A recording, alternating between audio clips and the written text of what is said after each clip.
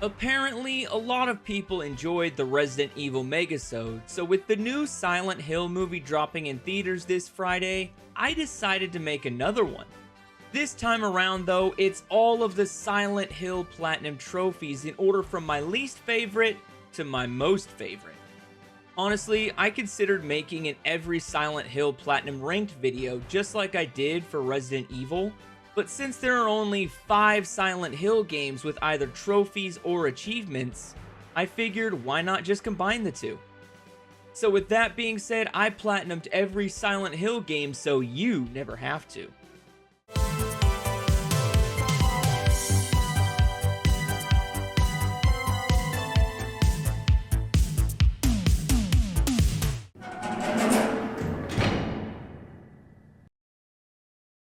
Silent Hill Downpour starts off by introducing us to our protagonist, Murphy Pendleton, who is currently serving a lengthy prison sentence.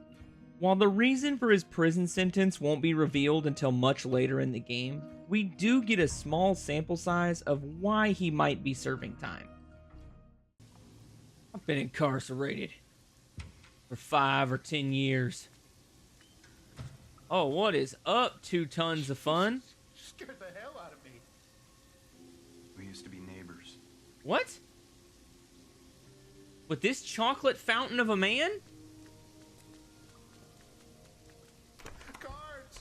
Guards, open the goddamn door! Help somebody! Hey, a man's gotta do what a man's gotta do. I really hope I don't have to stick this somewhere I'm not gonna enjoy it. Can I get the knife? I'd rather just... You know what? Here it goes. Oh yeah, look at that old school blood spurts. Oh, that was more than old school. Holy guacamole. Oh my, I don't know what this man did to me, but he 100% must have done something gnarly. Oh my gosh. Oh! This is definitely illegal. Dude, that man's got a knife sticking out of his shoulder.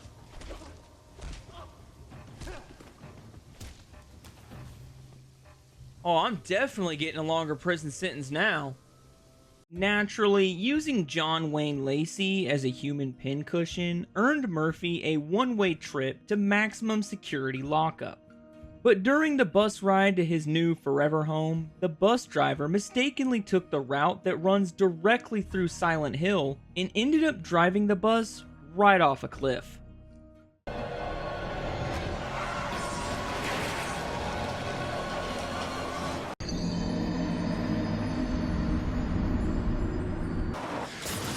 Oh, we're all dead.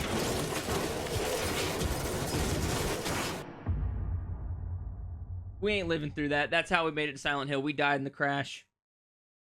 Waking up as the sole survivor of the bus crash had Murphy experiencing freedom for the first time in a long time. Unfortunately, the newfound freedom was short-lived as the female security guard from the bus managed to survive the crash as well, and she has a hankering to clasp those irons back on our boy. Shut up. Keep your goddamn hands where I can see them. There she goes. Shit! Do we have the option to leave her? Pull me up. I thought you said to keep my hands right here where you can see. Oh, I can leave her? I was just kidding. I kind of want to leave her because she was being kind of a heifer, but at the same time, she was also just doing her job because she's a prison guard. She doesn't know if I'm a good guy or not. All she knows is that I brutally beat a fat man to death in the showers.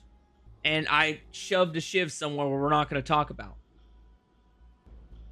You guys are much better people than me. Okay, I'll help her. I'll help her.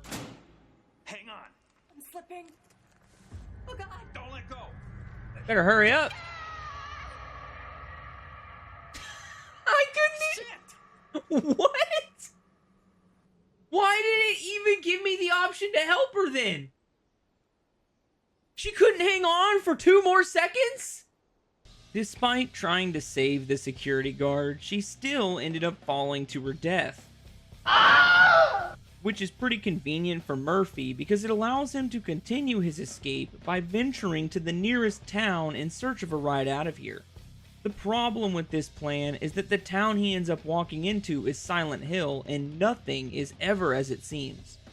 After a short conversation with the town mailman, he decides to look for a change of clothes in the diner and is transported into multiple different realities before he manages to find any.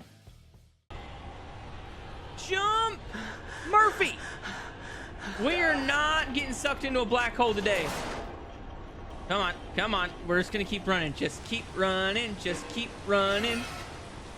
Oh, I just died. I just died. Yep, the black hole got me. Oh, okay. I just ran through the black hole.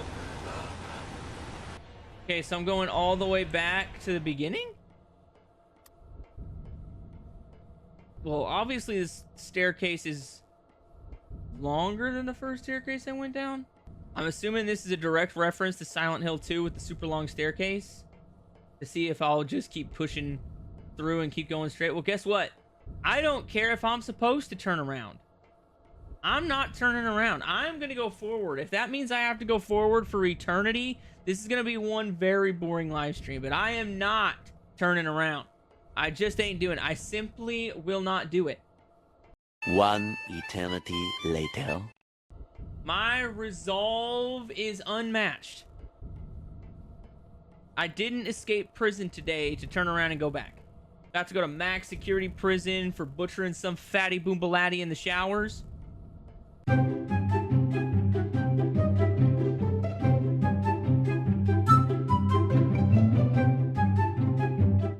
Ethan Hill, this might be an eternity. This might be a stream that never ends. I might be running forward in Silent Hill Downpour until I'm 90 years old and my kids are crying at my funeral. And I might still have my fingers on R1 and the left stick in the coffin, just like... Okay, you know what? We're doing it. We're doing it. We're doing it. I knew it! I knew it! I knew it! I knew it wanted me to go back. I didn't want to, but something was telling me that was the gimmick. Hey, look, guys, I made it back to the diner. And it's not on fire this time. I'm losing my mind. Oh, yeah, you're definitely losing your mind, buddy. This door was also locked last time. Hey, you earned a trophy. Now you're cooking. Throughout multiple sections of this game, Murphy gets chased by a black hole monster that will literally erase him out of existence if he gets too close to it. This leads to multiple repetitive chase sequences that each get harder as the game goes on. Either way, Murphy finally manages to find himself a change of clothes in an old motel room before using the Sky Tram to continue his escape. I see why it's called Downpour.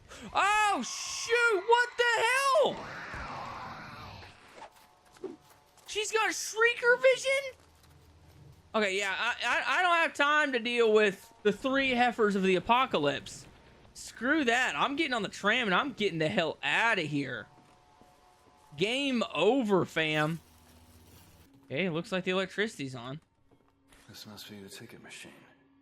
I did all that work for a free ticket. Wherever this thing goes, can't be worse than back there, can it? You know, I probably wouldn't say that, because something tells me it could definitely get worse. Yeah, there we go. Hey, out of the frying pan. Another trophy down. We've gotten 2 trophies. That's always a good thing. Shortly after debarking the Sky Tram, Murphy runs into a dude that apparently killed a bunch of kids on an amusement park ride because he was operating it while he was hammered drunk.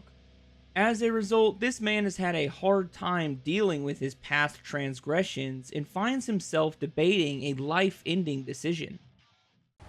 here it is giving me another choice. I'm assuming this is a lose-lose situation. Something tells me that if I console him, he's gonna jump anyway. And something also tells me that if I taunt him, he's gonna jump anyway. But I already made the good choice once. So I'm gonna try and make the good choices throughout this game and see what happens. Obviously, we realize that it's a lose-lose. So let's just go with console. Wait. What do you mean? Just wait a second. Be seeing you around, Murphy. No!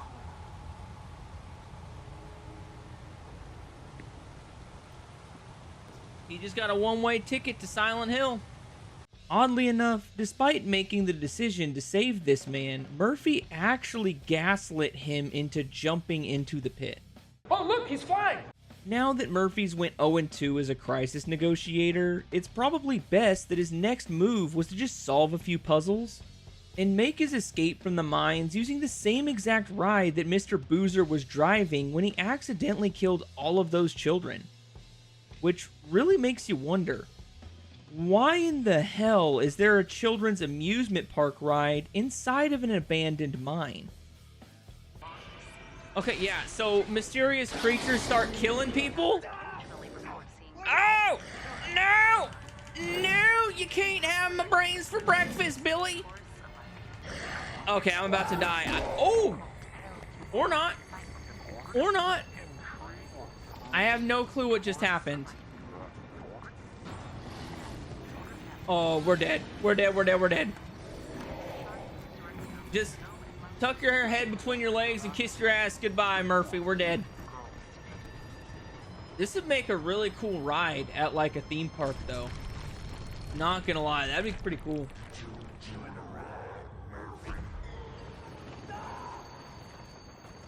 What the hell was that?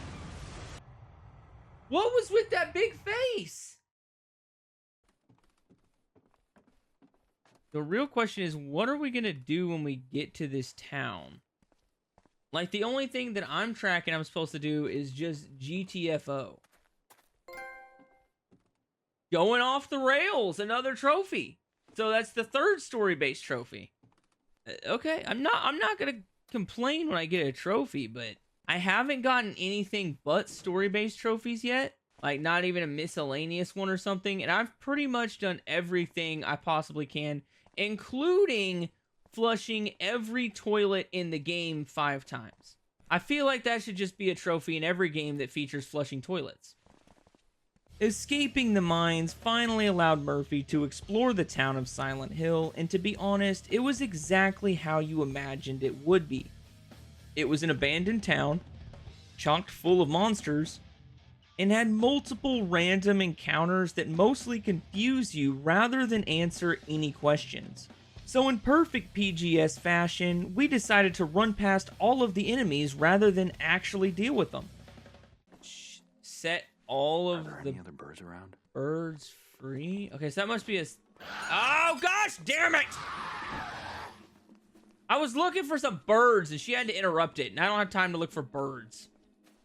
I'm sure there's probably a trophy for setting all the birds free. Am I gonna do it? Probably not. Because I'm still running away from this mega heifer over here. Fight or flight? You have earned a trophy. Fight or flight? What the hell is that for? While escaping enemies might be the easiest method of meandering the foggy streets of Silent Hill, Murphy's inner monologue kept speaking to him and riling him up enough to commit just a few homicides. Well, actually, it was 10 homicides if we're being exact.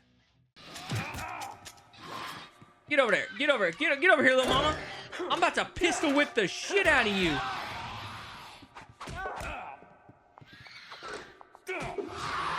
I ain't afraid to pistol whip somebody. Oh yeah, get it. Okay, you know what? She is...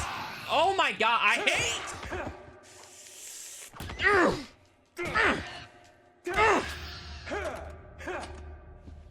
Gosh damn, the combat for this game sucks, fam. Silence is golden. That's a trophy for something. I think it's a trophy for killing a certain amount of those screamers. Probably 10. I don't know. Hopefully I remember to pop it up above so we can actually figure out what that one was for. So, some of you might be thinking that Murphy was simply exploring Silent Hill on his own accord, mutilating some strangers and chit-chatting with some others, but he was actually trying his damnedest to get to the radio station and have a few choice words with DJ Ricks, the man that has been constantly taunting him via the radio.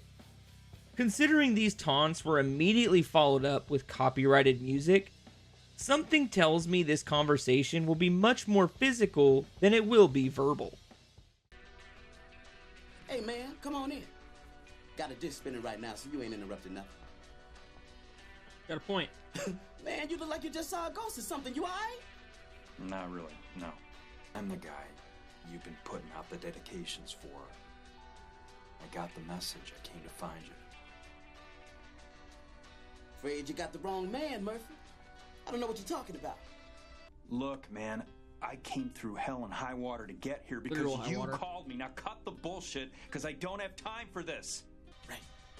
Listen, I got this boat. She's moored down at the marina. She's fast, real fast. Problem is some motherfucker ransacked the studio and checked the keys. I'll hotwire it. No problem. That's not gonna work. This place, it does strange shit to reality, man. It's like there's rules you gotta follow. You know what I mean? Bobby Ricks.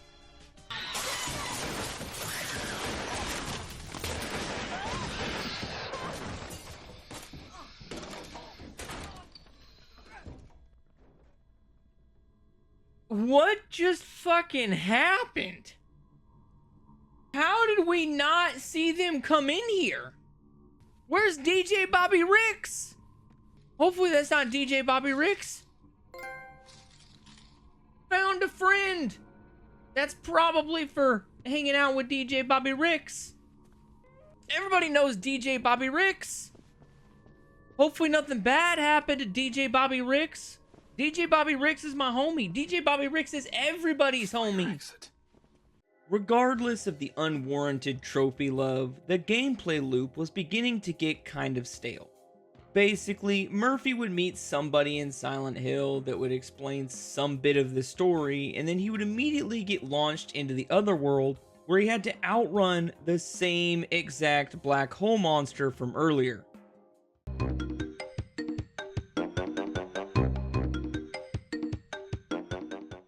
This is just one bad trip. Maybe instead of being taken into some mythical realm of purgatory like I thought in the last game, maybe people just take a shit ton of acid and get to Silent Hill by having a really bad trip. Maybe that's the key to Silent Hill, is everybody's just high on acid.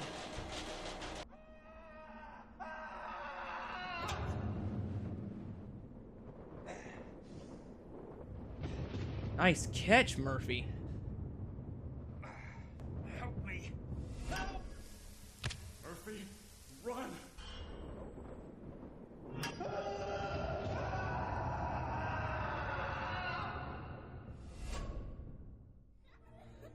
What?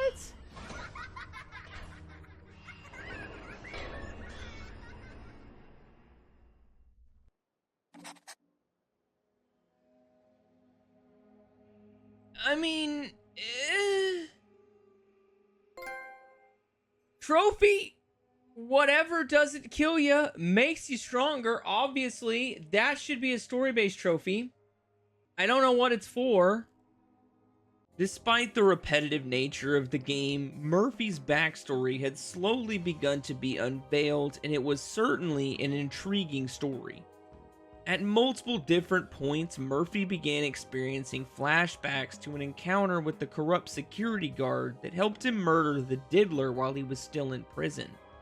Naturally, as Murphy began to relive this trauma, he had to work off a little steam, so he beat a few women to death.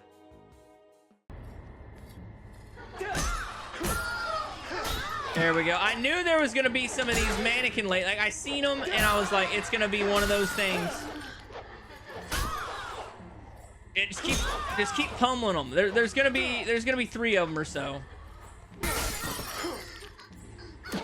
The real question I have is, am I actually supposed to be like fighting these things, or am I supposed to run away? Because technically, can't they like break my axe? There, see, look, I already broke my axe. Okay, gosh dang it. Okay, come on. Oh, you know what? You know what? I said I've always wanted to beat up some old ladies with a gosh damn banister. Let's go. Come here. Come on. This is the last one. Get her. Get her. Get her. One more. That should be it. That should be everybody.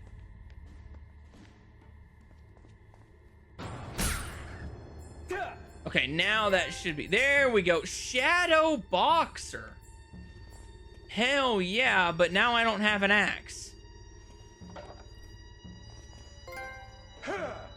Hypochondriac. Another solid trophy, probably for something to do with heals, if I had to imagine. Give me the banister. The jury is still out on whether or not Murphy is actually a good person.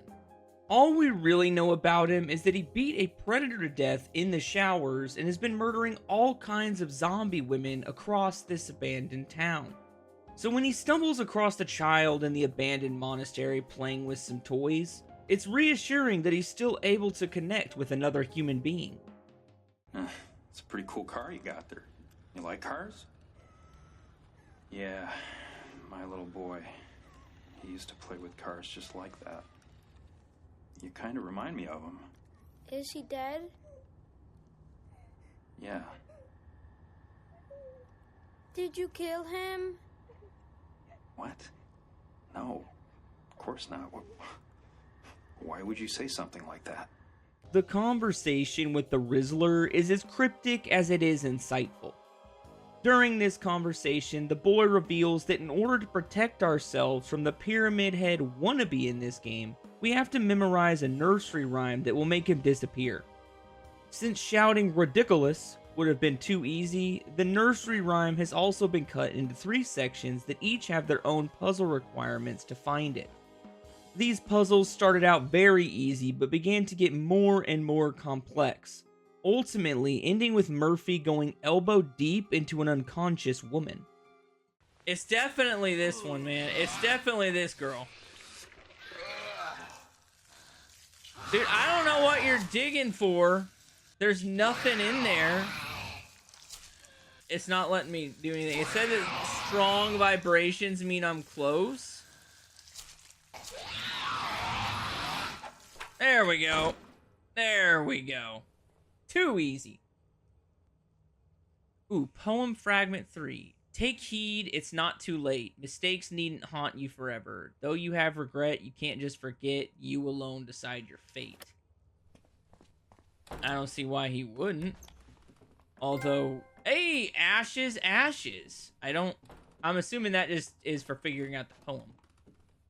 Now, if you thought that this game started out brutal, I'm gonna drop a trigger warning right here because this next scene is just bonkers. If you've ever watched that scene in Dr. Sleep with the baseball boy, then you might just want to cruise on past this section because this next part just doesn't end well for the Rizzler. Hey! Kid! Look out! It's... Get out of there! Come on! Every fault laid bare in the open. Duh! Leave him alone, damn it! Just finish the damn rhyme, dude. You had it written down. Along with your skin splayed out from within. Once the monster has his fun. Oh, God! Darling! He's just a kid, you son of a bitch! No! Though you have regret, you can't just forget. You alone decide your fate.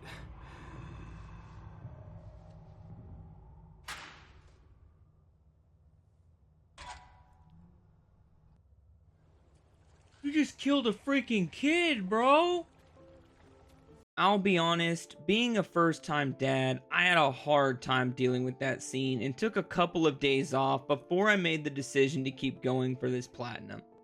So when I found out that Murphy had the chance to beat down the boogeyman that gave me nightmares for a week, I was more than willing to fire up the sticks. Hey, you don't look like Charlie. Oh yeah, Charlie definitely ain't kicking his old man like that. Okay, so I can't block that hammer. Why did I think I could block that hammer? Why did I think I could block the hammer? Come on.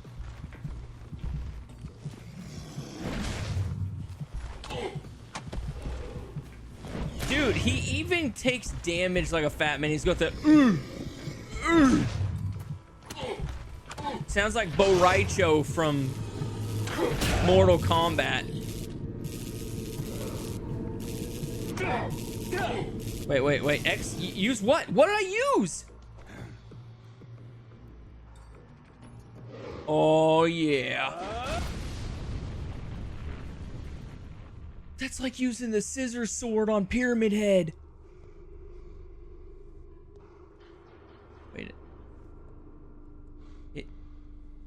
Wait, that's me. You killed him. You killed the boogeyman. Doesn't matter. It didn't bring you back. I'm sorry.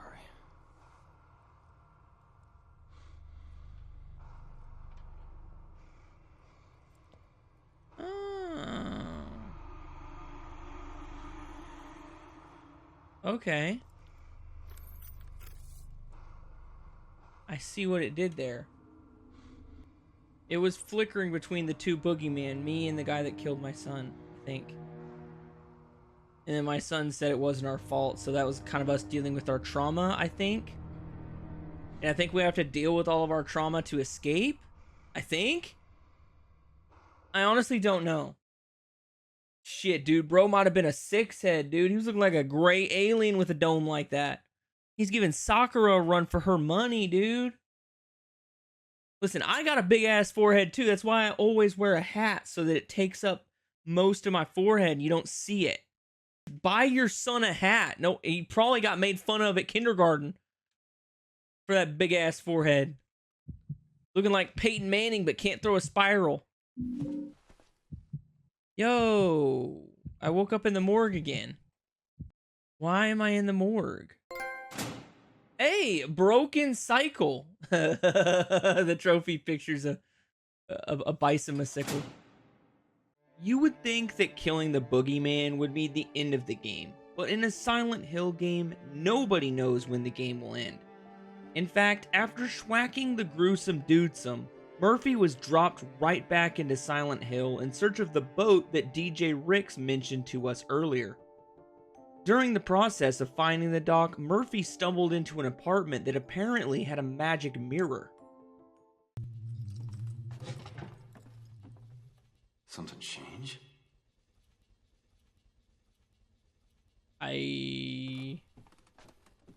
This flipped? Maybe? Oh. So the picture's upside down? Ceiling fan on? Yep, the ceiling fan's on. Oh, the drawer needs to be open. Right? Okay, so turn the TV on.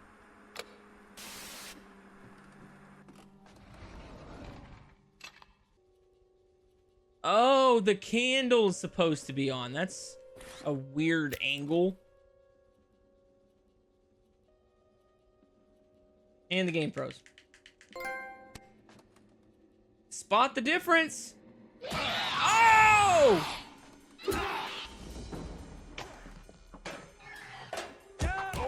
Where the hell is she?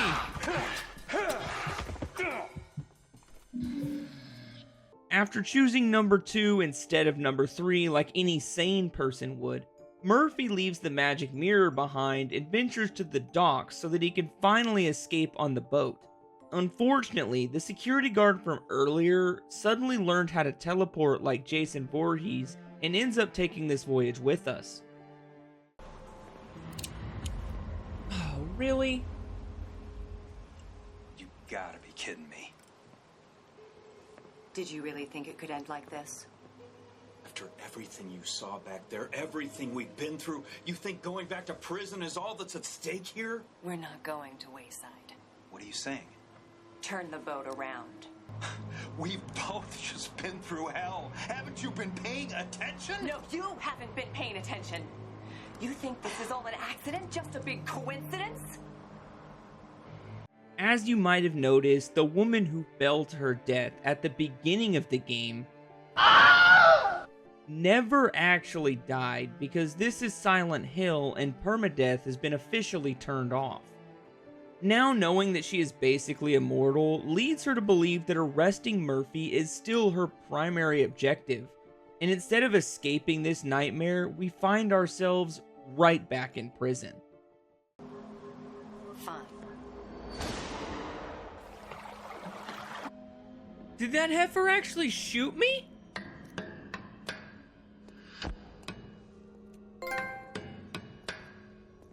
How's it going, Murph? Heard you're gonna be leaving us soon. What do you want, Sewell? Luckily, getting shot in the back just sent us into a flashback instead of the afterlife, and Murphy wakes up safe inside a prison cell being spied on by the oldest man that's ever lived. This man unlocks our cell and then disappears, allowing us to begin our prison escape. Throughout this prison escape, Murphy keeps having flashbacks to the night of a prison riot, except all of the prisoners have been replaced by roided out tweakers and BDSM zombies. Okay, so...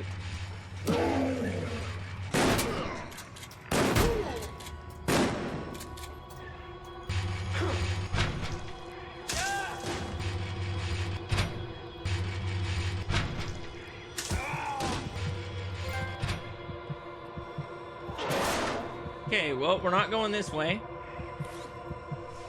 And there's my last med kit, so that's awesome.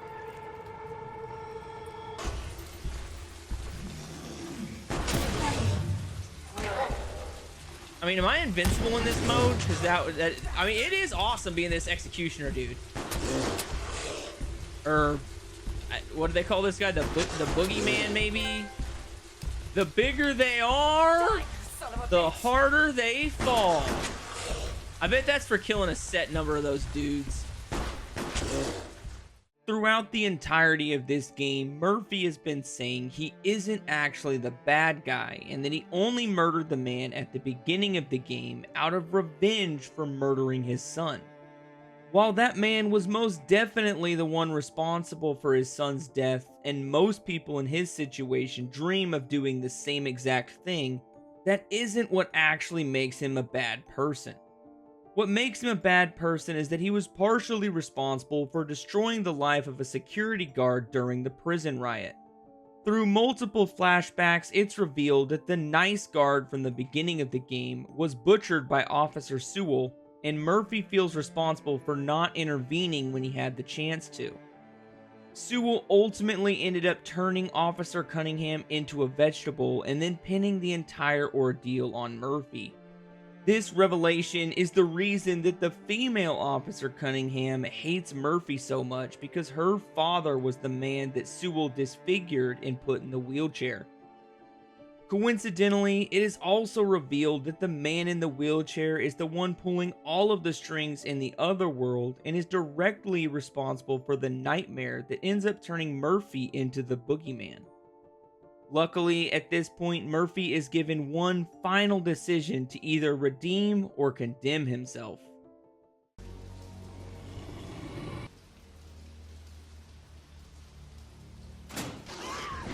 I mean, it's only fair, right? It's only fair. Assembled here to witness the state's execution of Murphy Pendleton, sentenced for the murder of his 7-year-old son. The couple had divorced 4 years earlier, and prosecutors believe Pendleton drowned his son Charlie in retaliation for his ex-wife seeking sole custody. More recently, Pendleton was tried and convicted for the murder of decorated officer Frank Coleridge during a Ryall State prison riot, which expedited Pendleton's execution sentence amidst public furor. This is it, Pendleton. Any last words? No way. Yeah. I'll see you in hell. Cupcake.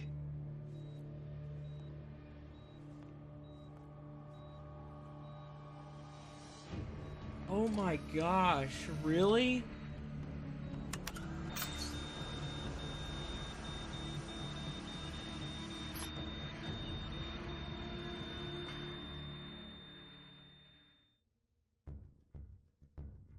That's a horrible ending.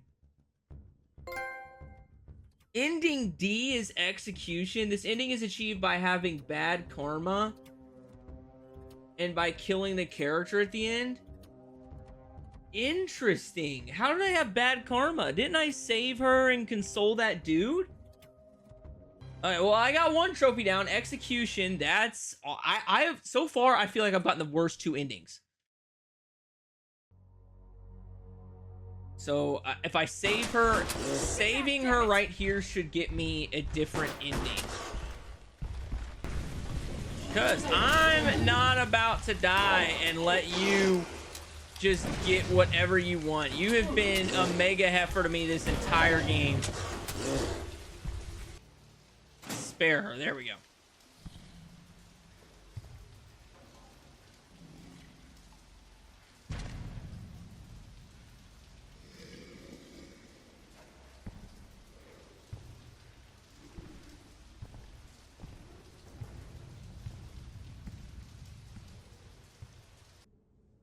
Sorry, Frank. It wasn't you.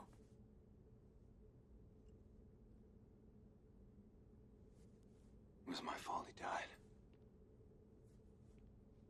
Pendleton. I'm so sorry. I forgive you.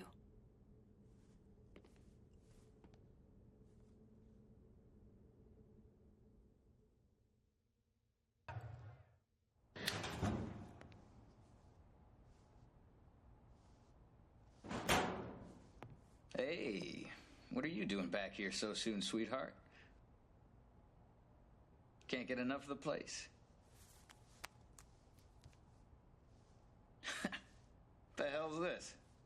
You used to work with my father, Frank Coleridge. Yeah? So? We need to talk. Oh, please tell me she pops a cap in his ass. Please. That right there has got to be the true ending. Ending B. Is that not the true ending? I mean, that's my true ending. All right, Murphy goes free and she goes back and kills Sewell. I'm down with that. With the Virgin playthrough officially in the rearview mirror, it was time for me to begin the Pacifist Collectathon.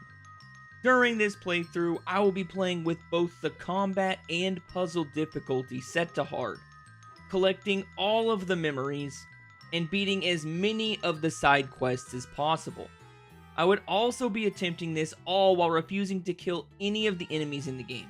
Luckily, in certain portions of the game, I would be able to incapacitate the enemies instead of killing them. You can tell the difference because after the enemy is beaten into submission, they will fall to the ground and twitch, but their body doesn't dematerialize like it does when you kill them. Either way, while attempting this playthrough, I unlocked a grand total of 9 additional trophies.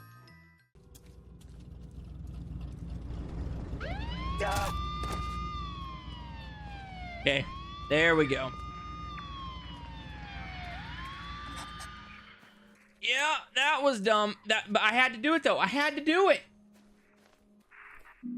Okay, now I can stop the patrol cars. That's what I did wrong last time, is I didn't run into a patrol car before I went in to the police station, so that's why I wasn't able to deactivate the patrol cars last time. No, this is not my first playthrough, number one. This is my second playthrough. I'm doing a pacifist run right now. Okay, so one I remember is D375. Okay, recalled that one. The next one that we're gonna recall is C466. Call that one. B557.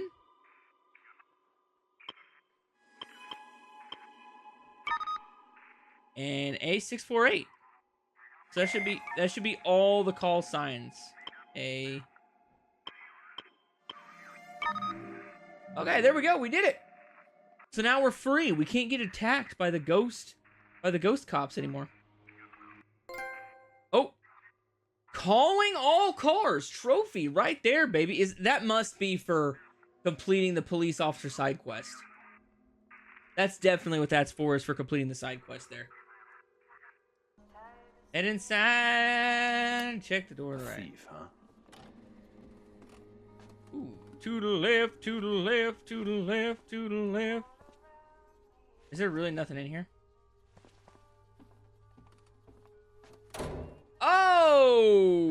Okay. I don't think I checked this last time. I feel like I remember that dude just hanging out, you know? This must be all the stuff he took. Return the stolen items to the rightful owner. Head inside. I think it's supposed to be like kind of creepy with the noises. Like somebody's watching me, but it's just kind of falling flat. Mostly because there's some copyrighted music playing in the gosh damn background. Oh, hell yeah. This is a party right here.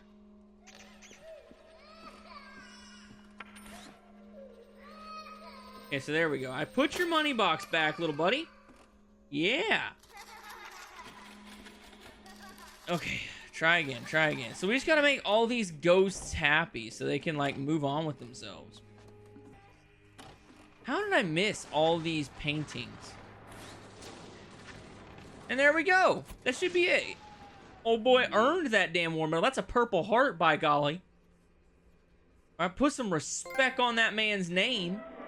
Neighborhood Watch. So that must be for completing the side quest for finding all of the items and returning them. Return the stolen items to their rightful owners. So I guess it probably crosses that off after I do that. Yeah, see, they're check. Return the stolen items to their rightful owners. Okay. There we go. Splice them all together. Come on, Murphy. You know what you're doing? Because I sure as hell don't. Okay, here. Did you run off? Did I beat his ass that bad?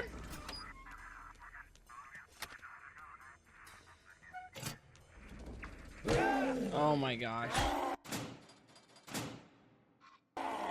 Oh, dude, I got health for days. Like, that dude's... His prison tats don't give him any extra power. I thought he was going to be tougher, because he looked like a Cenobite from the Hellraiser series, but... He wasn't that bad. Is this going to be a jump scare? Yep. Wasn't the worst jump scare ever, though. Okay, so I got a key. So that must be the key... for the attic. Yeah, that's got to be the key for the attic. That chest that I couldn't open earlier. Here we go.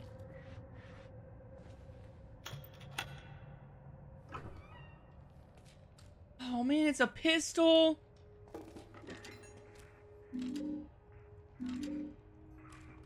Really? I can't even use a pistol. This would have been really fun to do if I wasn't on a pacifist run, because I would have got access to the golden gun, which I think is probably a James Bond reference. And I love me some James Bond. But no, not today. Whoop! Oh my gosh, like they're... They're clipping in on me.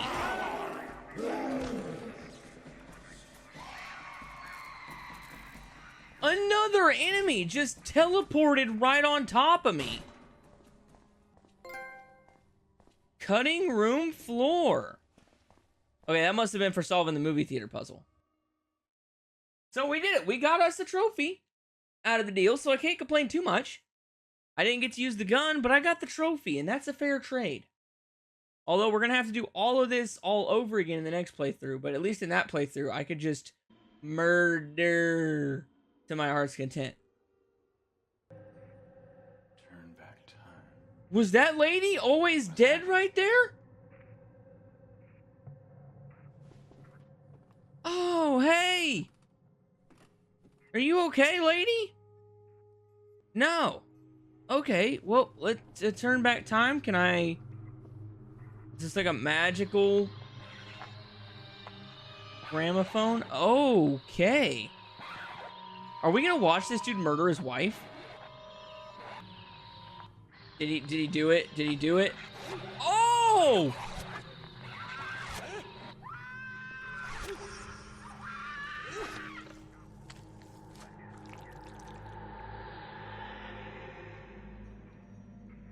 Oh.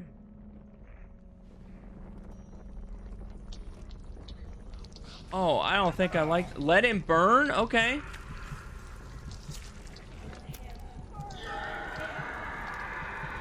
Burn in hell, son! Burn in hell! Okay. Hey, turn back time. That was actually an incredibly easy puzzle. I liked that one. Although I have absolutely no idea how that fits into this game. Other than there happens to be a theme of murder. Ah, this house right here, I think. Yeah, I can enter the door here. The yard should have the dig spot. Oh yeah, here it is, baby. Digging up the past. This should be the trophy right here. I have dug up all 10 artifact graves. And there it is, 10 out of 10, the Aglyphotis. I think that's the stuff that Heather drank in Silent Hill 3 to not be possessed by the devil. Useless trinkets, digging up the past. Trophy complete, let's go, baby. Now we can just go to the prison. Now it's just, we're going to prison. So I'm pretty sure if I just go ahead, like, it doesn't matter if I die, I die. I think I'm hard locked in.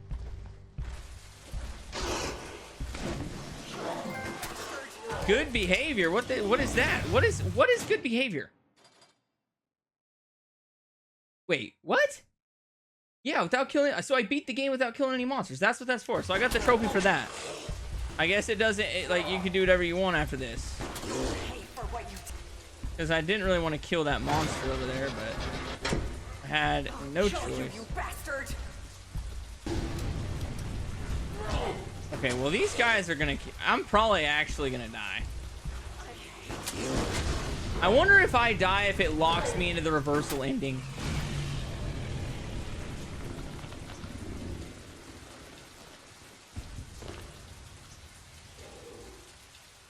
I know, right? He might have been able to talk his way out of that situation if he updated it, if he upgraded his speech skill.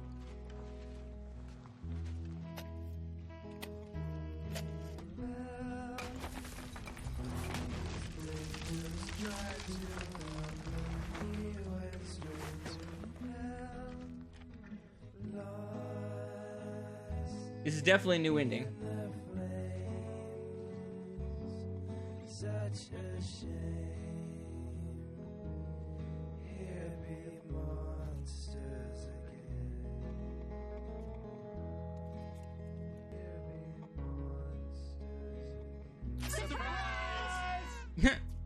Oh, surprise party.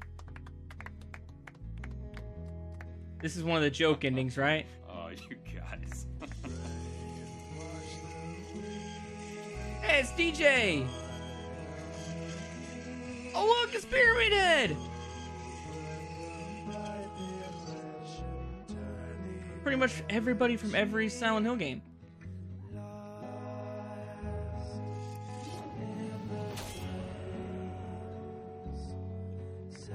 Huh. That's cool. Where's Harry Mason, though? Where's Harry? Okay, so yeah, that was the ending E you get for completing the digging up the past side quest. Right there, ending E. I think I was hard locked into that one because I grabbed the last collectible while in the town. So I'm thinking that in order to save myself from a freaking full playthrough of this, it might be worth it to save Scum back all the way to before we left the town, run through the prison again, and then not pick up that final item.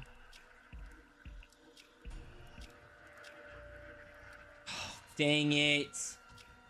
It won't let me save Scum that far back. For some reason, I had to restart the final checkpoint multiple times to get the 2 difficulty-related trophies to actually pop. Apparently, they won't let you stack them, but I can confirm that just redoing the final boogeyman fight and watching an ending will automatically pop them, but on separate playthroughs. Because that'll be every single thing in the game.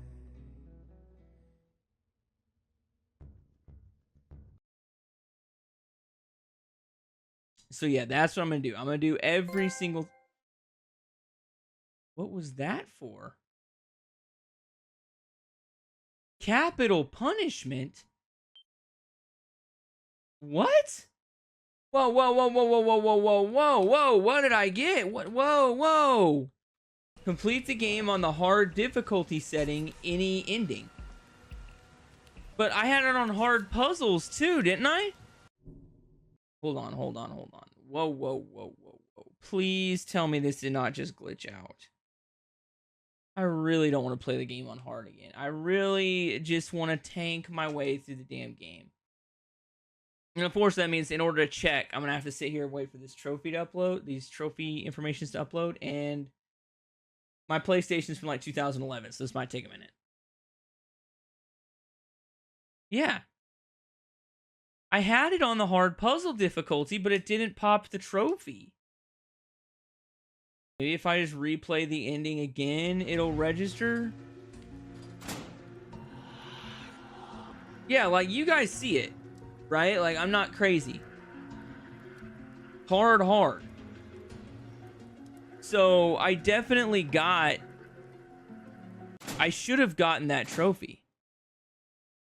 But technically, even though I got the joke ending, I had to replay a second time just to get that trophy to pop. So maybe maybe you can only pop those on separate playthroughs, which is stupid. If that's the case, that is stupid. Yo. There it is. I was gonna say, don't do me dirty like that. Puzzle Master is for completing the game with the puzzle settings set to hard. So if you play through the game on hard difficulty with hard puzzles, you will have to beat the game twice to get that to pop. I had to do it 3 times because I got another trophy for the joke ending, the surprise ending. And apparently those can only be popped individually. So you just have to save Scum the last section and do it 3 times over to get all 3 of those trophies to pop, which is kind of dumb. Thankfully, I decided to go back and try that. Otherwise, I would have completely forgot about the hard trophies and would have had to do a subsequent hard playthrough. If I wouldn't have just, you know, thought to myself, maybe I can save Scum and get those endings even though I got the surprise ending. If I wouldn't have just had that thought, I wouldn't have popped Capital Punishment and I wouldn't have popped Puzzle Master, which means I would have had to rebeat the game on hard because of the way those trophies pop. I would have added an additional playthrough by accident. Shortly through my pacifist collectathon, I realized that I would not be able to complete all of the side quests and memories because one of these quests require you to kill a set number of enemies in the bank in order to open up some safety deposit boxes. Since the last playthrough required me not to kill any enemies, it meant that I would not be able to complete this mission. This also meant that I would have to finish a completely fresh playthrough, replay each quest to unlock the memories, all while ensuring I didn't kill too many enemies so that I could unlock the good endings to the game. Because this should have been my final playthrough of the game, I decided to nickname this playthrough Murphy's Penance, because the jankiness of this game had already pushed me to the brink and I was ready to be forgiven of my past transgressions, given the remaining 16 trophies, and finally earn my platinum trophy.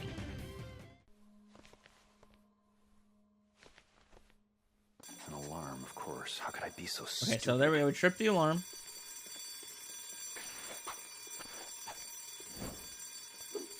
I know there's supposed to be like a bunch of enemies that we have to kill. Come on, I don't want to execute these ladies.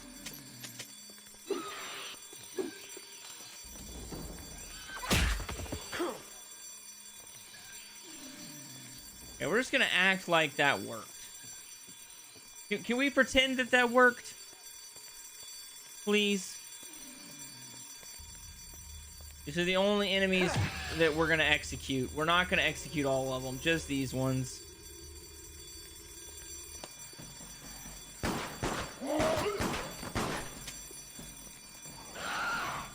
Oh no. Oh, no, no, no, no, no, no. Oh, I'm gonna kill the shit out of y'all WWE style, baby. Too bad it's not a steel chair. Oh God, he's got a steel chair. About to break this steel chair off in your ass, boy.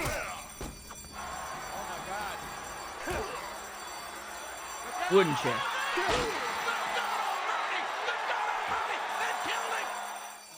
You're making this harder than it needs to be.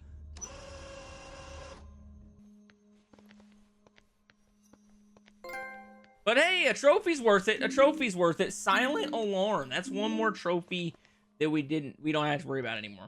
And I do have to get all the side quests, so I mean, it is what it is. I get it. I get it. I gotta do it, but it hurts my soul because I'm risking the 2 endings in this playthrough, which kind of scares me because I might have to do an additional playthrough, and I don't think anybody wants that. Now we're cooking. So Weeping Bat, come on.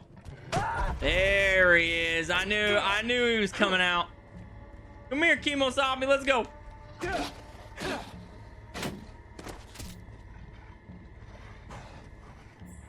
Okay, he's not dead. He's not dead. But he is incapacitated.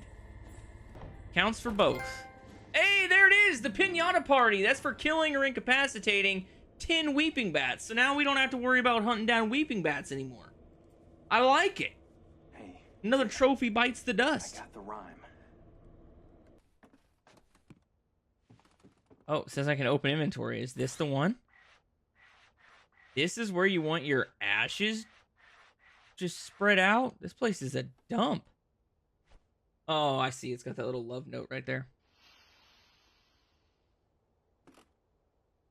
16814. Ah, that was the code to the safe that I already opened. Oh, I was gonna say dust to dust. I was freaking out there for a second because it froze. Okay, so we're on the right track. We got ourselves another trophy for another side quest complete. I think that one was just for spreading the ashes of the old lady, I'm assuming. So one down. I think we still got like 7 or 8 left to go. Gonna be a long run. It's gonna be a long run. Oh, crikey! His heart was ripped out of his chest? Oh! Not only did they rip his heart out of his chest, they had his hand in a like, what is going on here? Were you playing a game of poker with Satan? I don't see this going well, but I'll look for this man's heart. What's the worst that could happen? It's not like I'm the one doing the voodoo rituals. Oh, it's like Davy Jones. It's okay, it's okay, it's okay. Hey man, I know I just stole your lunch, but you've got like 5 or 6 homies back there that you can eat the heart out of.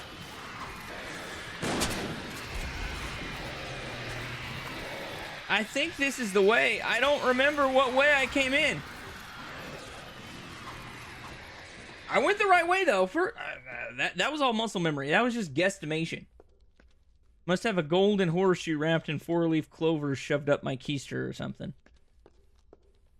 I guess we'll find out. What's the worst that could happen?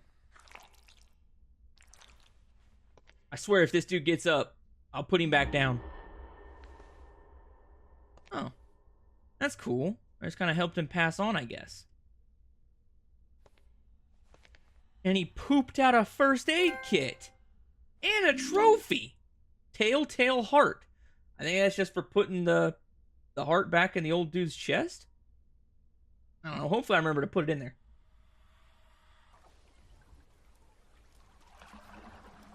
You know, head back to the dock area if you're doing the ribbons and homicide quest.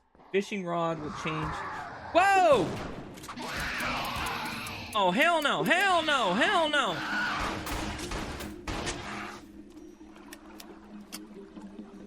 Where did she come from?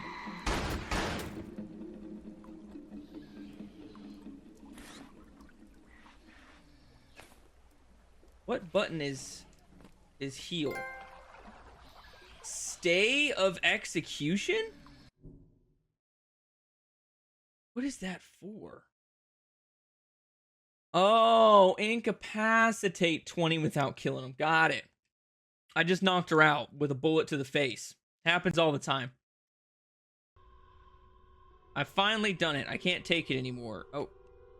Gosh knows I've tried to give her a happy, normal life, but I'm tired and worn out and I just can't do it another minute longer. People will judge me and call me a monster and wonder why, but until they've lived with a child like her, they can't possibly know how hard it is. Every single day, every moment, she will never be normal. She will never grow up and lead a happy life. I've been living a lie and it's time to wake up from the nightmare. I've given all I possibly can. It's time for me to start living my life for me. Don't try to find me. You'll never see me again. My new life starts today. Gosh, forgive me, Amy. I think the mom schwacked her kid. I think she killed her kid.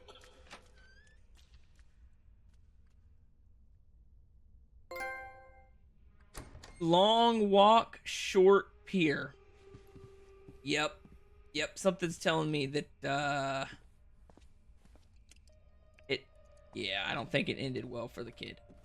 Oh, that's sad. That's sad. I don't like that. Why is this game all about just horrible things happening to children? Like, come on. Can we not have horrible things happen to an adult? I don't feel nearly as bad.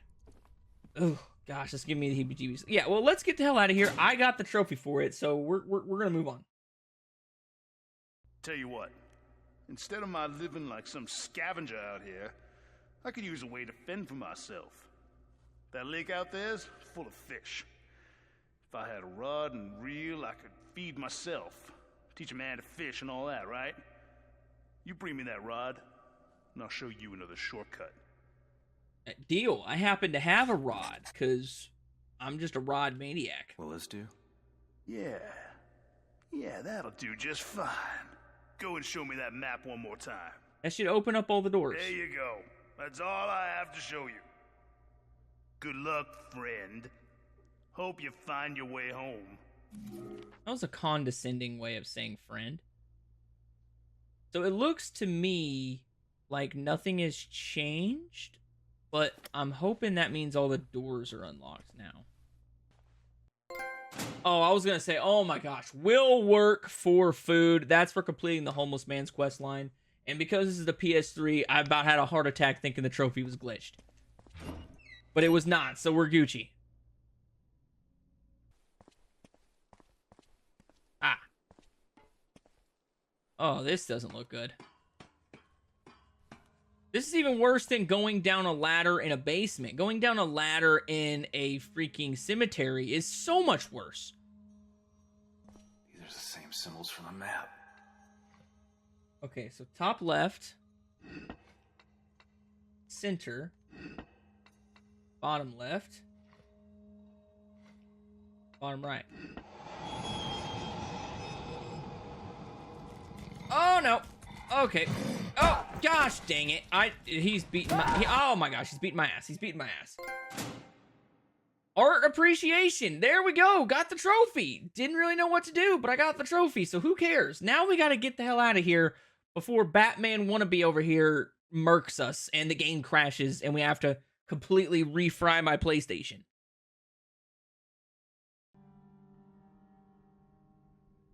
Oh, it automatically moves them where they need to go.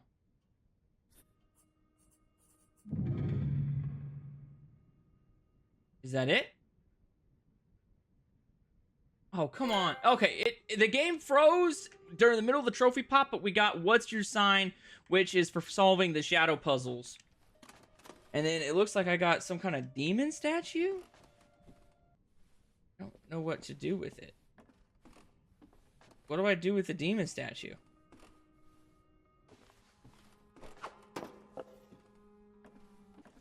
We're finally gonna figure out what the heck the birds mean. That's also the boat that I need to take to get to the penitentiary.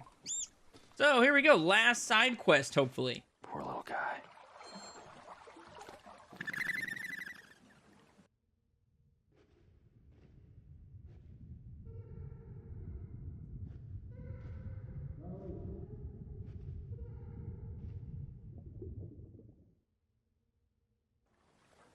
I knew it. Got to see his little boy one more time. See, the game almost always crashes, and lately that's meant to trophy pop. So there it is, Silent Hill Tour Guide, which is for completing all of the side quests in one playthrough. And that's the next one, Birdman, for freeing all 5 birds. I don't know why this game is glitching out so hard every time there's a trophy pop. It's kind of nerve-wracking, but that's all the side quests complete. So now all we have to do is knock out the 2 endings and then save scum to shoot the crap out of a bunch of people. So it shouldn't be too bad. Oh, and get the last of the collectibles. So I still got to actually pay attention to what I'm doing. I can't just speed run, but we're almost done. Okay, so here's one. Okay, so that's the newspaper headline. And then the last collectible, if I've gotten everything so... Oh, there it is! Silent Hill Historic Society! I guess I got all of them! I don't care about the next one!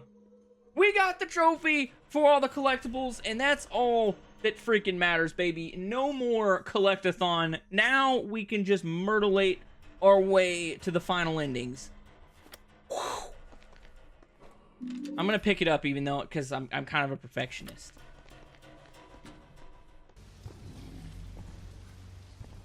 Should we? I guess we should save her the first time, and then we'll kill her the second time to get that second ending.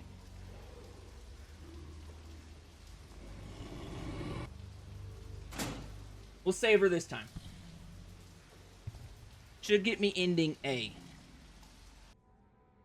I forgive you. Forgiveness.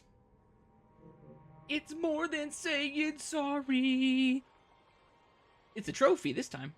Hopefully.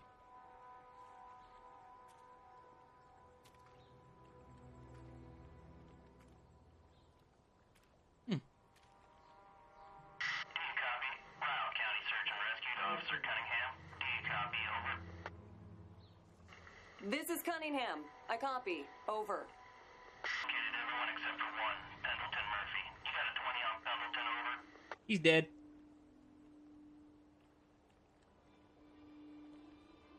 Negative. Pendleton's dead.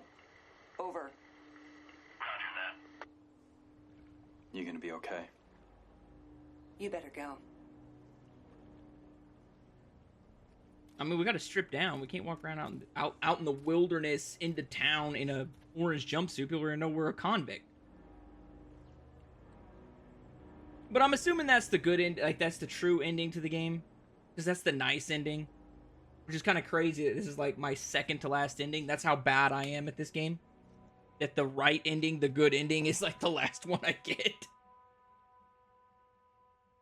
Come on. Come on.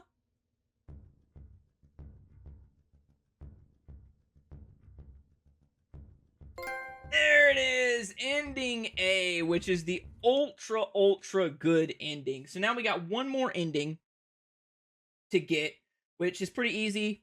I already know I have the good guy score, so all I have to do in that final boss fight is actually kill Cunningham, and then I'll get the final ending, and then after that, we should be able to load in right before that final boss fight, and I should be able to just farm the kills on that walkway. Oh, now we must kill her. We must splooge her nugget with this weird cinder block hammer thing. I mean, I know you couldn't do like a giant sword because that would be way too Silent Hill 2-esque, but the cinder block hammer, really weird.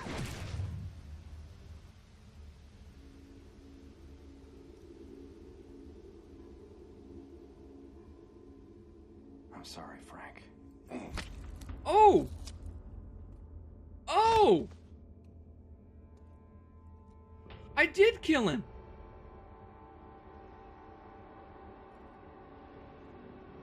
Whoa.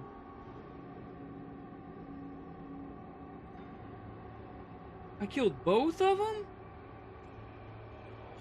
No. Guess that makes me a serial murderlator. No.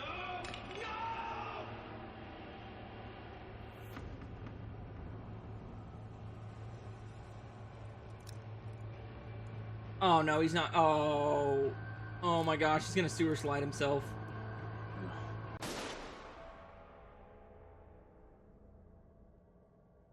Mm-hmm.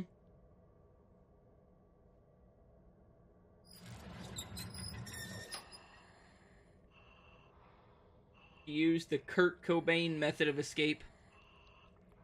As for me, I got mail to deliver. I can't even tell you how long it's been just spinning record after record after record, hoping someone. And we're the ones who decide if we can live with what we've done. Huh. Wait. Stop. This is all wrong. Please. Oh, I get it. I'm stuck in a loop. Stop. I get it. I'm stuck in a loop because I was a horrible person.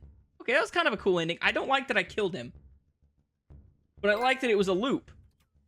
Anyway, ending C, probably the worst ending, but it's kind of cool because it's kind of Silent Hill 2-esque, because Silent Hill 2 is an endless loop, so I guess that's probably a callback to Silent Hill 2.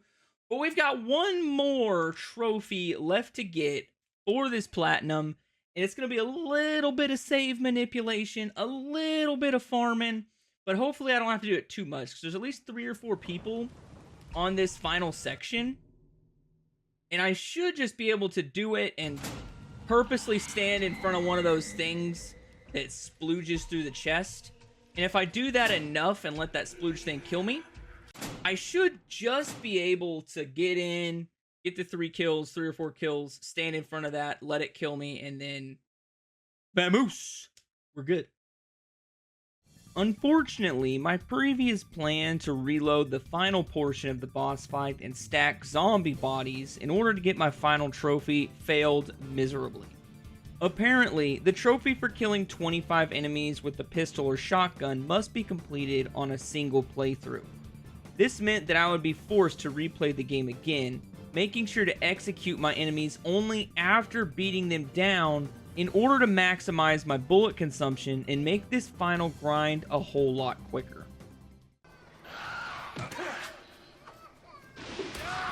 Get off me, get off me, lady.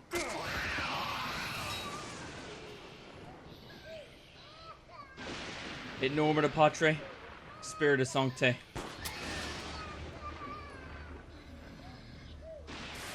Norma de patre, spirit de sancte. Gun control, baby!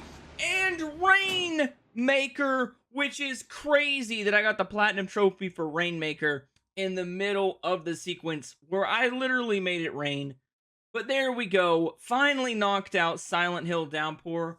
And I'll be completely honest, I'm certainly glad I got the platinum for this, just because I never have to do it again.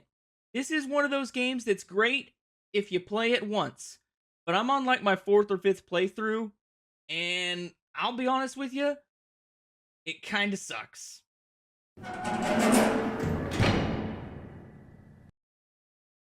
Silent Hill 3 starts off by introducing us to a brand new character, Heather, as she explores the lakeside amusement park, finding nothing but dead mascots, park full of monsters, and that one roller coaster from Final Destination 3. Apparently, death is the only escape from that nightmare, because after nosediving off the Devil's Flight, Heather finds herself walking through the mall, being stalked by a creeper in a trench coat, who tries to pass himself off as a detective so we don't mistake him for Dennis Rader. I'm a detective. Detective Creepster finally takes no for an answer when Heather threatens to scream, and she uses the bathroom window to avoid being his 11th victim. While making her valiant escape, Heather runs into the first real monster in the game and demonstrates that she isn't quite as helpless as we previously thought.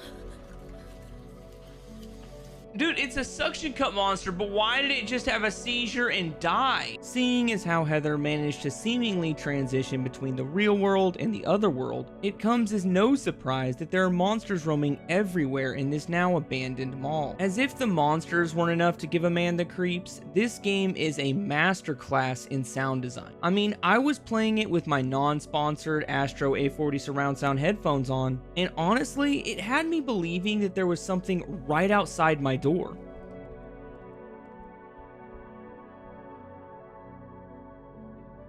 Hello? Hold on, let me go check on something. That was a really loud ass noise. A few moments later.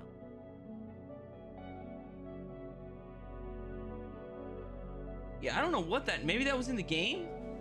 Because like, whatever it was, like I went and asked my wife and she said there was absolutely no noise. Either she's just like pulling a prank on me, which I don't know why she'd want to do that. Anyways, back to the task at hand. Heather keeps herself busy by solving numerous puzzles that each require pieces from different locations hidden across the mall. She ventures from decrepit bathroom to decrepit bathroom in search of hangers, keys, and other somehow useful items, only to run into a creepy old lady named Claudia that has the uncanny ability to give people migraines. Having now discovered that the cult has some otherworldly connection to her, Heather ventures into the only working elevator in the mall and is rewarded with a radio and a one-way trip to the otherworld. Inside the otherworld, Heather is attacked by larger groups of monsters and solves about 1 million more puzzles on her way to fight the first boss in the game.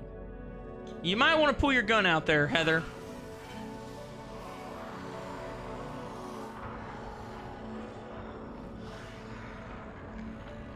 It's an uncircumcised worm! Am I supposed to shoot this thing? Oh, jeez. Why does everything have to be so triple X with these games, man? Why can't why can't something just be a fluffy bunny monster? Why does it have to look like a phallus? Or why does everything have to be cheeked up? Hey, you've earned a trophy, Pest Control. After mutilating the giant sandworm in the basement, Heather acts like it's completely normal to fight Alaskan bullworms at the mall and ventures off in search of Vincent's secret, only to discover Detective Creepster waiting for her. After discovering that Claudia hired Detective Cartland specifically to find her, she decides the best idea is to catch a subway train home and tell her dad what had happened so far. Unfortunately, the subway doesn't take her home, it takes her to a construction site that must have been owned by the mob, because what she finds hidden in the wall was definitely used to grease somebody. Okay, so what did I get? What did I get? I got a silencer. I can live with that. Oh, You have earned a trophy, Wall Basher. I'm assuming that's for getting the silencer? After smashing a hole in the wall and finding the silencer used to ice Jimmy Hoffa, Heather slips back into the other world and runs into yet another unsavory creepster hiding a crazy stalking addiction. Meeting Vincent had Heather feeling a bit agitated, and in an effort to alleviate some of that tension, she made it her personal mission to pick up as many items as possible, earning another trophy in the process. Struggle busting our way through the office building in the other world ended up being worth it, because after finding a key inside of an energy drink can, Heather was able to escape the other world and finally reach her apartment. Dad? Dad?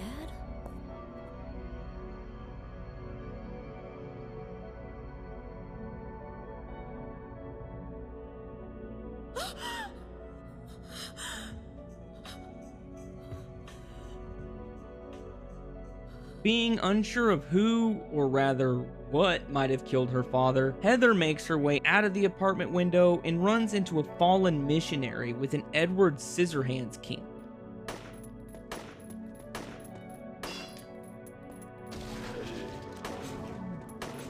Come on. Is he hitting himself?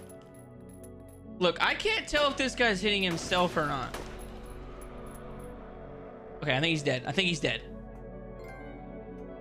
Eye for an eye, baby! Having murked the monster responsible for dicing her father, Heather says her final goodbyes to him and then hitches a ride to Silent Hill with Detective Cartland. Despite their rather rocky relationship, Heather finds that she can trust him enough to open up her heart and explain to him the contents of her father's final letter. In that letter, he tells her that she is the reincarnation of a god and has special powers that must be used to destroy the Silent Hill cult once and for all. At the sudden realization of just how important she is, Detective Cartland agrees to help her and tells her that she could find the Seal of Orichalcos somewhere in the Silent Hill hospital. The only problem is that the hospital is crawling with demon nurses, and the Seal of Orichalcos is in the hands of Leonard, the disgraced former cult leader of Silent Hill. Where's his face?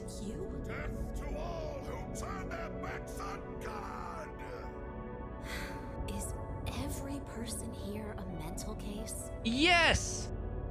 Well, I guess you're not a person anyway. That's what I like to hear. You know what? I like it whenever the main character is like, you know what? I can do whatever I want to because you're not a person anyway.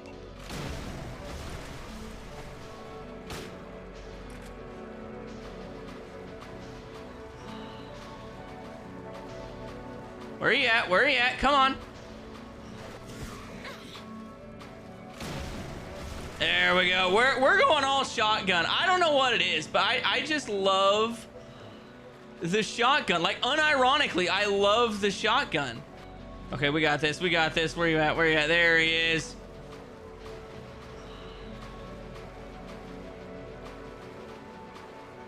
Come on, open up. Dude, is this guy gonna consistently just pop up out of the water like that? Gosh, damn, dude. How much more powerful is the shotgun? There it is. I got him that time.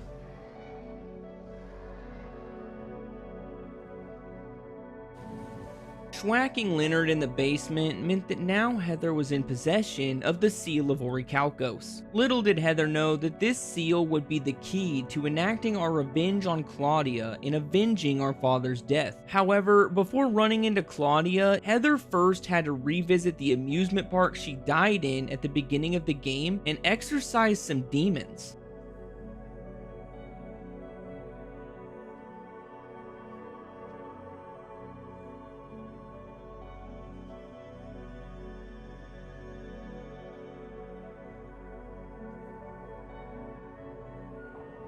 Oh, shoot. Whoa, whoa, whoa, whoa, whoa, whoa, whoa, whoa. Is that Dark Me? Okay, bring it on.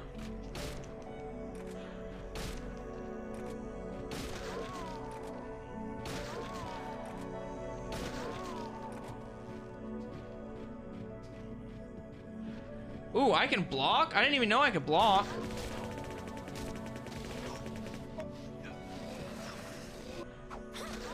There it is. Come on. Come on, girl. Look, she can't get in there. She can't get in there. Look, we're gonna fade her ass. I don't think this katana does a lot of damage. Because I am certified. I am chopping her to bits right now. Like, there is just a gallon of blood sitting right there at her feet.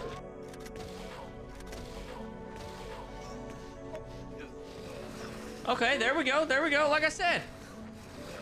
Okay, is that it? Holy crap, how many dark me's are there?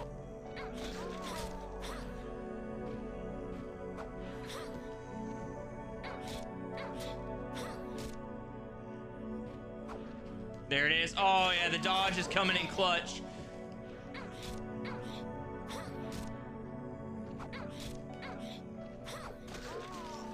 There, that had to be it. She crumpled. She folded like a lawn chair. Let's go, baby. Shortly after beating the 4v1 boss battle between Heather and her inner demons, Heather finds herself in a church facing the very cult leader that murdered her father. During their brief encounter, it is revealed that Heather has been impregnated with a fetus that the cult leader claims to be a god. Now, it might have been a minute since Heather's attended Sunday school, but she definitely isn't about to let a cult force her to birth the Antichrist. So instead of being Mama AC, she interrupts an argument between Claudia and Vincent and watches as Claudia kills her own son before she literally upchucks the Antichrist.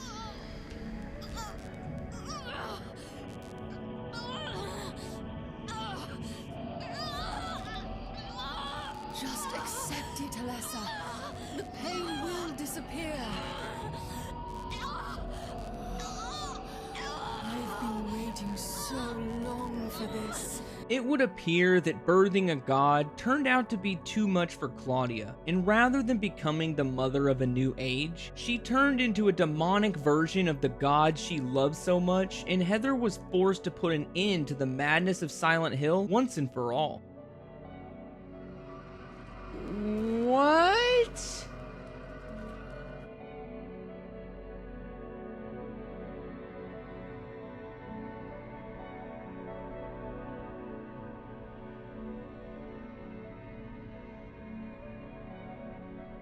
Oh my gosh, what the... Where did she go?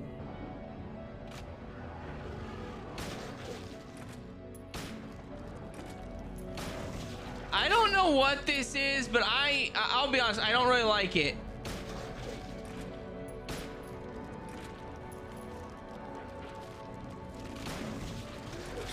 Oh my gosh, this is one of the creepiest boss thing I've ever fought. Is that like a little fetus thing, like dangling where her tummy should be?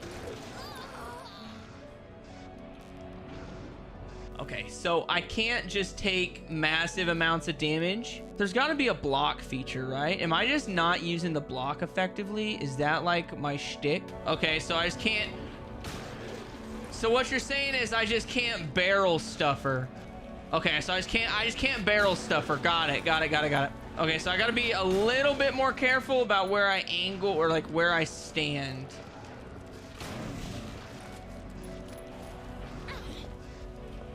What the? Switching to old reliable.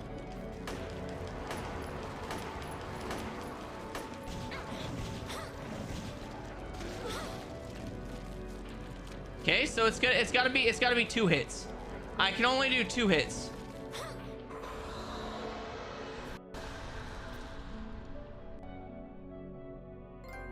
Oh! You've earned a trophy! Blasphemy! You serious? This is it?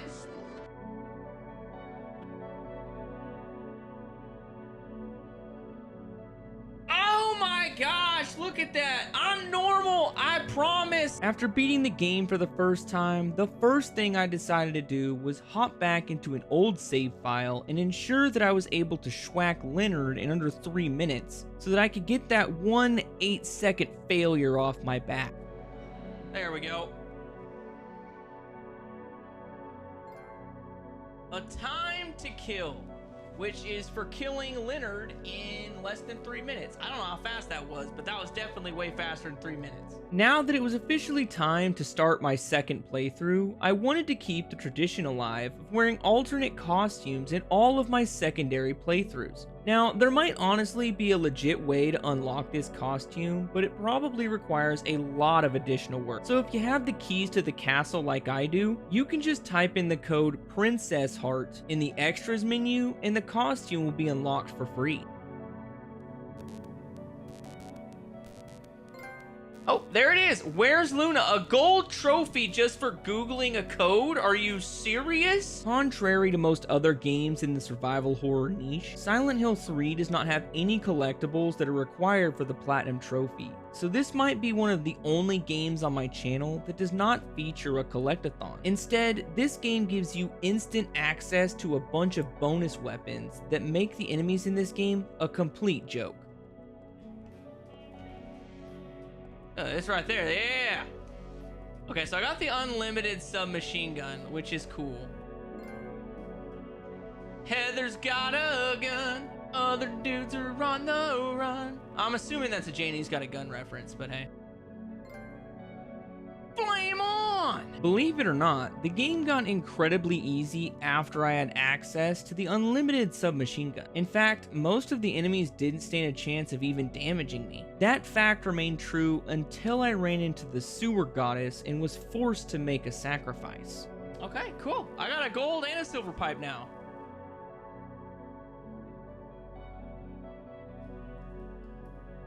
And go. What the hell just happened? Acquire the gold and silver pipes. I forgot to mention earlier that the goal of my second playthrough was to use primarily melee weapons, only so that I could unlock some additional bonus weapons later. This proved to be just what I needed to grab another trophy for beating down 75 enemies in a single playthrough.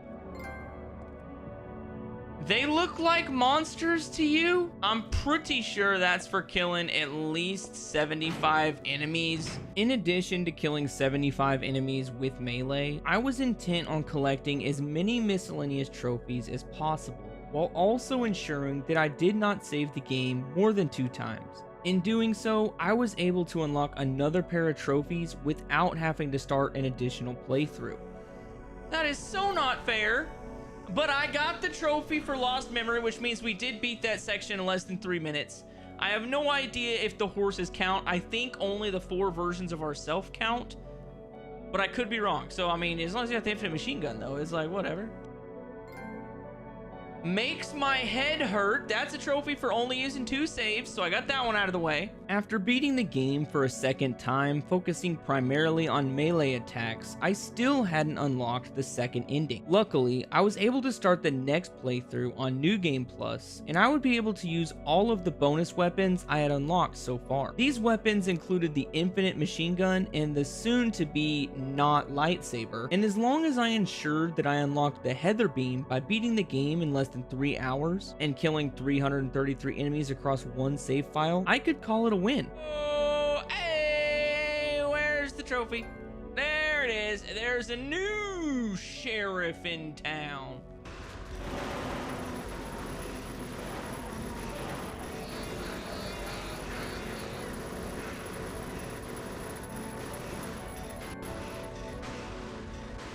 This isn't an FPS? Sub 230, look at that, 2 hours and 33 minutes. Let's go, baby. Adrenaline junkie. That's for beating the game in less than 3 hours. If looks could kill, should be the Heather Beam.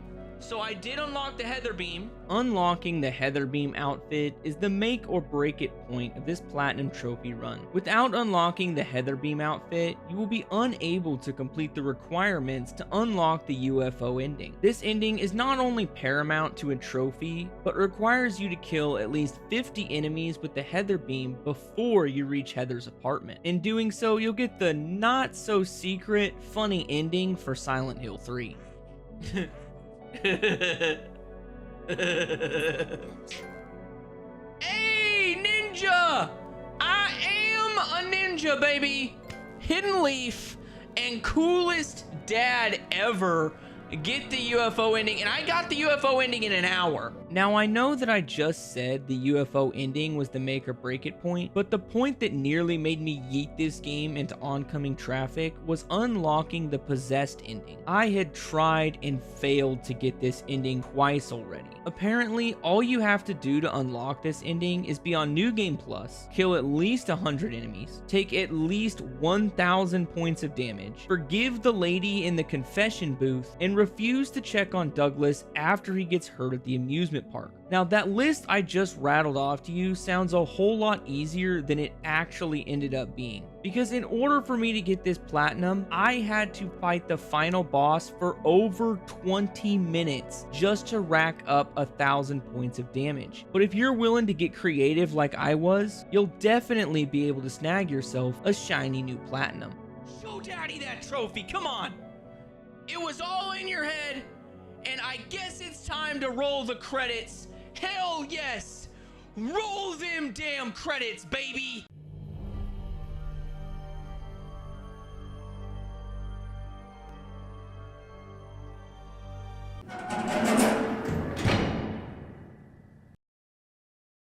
Silent Hill Homecoming begins with our protagonist, Alex Shepard, being pushed on a gurney through a torture chamber of a hospital.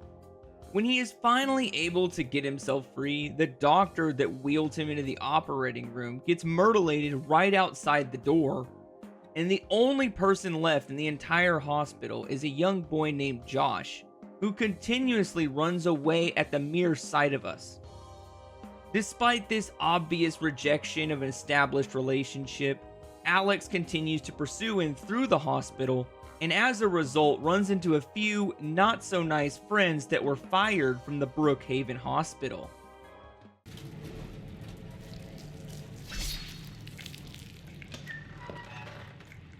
Oh, hello, little mama.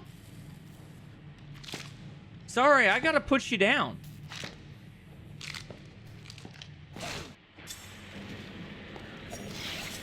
Oh, look at that. Just keep going. Just keep going.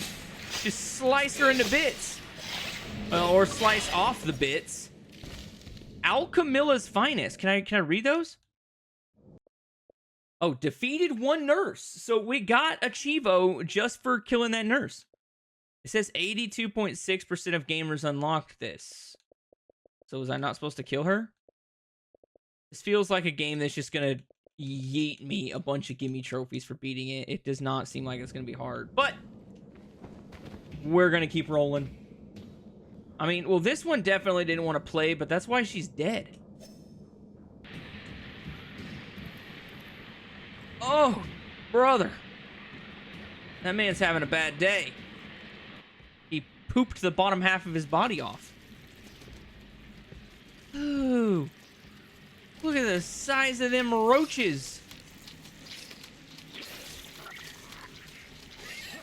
Wait, do those things have human faces? Ooh! Am I gonna get roach abilities like Spider-Man now? See for yourself. Oh yeah, stomp them out, stomp them out. Creeper Reaper. Where they at? Where they at? Where they at? Oh, I got one on my face. Look, it's on my face. How do I get it off? Okay, so I guess I gotta hit B. It says I only got one achievement. Why? Okay, now it says I got two. Defeated one swarm. Okay, not bad. While this hospital appears abandoned, except for the monsters crawling the demented hallways, Josh appears to be completely unfazed by the chaos unfolding around him and tells Alex that he will only speak to us once we found his favorite toy. The problem is that he forgot to mention he left that toy in the clutches of a disgusting wall sphincter. Why is your toy bleed? Oh, hell no. Dude, the toy just got yeeted into the wall sphincter. You can't tell me that don't look like a butthole with a really, really bad case of fissures or tearing. Am I gonna put my hand in this? Oh, I'm gonna put my hand in this. Oh, I'm going elbow deep in a wall sphincter. Oh! Oh! I don't think I would like that noise! With the package now secured, Alex returns to Josh, giving him the toy, and we learn that Josh is just a stone cold liar and wants nothing to do with Alex. During this confusion, we chase after Josh and get the rudest awakening imaginable.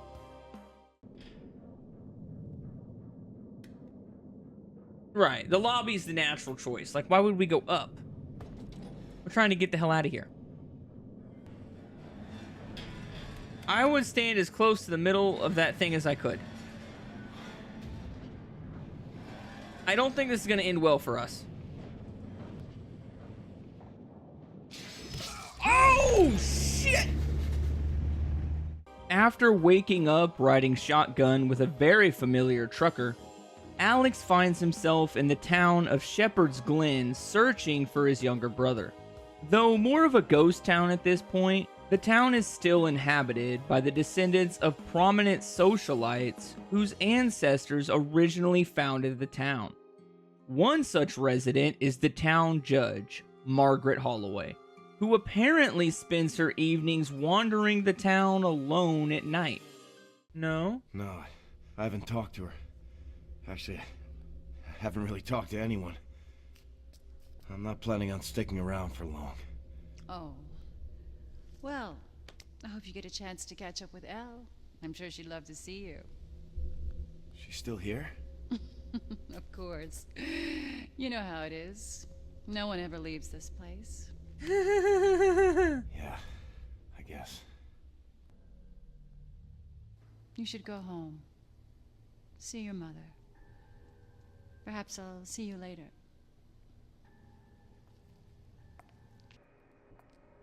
So she just makes it a habit to visit the cemetery? Randomly? In the middle of the night?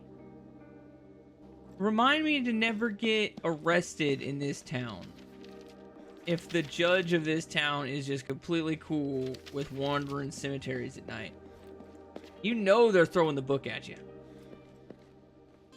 Having reconnected with Judge Holloway, Alex takes her advice to visit his mother and heads to the north side of town to visit his childhood home. Looking slightly like the house from The Conjuring, Alex heads inside to find that nobody is home and all of the doors are locked.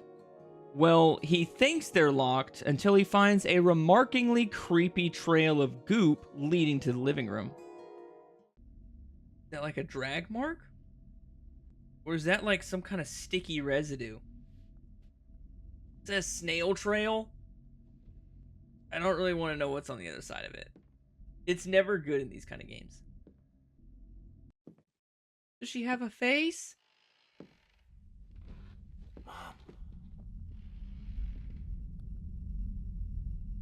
Oh. Oh. Alex. Why was that so creepy? What are you doing here? Is my mother senile?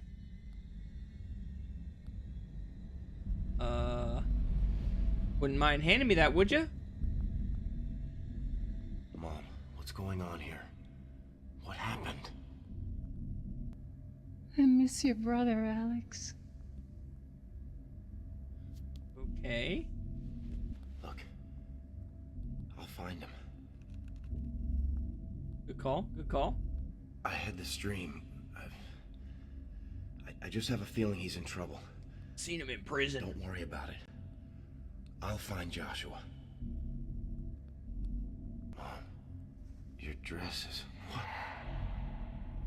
Soaking what was wet. That? The basement. Uh-huh. I'm gonna go look around. You just stay here. Dude, are we not gonna ask any questions? Like why our mother was covered in water, or I assume that's water, and why she looks like an albino? And also why she was being so cryptic and just said the basement? She a demon? Huh? Okay, well, I don't think she's a demon because she can't be killed. But that might be exactly what a demon wants you to think. Huh? Okay, I think we're good. Speaking with Mom was enlightening for Alex, and after she mentions searching the basement, Alex decides to do just that and suddenly discovers the real reason for the snail trail upstairs. Oh my gosh, I seen this exact thing happen in The Nun. Or The Conjuring 2. I can't remember which one.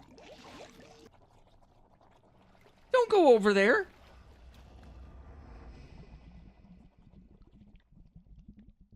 I knew it! I knew it! Okay, come on. Come on. Let's chop this dude up into 7 different flavors of fugly. Let's go, baby.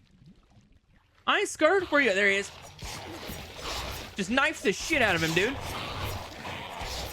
Listen, we know you've done bayonet training. Lurk no more.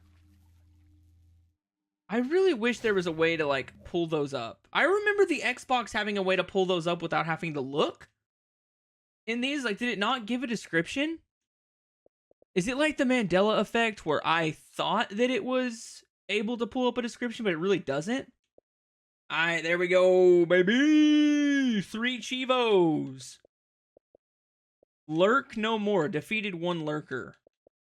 Am I just gonna get a kill? Like, is each one of these trophies just kill one of everything and find all the stuff? Apparently, the lurker in the basement was just the scouting element for the army of them that had suddenly been unleashed on the town of Shepherd's Glen. Luckily, there were a few places in town that even the scariest monsters were too afraid to explore. Oh my gosh. Maybe I was wrong. Maybe this is all just Freddy Krueger. Like Freddy Krueger child murderer. That's what I'm getting at right now. That's the vibes we're getting. Okay, so I said I need to prize something there as well. A big spider crawling next to my army toys in the park. Oh, okay. Sightseeing. I see what he meant by the spiders now. He's making like little home horror movies. For a second, I thought I was about to get attacked by a giant spider, and I was like, oh, hell no. Anyway, sightseeing found 1 photo. Normally, finding the makings of a home video on an abandoned playground would have us calling 911 immediately, but apparently in Shepherd's Glen, it's pretty normal. So Alex continues on his journey to find his brother and discovers that his family home has direct access to the town cemetery. One would think that upon finding this out, you might ask yourselves a few questions, but not our boy Alex.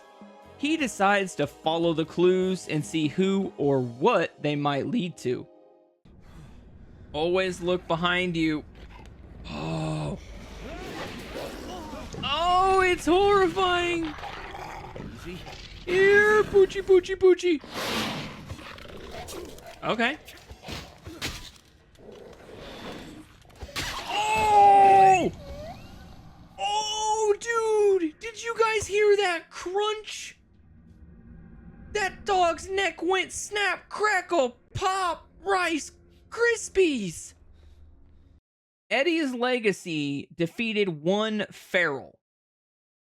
While Eddie might be proud of us for schwacking a demon doggo, the only way to save his brother is for Alex to press on no matter what he has to face, and honestly, the dogs were one of the smaller enemies he would be forced to fight.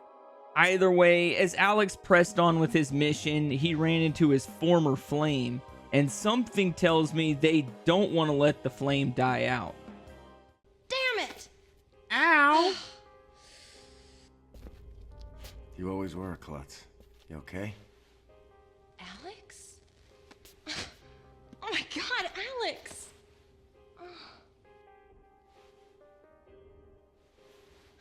Hey, Al. Your mom told me I might see you around here. Oh my god, it's so good to see you. It feels like it's been forever. Well, hey, you know, I didn't think I'd ever see you again. You took off without saying goodbye. Yeah, well, I'm not here for long. I'm looking for my brother. You seen him? No. I haven't, Alex. Normal human beings might be wondering why the missing person billboard would be full of people from a small town, but not the residents of Shepherd's Glen. People disappearing into thin air is a standard Tuesday in this town, so it comes as no surprise that the last surviving business owner is a junkyard entrepreneur and also the creepiest person we've met so far. I know you. Sheriff's kid. Alex. Mm-hmm. Right. Military man now, I see. Mm-hmm. I'm pretty sure it's broken. What do you think? I think you must have stole this from your daddy. Nah. Just tell me if you can fix it. Now don't go barking orders at me, soldier. The only person that tells me what to do is me. Got it? I have a lead pipe, and I'm not afraid to stick it places. Despite lacking the gift of gab like ourselves, the creepy junkyard owner offered to trade us a working hand cannon for the broken antique pistol we took from our mother. And good thing he did too, because not too much later, Alex gets attacked by a reincarnated chain smoker from one of those stop smoking commercials from 2010. What? Oh, crap! What the hell are you? Oh, hell no. We're shooting that. We're shooting that, fam. That thing looks like it could explode.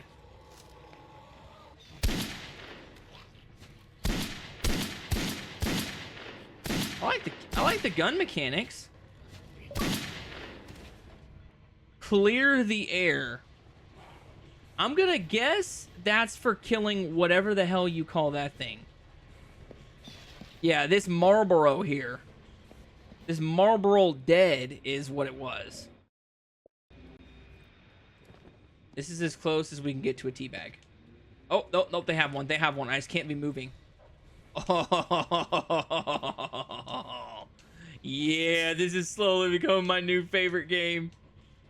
The appearance of Menthol Man meant that Alex now had 3 different types of enemies roaming the streets of Shepherd's Glen in search of his giblets. So it was paramount that he found Josh quickly and escaped this nightmare. Obviously, this turned out to be much easier said than done, because as soon as he found his first clue, he was struck with the world's worst migraine and passed out for a few hours.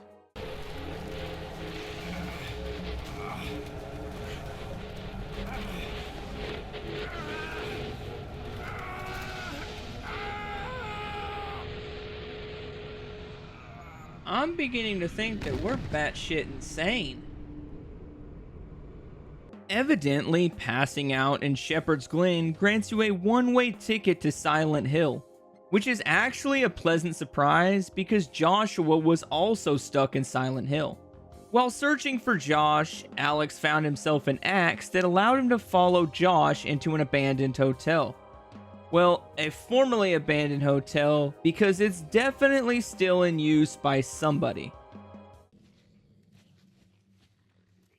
Okay, so I guess we're going to floor 5. That makes things simple.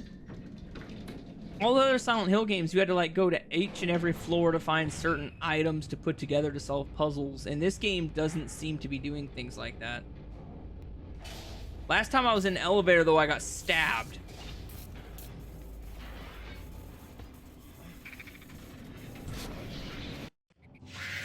Oh, crap. Oh, that can't be good. That. Oh! What are you? Oh, my goodness. That is so. Oh, I don't know. Can I get out of here? Can I get out of here? Can I get out of here? Oh, I have to use the pistol against this thing?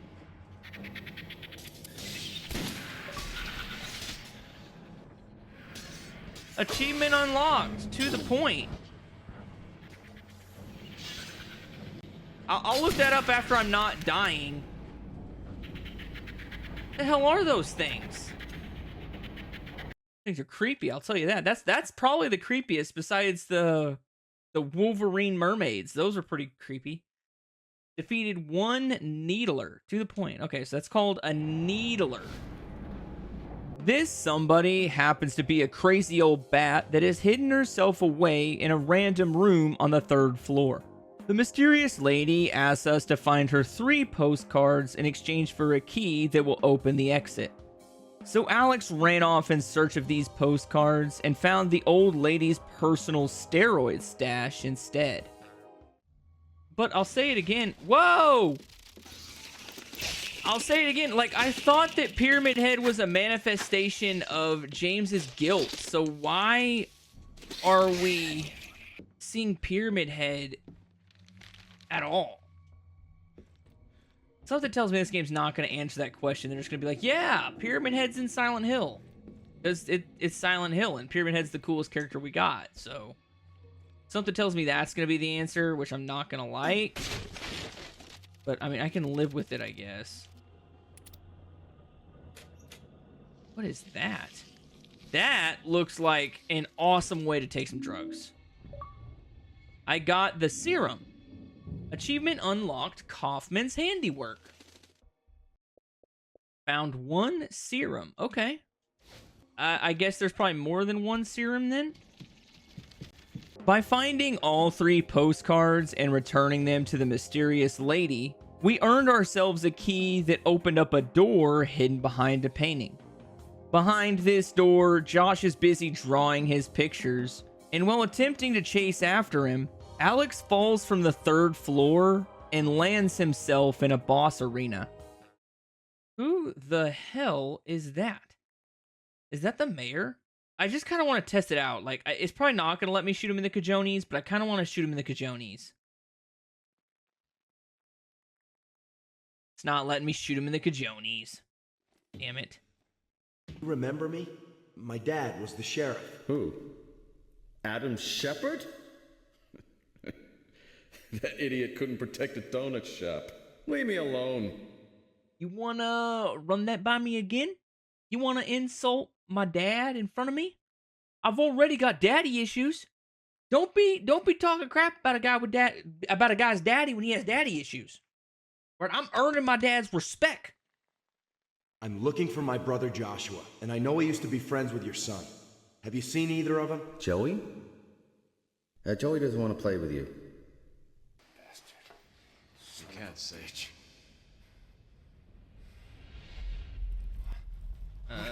What's going on? What's happening? What did you do? Oh.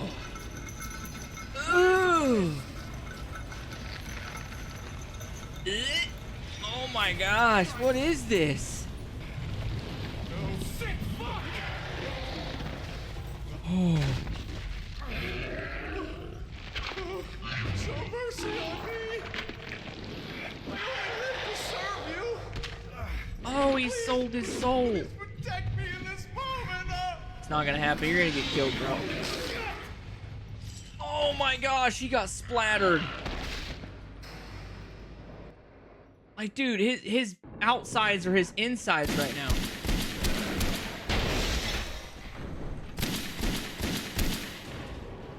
Am I supposed to, like... Ah, okay. I know what I'm supposed to do now.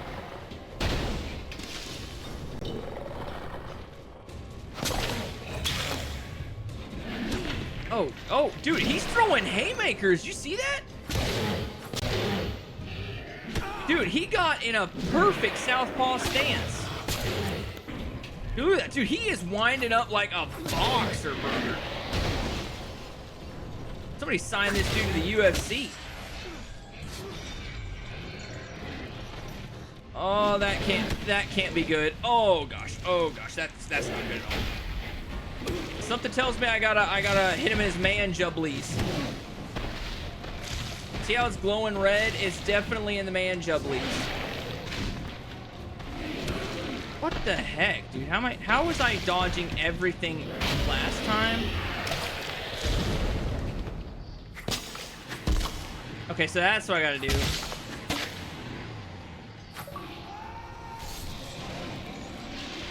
Really? That was a lot easier than I thought.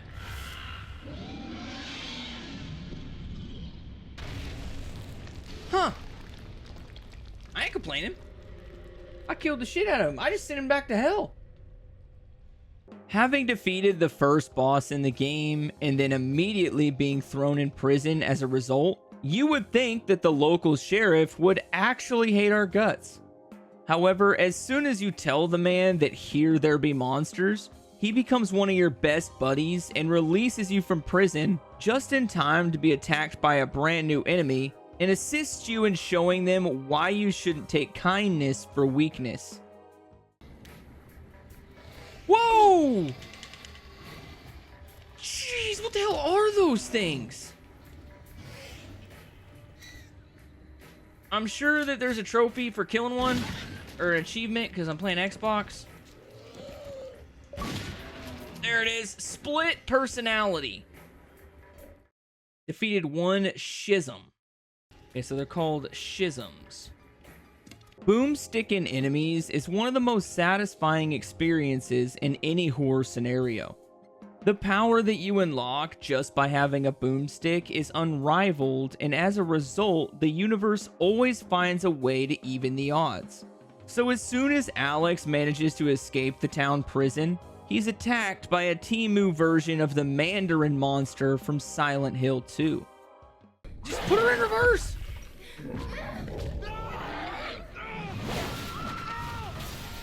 I mean, she's probably dead.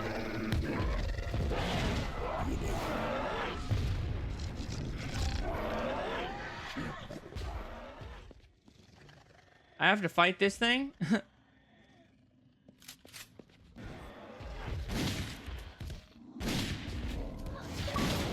Got him! Shades of James. I'm right here. Come on. Thanks. Alex, where's Wheeler? I don't think he made it. Well, he definitely didn't make it out here. Dr. Fitch. We'll be safe underground. Come on. Clapping the Temu Mandarin unleashed the full onslaught of the monsters roaming the town. As a result, Alex and Elle are forced underground in an attempt to escape this madness. While underground, the former couple are separated while opening a gate, and all that's left of Elle on the other side is a pool of blood and her walkie-talkie. Okay, so if Elle dropped that and there's nothing but blood here, who opened the gate? There's so much blood everywhere. Could she have survived this? I mean, dude, let's be honest with ourselves. She's probably dead. Like, listen, I'm not a doctor, but I'd say that amount of blood, you're probably not getting up from it. Fearing the worst for his old lady, he swallows the pain and continues on the mission of finding his brother.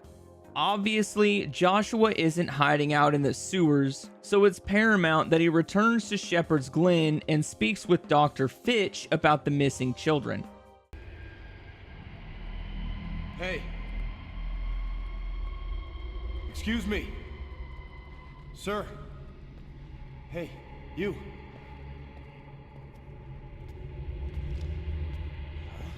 Dr. Fitch? What do you want? Are you all right? Whose blood is that? What have you done? Stay away from me. At this point, Dr. Fitch is looking more like Dr. Kevorkian than a small-town doctor.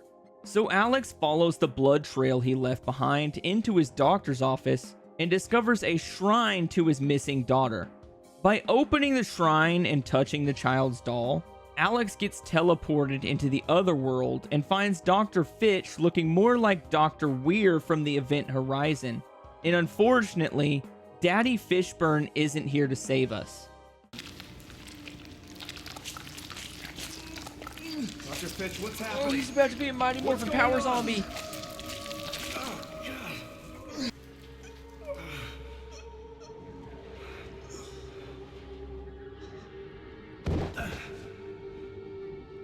He looks like that scientist in Event Horizon.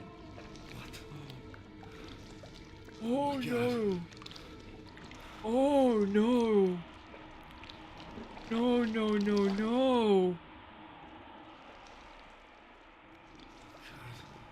Forgive me.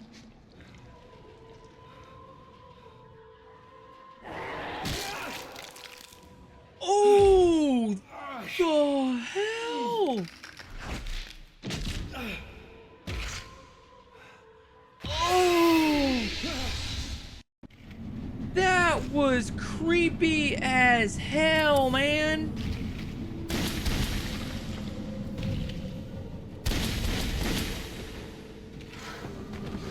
Don't get too close, or this thing's gonna eat you.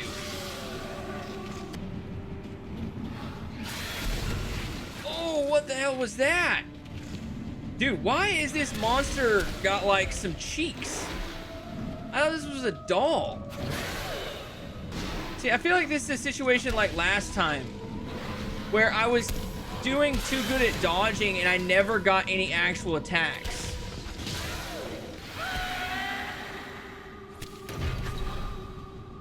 Okay, yeah, I just gotta put her down. I just gotta put the old girl down. I don't know if these people are getting possessed by the like spirits of these children, all FNAF style, but I'm done with it. All right, you ain't chomping your daddy's head off and then getting away with it. Is it dead yet? Oh my gosh, there we go. Oh, I was supposed to crowbar it because I found the crowbar in this section.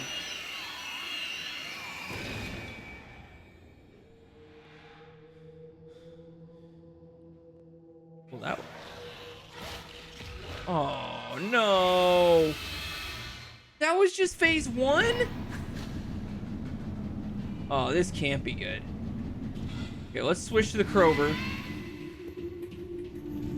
Okay, where you at? Where you at? Where you at, little mama? I feel like I hit that in time. I feel like I hit that in time.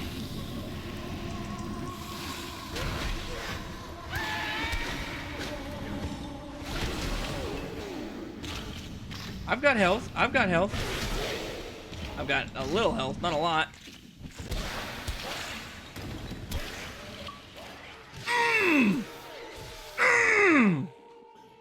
Be nice to your daddy. Cracking the porcelain demon was enough to bring Alex back into the real world, and he woke up with no more than a slight hangover in the same exact room he was in before. So after shooting up some roids to get the day started,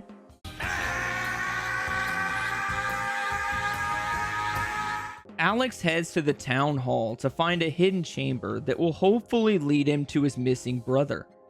However, the only thing he finds is an underground mausoleum that is hiding a ceremonial dagger that looks conveniently like the door handle from his father's killing room in the basement. So after stealing the dagger from the crypt and using it to unlock a hidden shortcut, he ventures back to his house to find out what is actually hidden in the basement. Something tells me there's going to be something really bad on the other side of this door.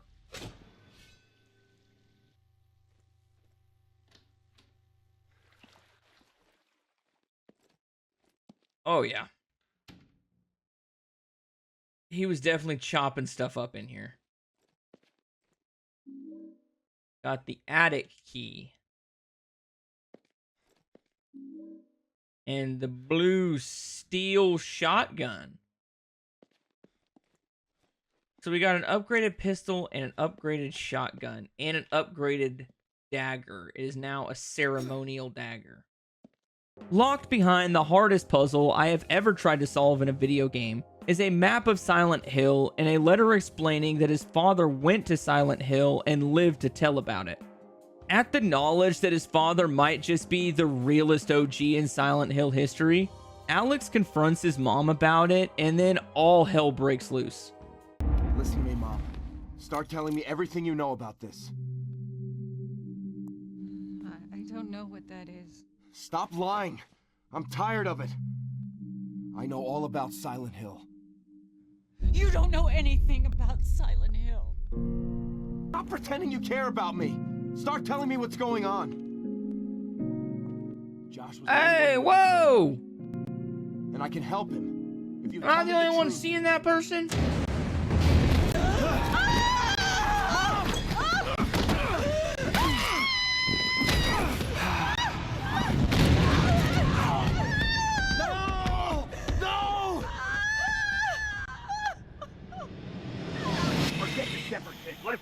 Having the only exit in the house get covered up by the front door skin, Alex is forced to solve 4 puzzles within the house so that he can open the front door and continue on his mission to Silent Hill. Solving the puzzles was easy enough, but the only way he could travel to Silent Hill was to cross Toluca Lake, which meant he needed a boat. Coincidentally, both Elle and Wheeler had access to a boat, and despite some smooth sailing and a little bit of riz, the group had trouble making it across the lake. What should we do? Turn off our light. I don't want anybody to know we're coming. Elle! Wheeler! Just shoot him, man.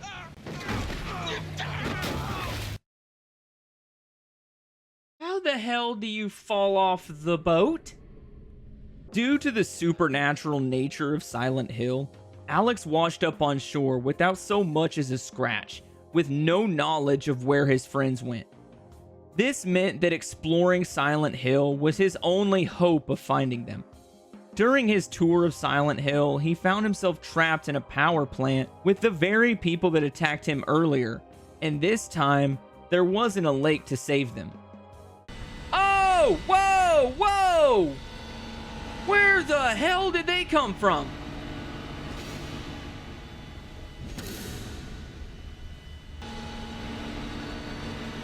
Well, this is what I'm gonna do to solve this. Out of order? Achievement unlocked. What's that achievement for? I was gonna say, I was gonna get it down to a 1v1 scenario. I was gonna schwack one dude, and then I'll hand-to-hand combat the other. Out of order. Defeated 1 order member. Okay. Killing his first set of cult members had much less of a psychological effect on him than Alex had imagined. And this meant that the supernatural town of Silent Hill had to amp up the ante and introduce trauma level 11. So when Alex found himself in a prison working on breaking Wheeler out, he was forced into a decision that would haunt him for the rest of his life. Oh, shit. Mom. This ain't gonna go well. What did they do?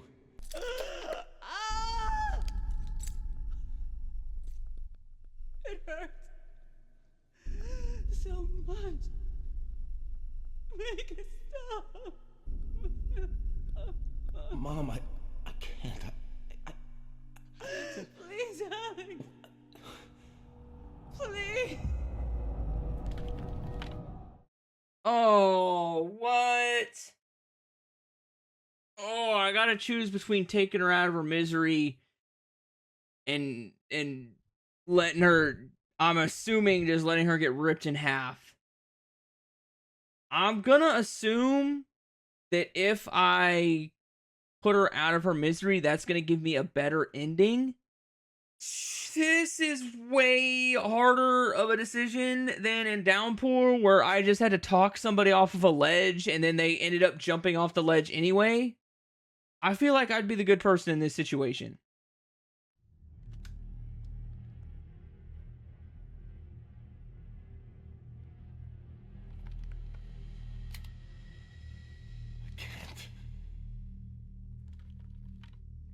It's okay, Alex.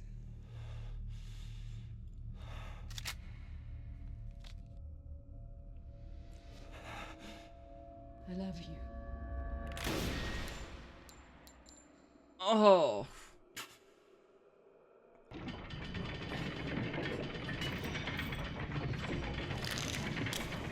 Oh!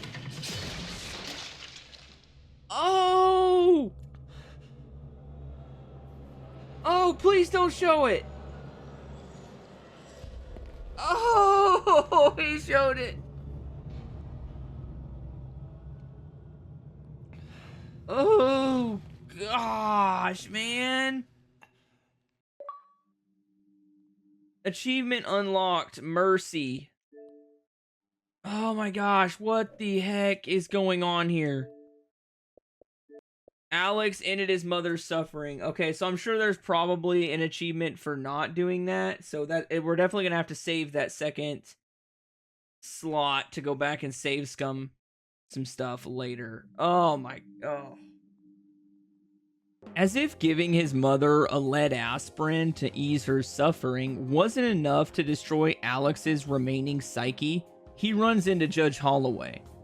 The judge is currently trapped in a boiler room and tied to a torture chair, awaiting the same fate as his mother.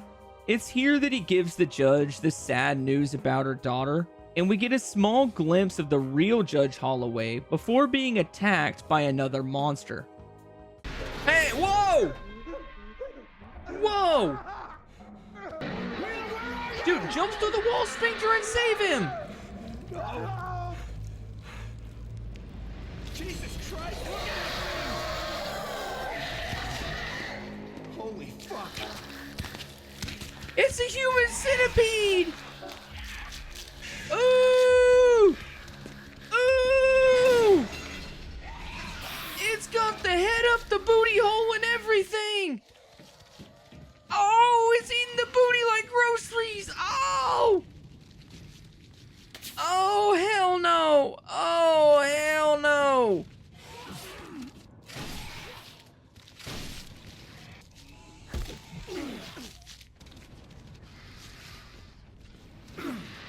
Oh my gosh. Oh my, dude, I can't dodge this thing's attacks at all. Everything is hitting me.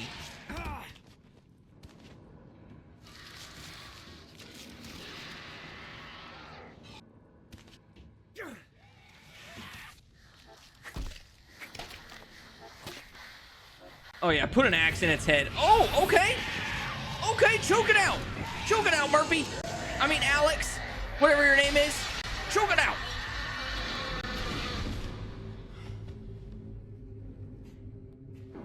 Josh. Did I win? Wait, Josh.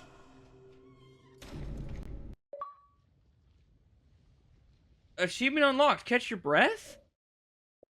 I mean, I guess that means I killed it, but that was a little bit anticlimactic for a boss fight, but anyway, that was the grossest boss I've seen in one of these games so far, by far.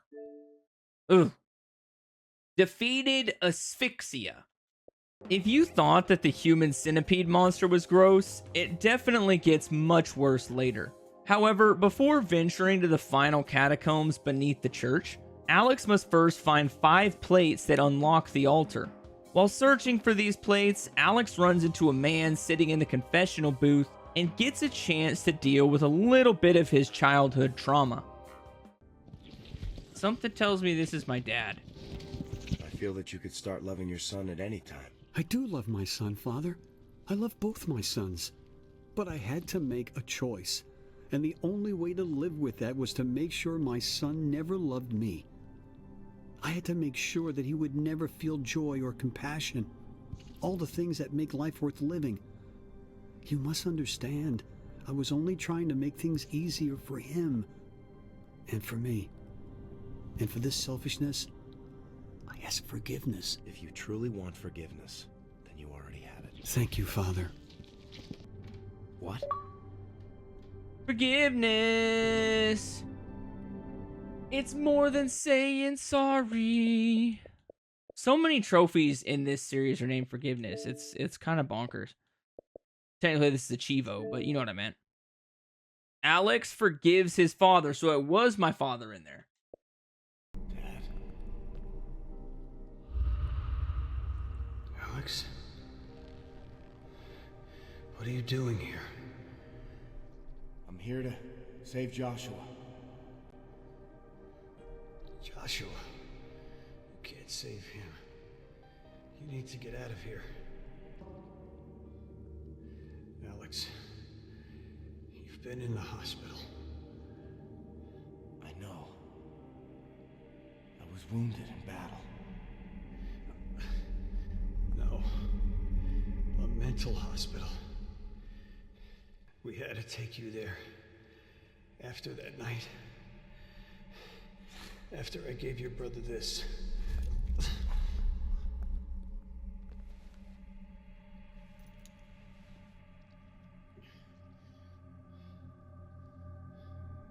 What is this thing? What did you do? Where's Joshua? Alex, forgive me.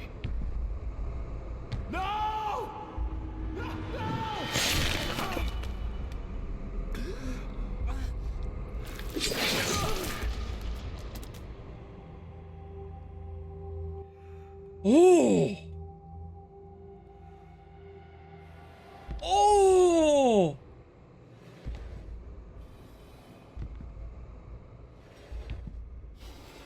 Well, that's one way to solve your daddy issues. Watching his father spill his guts, both figuratively and literally, Alex discovered the truth that the founding members of Shepherd's Glen were ingrained in this cult and were sacrificing their children to a demon to maintain the power and wealth this demon had granted them. Well, technically it's revealed by the judge that they have to choose one of their children to sacrifice and they can keep any others.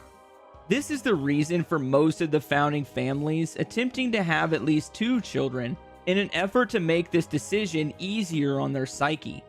Either way, after telling Alex the old cult has been reborn due to his father's failures, she gets all murdery and Alex is forced to defend himself. Did she go for the Cajonis? Oh! Jesus, lady!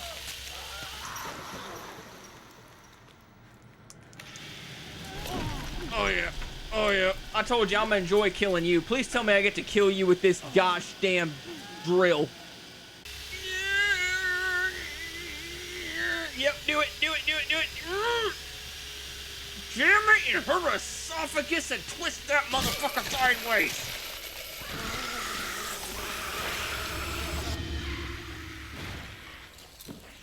Hurts, don't it? You gosh damn heifer. I hope that she's dead. Oh yeah, yep, that's it. That's exactly what she is. And you know what she's gonna get? This is for all those people she killed. Yeah. I'm insulting your body in the most Spartan way possible. After Alex narrowly escapes death at the hands of a Makita-wielding cult leader, he continues his search for Joshua and ultimately ends up having to rescue Elle from the clutches of that creepy junkyard man we met earlier. Dude, just shove this ceremonial dagger up his pooper. Alright, that's supposed to be our lady friend. I mean, I'm also okay with shoving the lead pipe up there, too. As long as something enters this man's body. Who do you think you are? You're going down.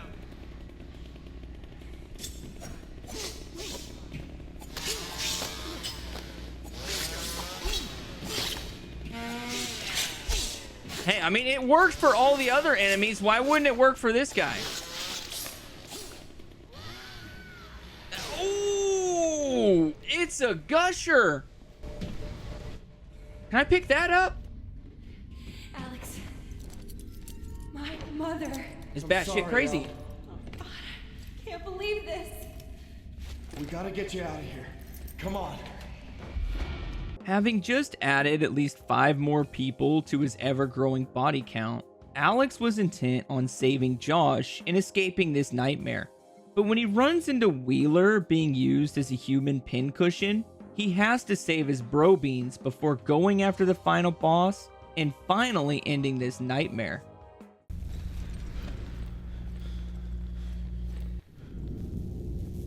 Yeah, give him a med kit. Now, about those drinks? Dude, why would we not save Wheeler? He's been an A1 homie. Why would anybody choose not to save him? It's the Shepherd sacrificial altar. There are 4 names written on the plaque. Daniel, Thomas, Rebecca, and Alex. That would be me. Not Joshua. What are you doing here, Alex?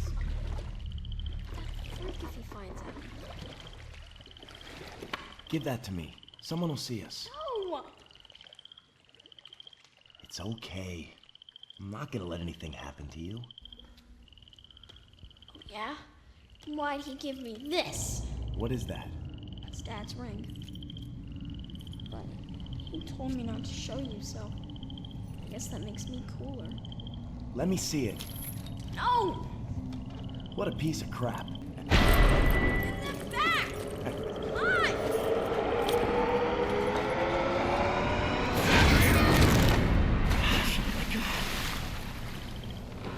Josh! It was an accident. This is not the way it's supposed to be. I chose you. Now you've ruined it for all of us.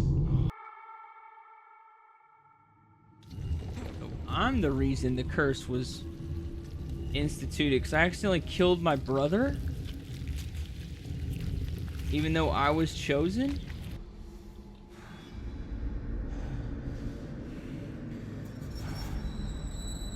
Oh.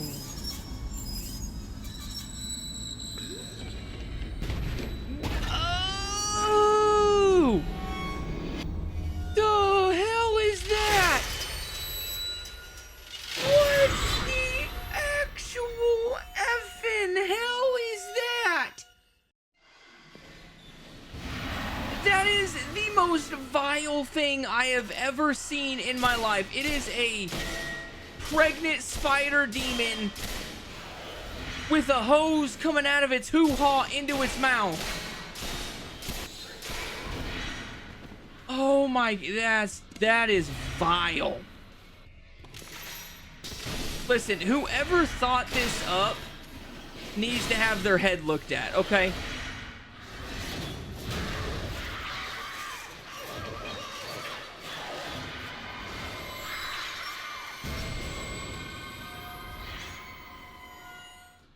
Oh, hell no.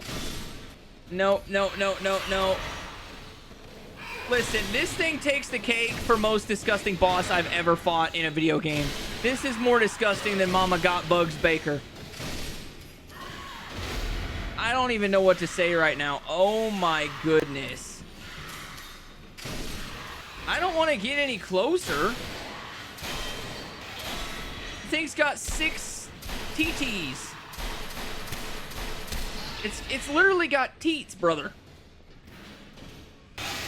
Oh my, I feel horrible for this. I feel horrible for this. Like, honestly, I do.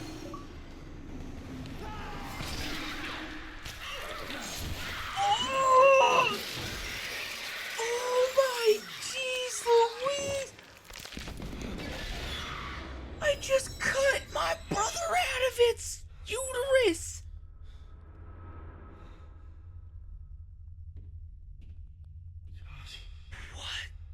The fuck?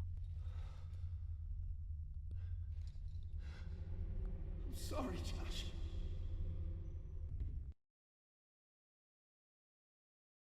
Oh my gosh, that is insane.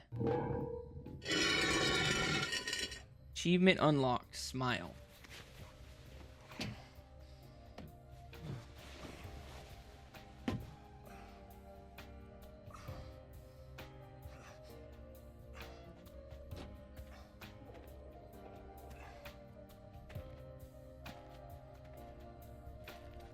Oh, she made it.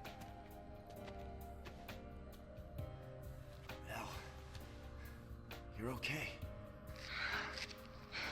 Yeah, I think so. Oh.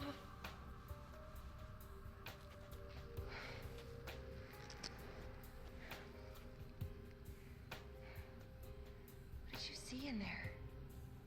What I needed to. You don't want to know.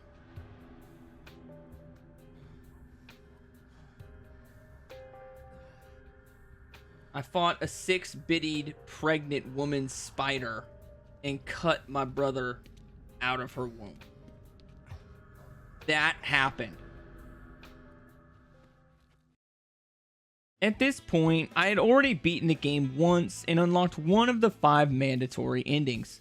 As luck would have it, me making 2 strategic saves allowed me to save scum the remaining 4 endings and potentially save me multiple more playthroughs. By making a save in the prison before making the decision with Miss Shepherd, and saving again on a separate file just before entering the confessional booth, you can unlock every ending through save scumming. Using this method, the first ending I decided to go for was the in-water ending. In order to get the in-water ending, you have to choose to shoot Miss Shepard in the prison and refuse to forgive Mr. Shepard in the confessional booth in the church. Making these two choices will unlock an additional achievement and hard lock you into the in-water ending. Okay, so right here we gotta choose to not forgive him in order to get this ending. God cares about your problems. Doesn't God give us a chance to repent? Won't he listen to me just this time? There are some people God doesn't bother with. What are you telling me? Are you saying my prayers fall on deaf ears? The only prayer I will say for you is this. Whatever hell awaits you, it won't be long before you see it. Well, if that is his will, I accept it. And now I have something for you, Father. I don't need anything from you. What? Angela's choice. So that was definitely the other choice that we needed to make, which is the good part about this save scumming. Since I made those strategic saves purely by coincidence, actually, it's going to cut down on the amount of things I have to do. Like that one right there, I choose not to forgive his father. I'll also be getting the one for choosing to schwack my mother, or choosing to save my mother at some point. And then I'm also going to try and choose at some point the option to not save Wheeler as well. And that should be all of our decisions.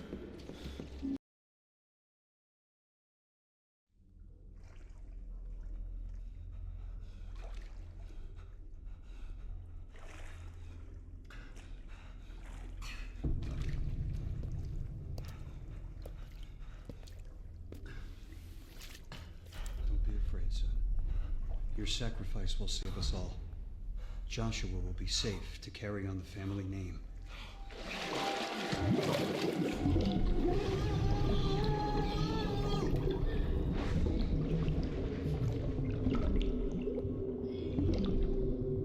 Oh my gosh, he actually did it.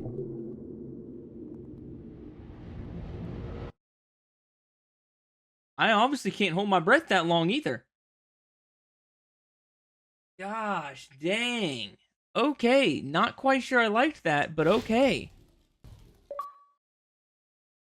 Achievement unlocked. 50G in water. The third ending I decided to attempt was the Judgment ending. Unlocking the Judgment ending requires Alex to choose not to shoot his mother in the prison, not forgive his father in the confessional booth, and letting Wheeler die in the catacombs by refusing to give him the first aid kit. Doing all of this in one playthrough not only unlocks one of the craziest endings in the game, but it's also good for 2 achievements.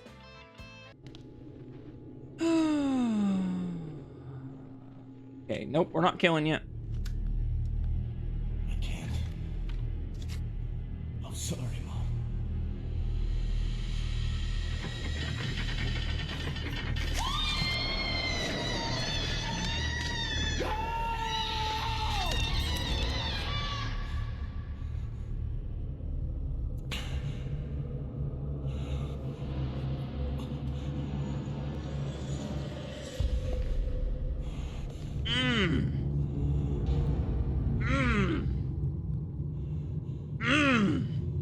That was gnarly.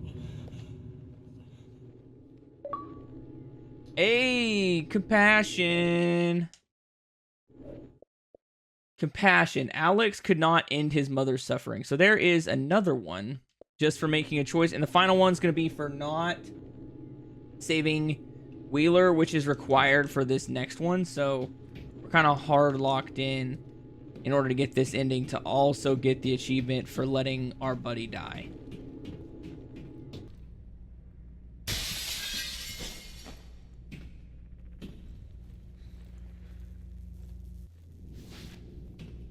Nope, he's too far gone. I need the med kit more. Sorry, brother. I would never do that under normal circumstances.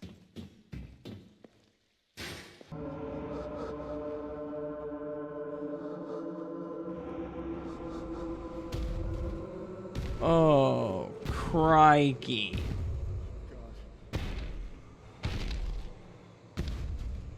God.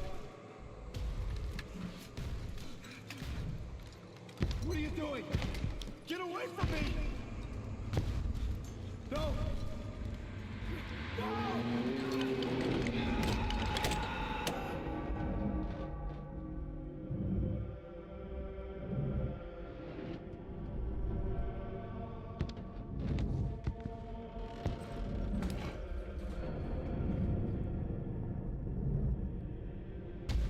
Dude, is that all it takes to get that buff?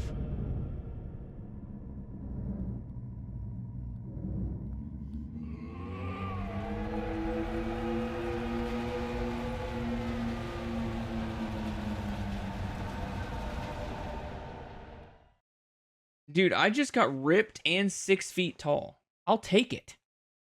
You have unlocked the Boogeyman Alex costume.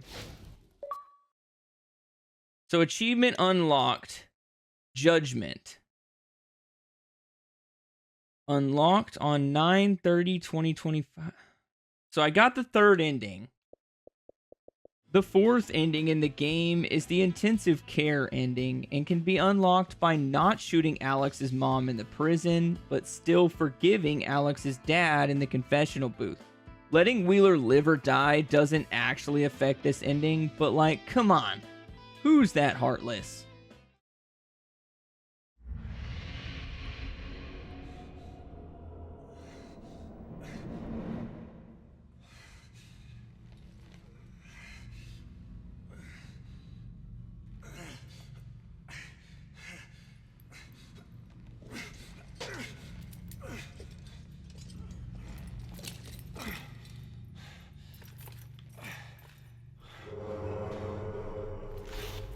Oh, damn. Wait, what are you doing? Was this a dream? Is Joshua okay? It's not working. I didn't go anywhere?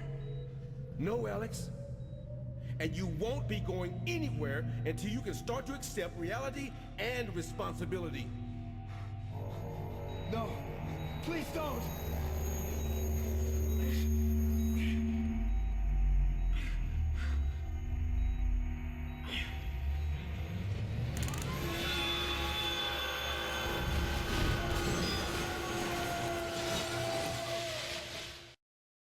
So I'm the patient in 206 that's about to get the lobotomy.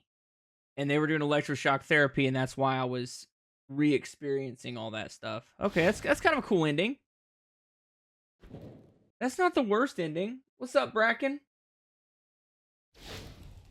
There it is. Intensive care. That was the one I was looking for. So that is for... what exactly? Should be ending 4. Achieve ending 4 intensive care. Okay, so we've got ending 4. We got one more ending to go, and then I can start the collectathon on hard. The final ending in this game is the No Dogs Allowed ending, and is hands down my favorite ending in the game. To unlock this ending, you must choose not to shoot your mom in prison, not to forgive your father in the confessional booth, and save Wheeler with the first aid kit in the catacombs. If you manage to do all of this on one save file, you'll get the greatest ending yet.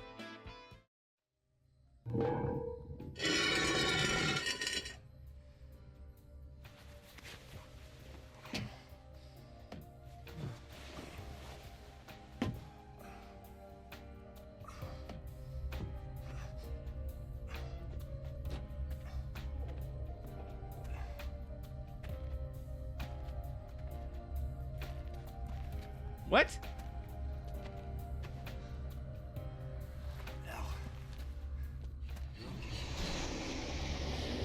There it is. Oh, shit. We're both getting probed tonight. So that's where they've been taking everybody. I knew it!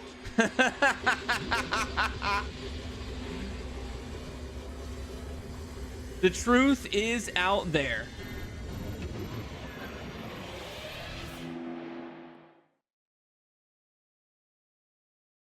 Ah, there we go. You have unlocked the Deputy Alex costume.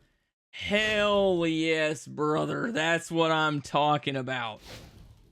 We are going to save in the first slot. Oh, actually, yeah, we're going to save in the first slot. Because that is going to be the save slot that I go with from now on, because it has the fact that I've beaten the game on it. No dogs allowed. Actually, you know, speaking of that achievement, yeah, so number 5, that's the UFO ending, achieved ending 5. No dogs allowed. Clearly a reference to Silent Hill 2 with the dog ending, which was also a joke ending for Silent Hill 2. So that's like a whole bunch of references in one right there. Let's go, baby. Having just save scummed my way to victory, it was time for the Haters Gone Collectathon. In this playthrough, I would be playing the game on the hardest difficulty, collecting all 18 children's drawings, finding all 11 hidden photos, and shooting up all 8 serums. I would also be sure to find all of the optional weapons in the game, one of which is the laser pistol that has infinite ammo and is the coolest gun you'll ever get in a Silent Hill game.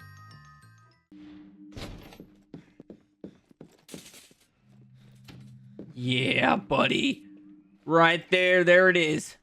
The Game Breaker 3000.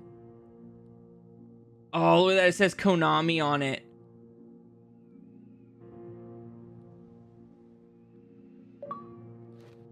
Science fiction found the laser pistol. So there we go.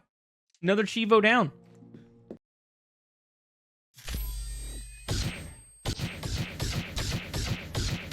Dude.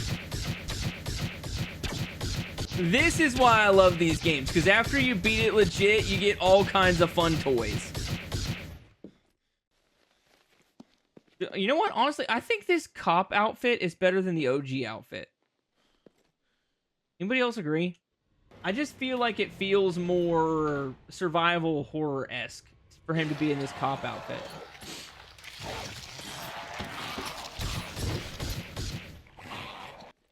And there it is. The circular saw? I got a circular saw. Achievement unlocked, Rising Tension. Rising Tension found the circular saw. So we're still good. We're just cruising through. This is going to be a heavy achievement video right here. First stone for January is Garnet. Yes, that is my birthstone. Okay, so we'll put Garnet in that one. And Turquoise in this one. And then that gives me a key. So now I have the key to the Moon Garden, and we can continue the puzzle from there.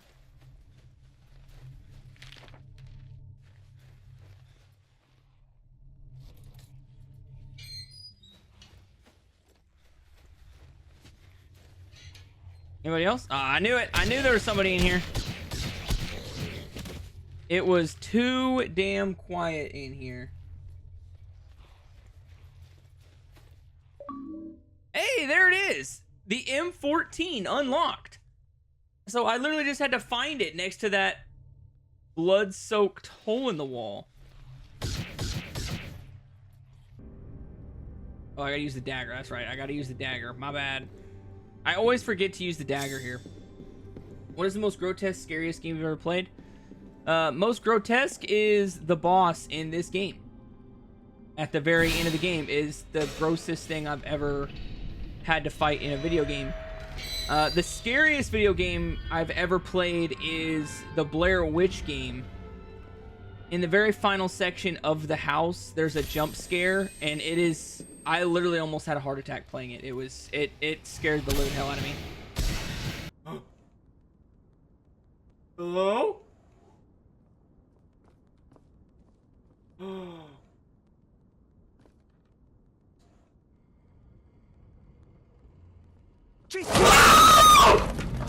But as far as scary, like, horror games go, I've played so many horror games at this point that I just don't find them very scary anymore. Like, even the jump scares don't really faze me very often. It's usually something stupid. that jump scares me. Like, I like turn my head really fast and there's like a staircase that scares me. It's always stupid stuff like that. It's usually not the pre-planned jump scares. Joshua taking a picture of himself in our bathroom. And that is the Achievo for Josh's gallery, which, if I'm not mistaken, is the achievement for finding all of the photos in Silent Hill Homecoming. Yes, I was not mistaken. Josh's gallery found all of the photos. So if I'm correct, the last thing we got to do is find one more serum, one more child's drawing, and then beat the game, and we're Gucci.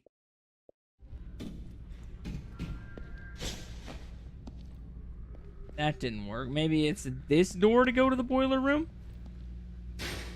Okay, so here's the boiler room. So somewhere in the boiler room should be what we're actually looking for. And it's right there. Oh, thank the big man upstairs. I don't have to replay this. Oh, jeez, that scared the bejeebers out of me. Oh, that's such a freaking relief. Okay, so there we have it. Nursery rhymes found all of the children's drawings. So that is the last of the collectibles outside the one final serum. And that's assuming I didn't miss a serum. So we'll see how that goes. Give me the gun. Okay, so somewhere in this room should be the final serum. Should be right here. Come to Daddy. And there it is, baby! Achievement unlocked. Health Junkie. Let's see it. Let's see it. Oh, yeah, right there. Health Junkie found all of the serums. That means the only thing we have left to do to get the Hundo P for Silent Hill Homecoming is beat the game on hard. I'll probably do I'll probably finish up Bloodborne and then maybe start the next series. I haven't decided yet. Okay, so all we gotta do is kill the most disgusting boss that's ever been put into a video game. And this Hundo P is ours, boys. This Hundo P is ours.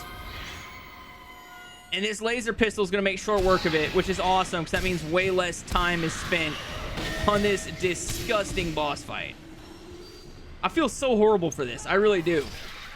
But we gotta do it for the Hundo P. We gotta do it for that final Chivo, fam.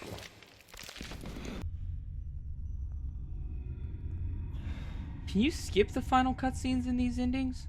I've never tried.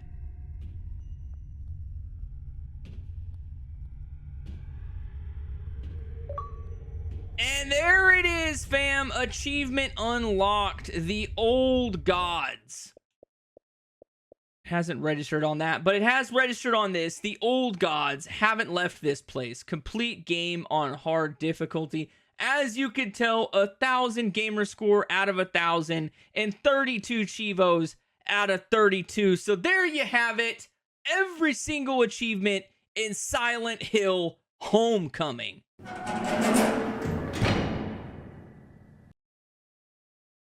Silent Hill F kicks off with our protagonist, Hinako, reminiscing about playing with her favorite doll as a young child before having a heart-filled conversation with her sister that transitions into one of the coldest intros in the entire series. I wonder if there's significance to not showing her sister's face. What is that? A Shinto gate? Supposedly those gates are supposed to ward off demons or something like that in that religion, I think, which is why in Japanese culture, like, everybody has one of those outside their house because you have to walk through that and that cleanses you of evil spirits, supposedly, I think. I don't know, I'm not a Japanese expert. There's probably gonna be a whole bunch of Japanese stuff in here that it goes completely over my head. While the intro sets the tone of a peaceful Japanese village, it doesn't take long for the Silent Hill fog to show up and transform this once peaceful town into Hinako's personal version of hell, complete with a monster intent on killing everything it sees. You trip.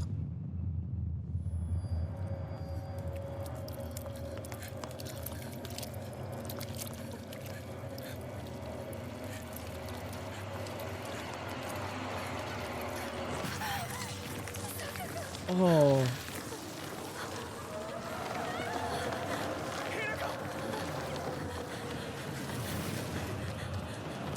Escaping the fog monster was just the start of Hinako's nightmare.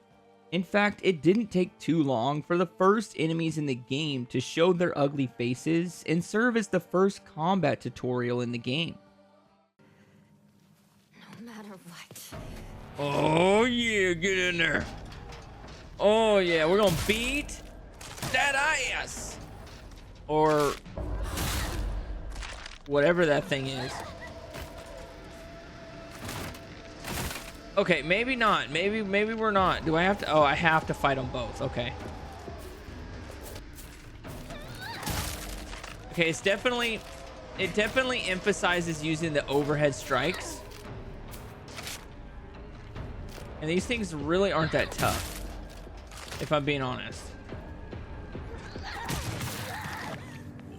Oh yeah. Yeah. Let it all out. Get out all that repressed rage.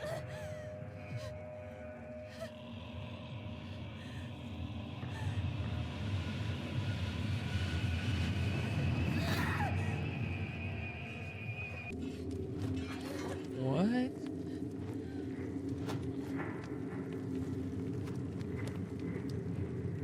What just happened? Hello? What? Surrounded by fog. Okay. We're locked in now. We all know that passing out in the Silent Hill universe earns you a ticket to the Otherworld, and in Japan, it is no different. This time, however, the Otherworld is a labyrinth of shrines, and we are guided through this maze by a man in a fox mask. Technically, guide might be a strong term, because rather than show us the way around, he typically leads us to a puzzle and then disappears again right before we get attacked by something. Oh, is that my doll? Don't trust the fox mask.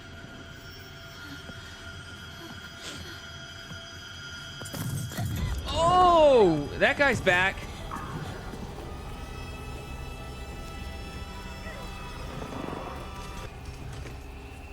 Okay, we're gonna fight it. We're gonna fight it because this is how I win at these games. Oh, I've got infinite stamina right now.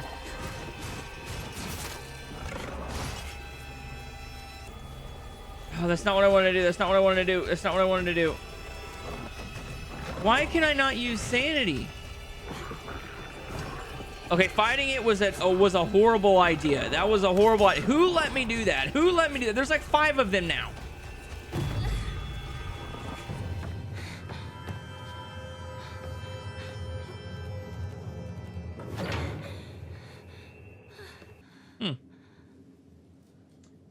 And I used up every single heal item I had just now. Like, the door from an idiot. For welcoming visitors. We must continue on ahead. Shall we rest first? I'm okay. Now let's keep trucking. I think. Tell me if you need a break. Now then, onward. Dude, for some reason, he reminds me of the Master in Demon Slayer from like the first 5 episodes, where Tanjiro is learning how to be a Slayer, essentially.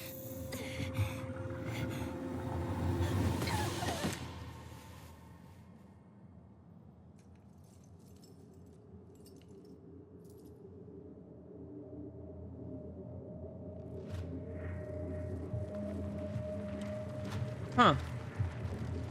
Also, why am I not supposed to trust the fox mask?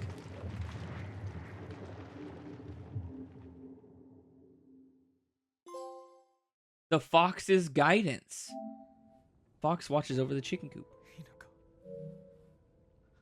As we wake up in the real world, we find that our not boyfriend Shuhei Otani is holding us in the street, asking us where the other girl went. Ever the Riz master, Shu moves on without a second thought and invites us over to Rinko's house for some 3-person hot yoga. Knowing what she has in store, Hinako jumps at the idea and discovers that the only way to make it to Rinko's house is to cut through the rice fields, complete with some creepy yet sexy scarecrows. So maybe I have to do the ones that have the red sash because I'm wearing a red sash?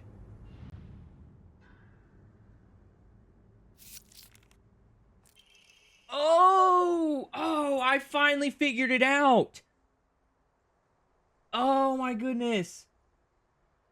All of them are, they're not correct. They're mimicking me, but only the correct one has the same outfit as me. So the fact that I had the red sash and I had the red sash, that's what I was supposed to be doing that whole time.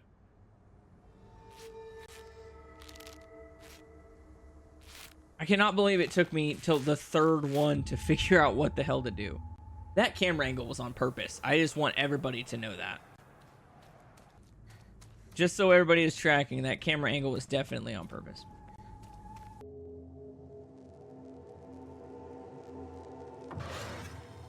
Oh. Oh.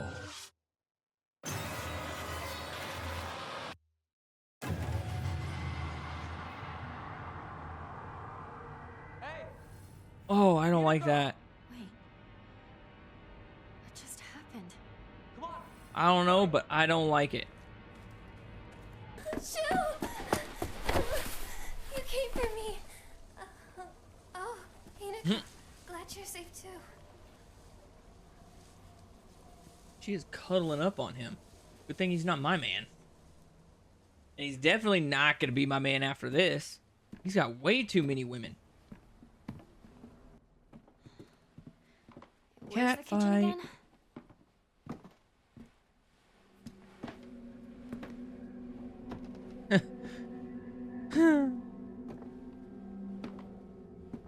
She's gonna stab me.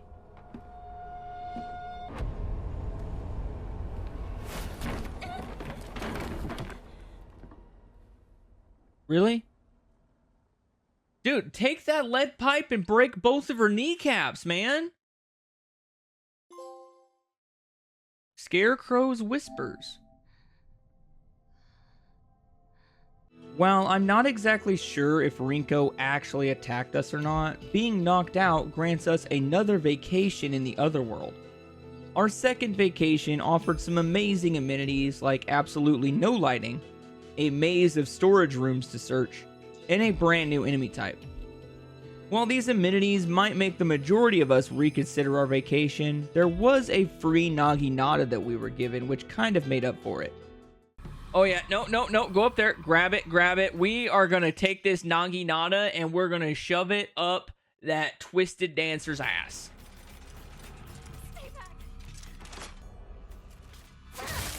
Oh yeah, oh yeah. You want some of this? Naginata! Oh, okay. It got a piece of me. But look at the range we get with the Naginata. Like, the range is what we wanted.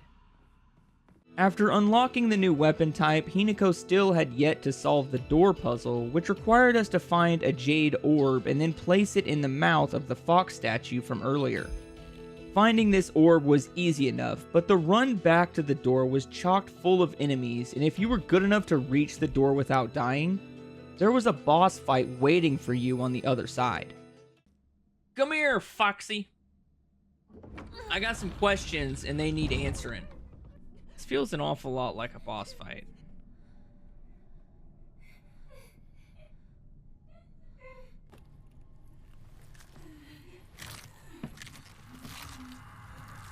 Oh. This is gonna be gnarly, isn't it?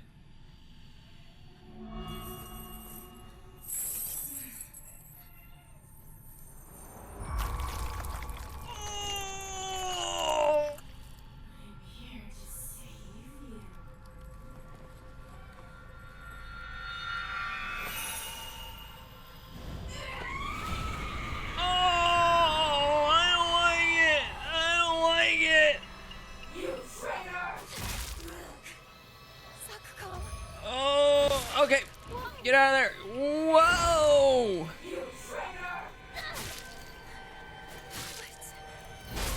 Why does she keep calling me a traitor? Like, that's not clicking in my nugget. Oh, okay, okay, she got range. I forget about that. She got range. Oh, gosh, dang it. Oh, no. She's tongue in the back of my throat. Dude, why is everything a Souls-like now? I mean, this boss isn't like as tough as a Souls boss, but at the same time, it is definitely a Soul-like. We have a stamina meter.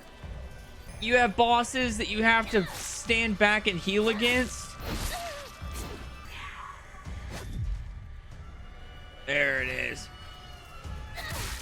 I mean, I guess if I would just get better at dodging, I wouldn't have to worry about this. So I'm assuming on a perfect dodge, I get all my stamina back. Is that a thing that everybody else has noticed?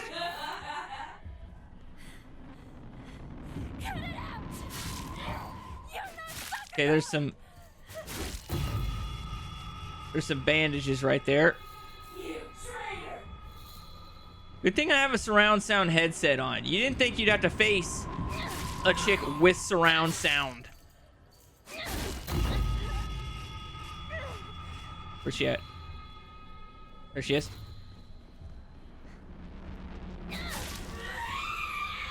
Got her! I would say I'd reach in your chesticles and rip your heart out, but it's kind of missing.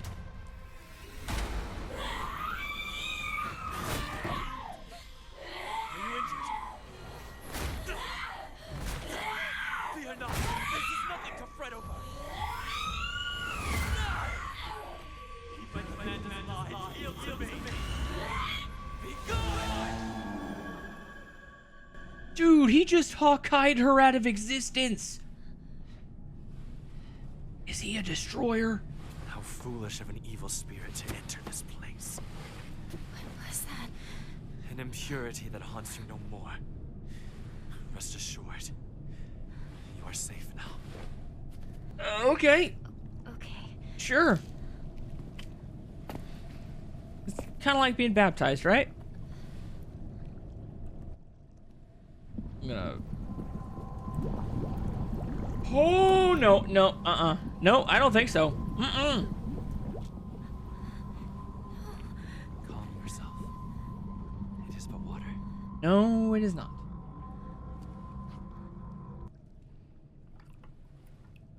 Unless he's making all of this an illusion and I'm about to put boiling magma all over my hands and in my mouth.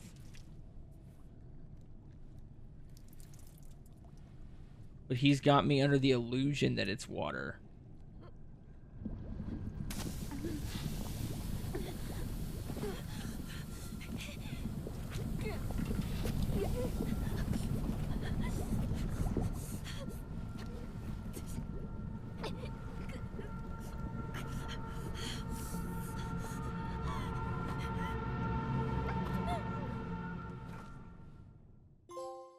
Cleansed.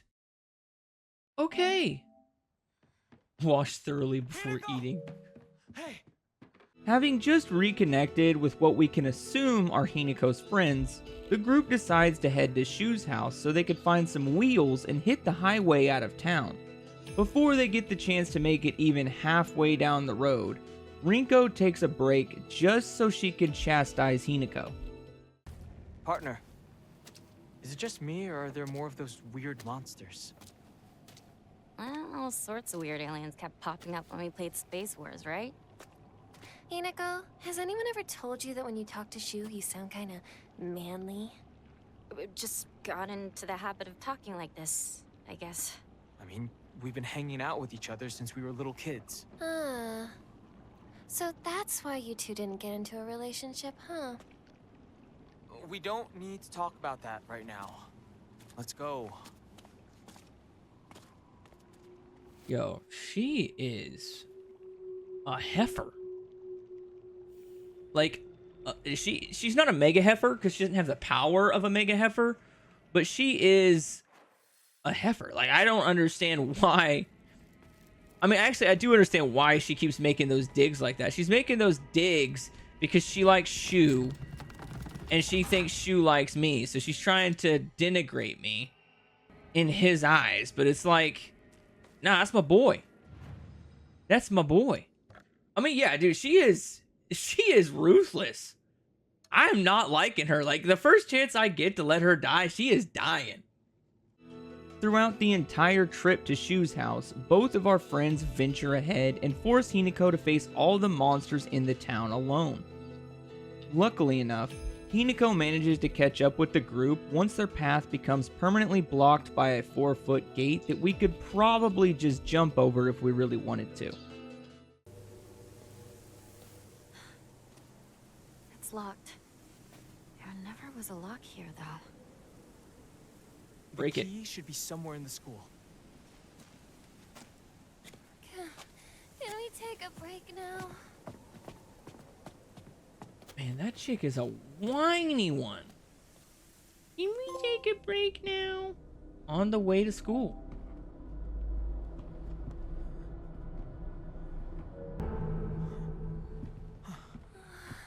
I can't. I need to take a break.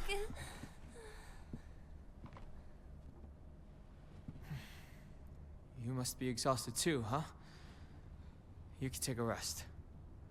I'll go see if I can find the key. No problem. What? I want you by my side, Shu. I need you here. Please, stay with me. Please. You don't really need me to. You should rest up too. I'll go find the key. You really should. You were at the front leading us the whole time.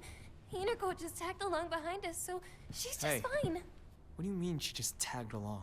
Don't worry about it. You two stay here and rest. I'll be back.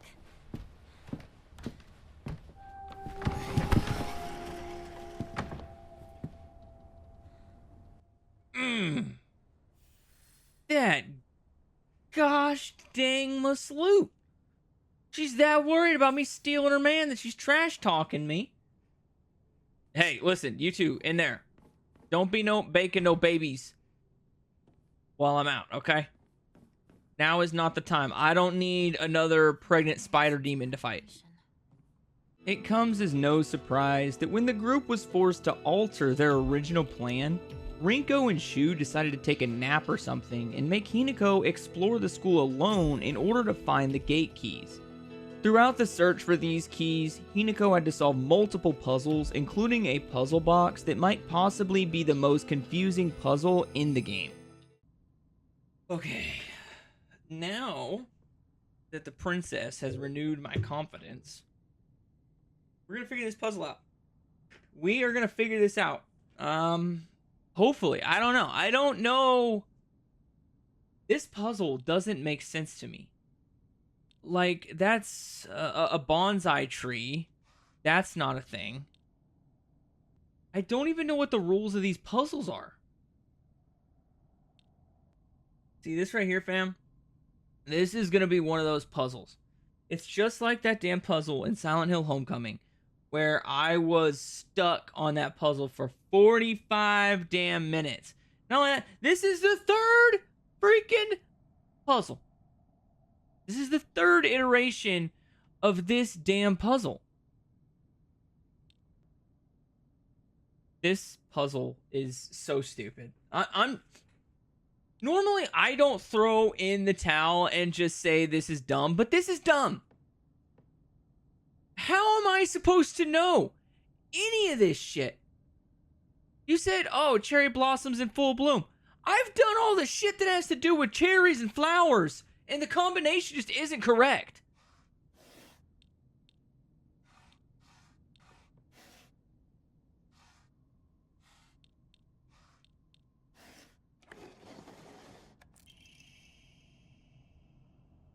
Are you kidding me? It was literally just the one... Oh, it was just the twig of cherry blossoms. Ugh. I finally got it figured out, though, so whatever. Solving all of the puzzles in the middle school requires us to read the diary of every girl in the school and decode the riddles hidden in their notes. Once we finally unlock the box of keys in the school office, we return to our so-called friends and they make up another reason to run off alone together.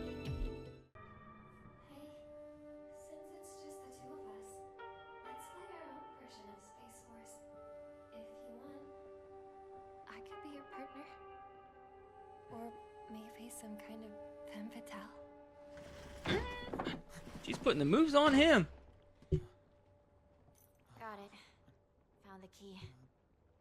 Welcome back. Sorry for the trouble.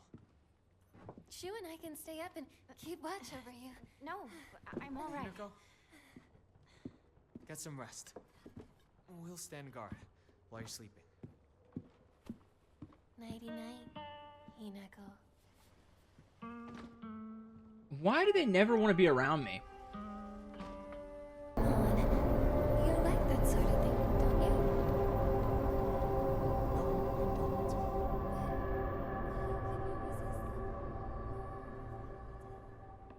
They just wanted to be left alone. They wanted to get busy. That's my guess. They were just trying to get busy. That's all I'm saying. What exactly have we learned? Taking a nap means another trip into the other world, this time with the fox mask dude watching over us like a complete stalker. During this conversation, he literally strokes our face like a stalker, and then proceeds to have us follow him into the worship hall where Hinako is tasked with opening 3 separate doors. In order to open each one of these doors, she must first offer up 3 sacrifices of the virgin Homo sapien variety, and if it's not already obvious, she chooses her friends. I have to work so much harder for everything. I actually tried! Well, good for you. Not all of us can be naturally as awesome as me, okay? It's not my fault. You're the one that decided to be a bit of a bitch about it.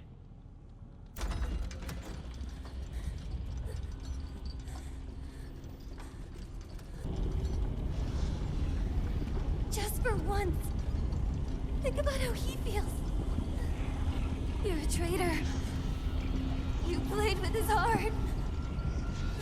Say you're sorry. Get on your knees and beg for forgiveness. Can't you hear me? Why don't you say something? This ain't gonna matter in about 3 seconds.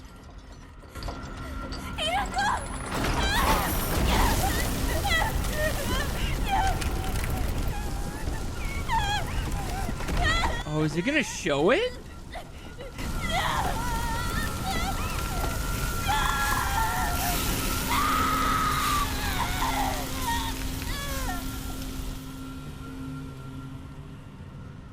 What?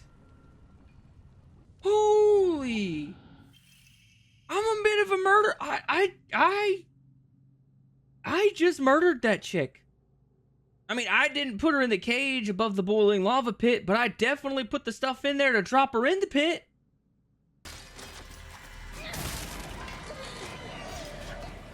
Oh, that killed it. Cool. I didn't know that they could damage each other. Come here, big dog. Yeah, you just keep on hopping on in here.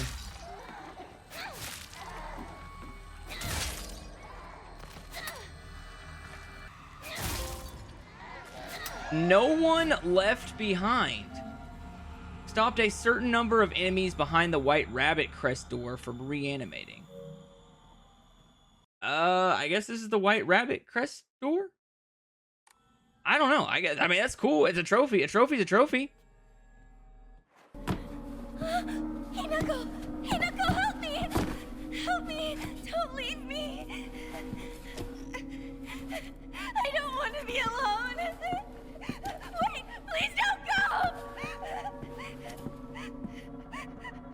We promised to stick together! You traitor!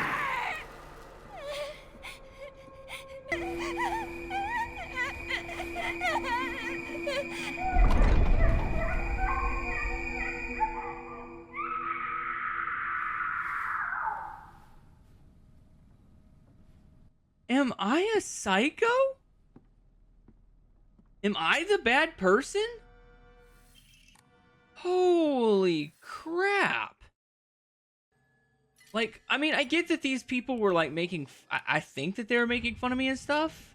But so is this like my innermost thoughts taking form where I'm just getting back at them for all the stuff they did to me? I don't even know what to say right now. This is insane.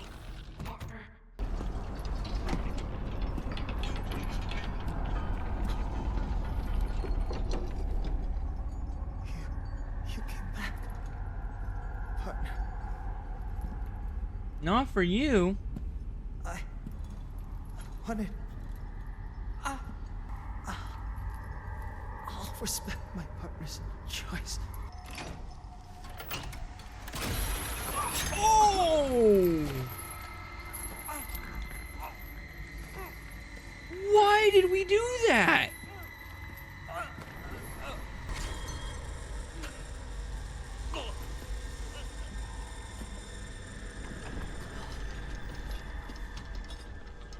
What the actual F?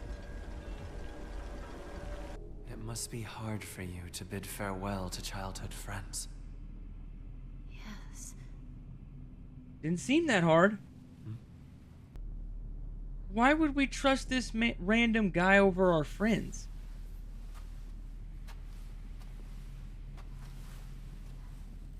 Onward.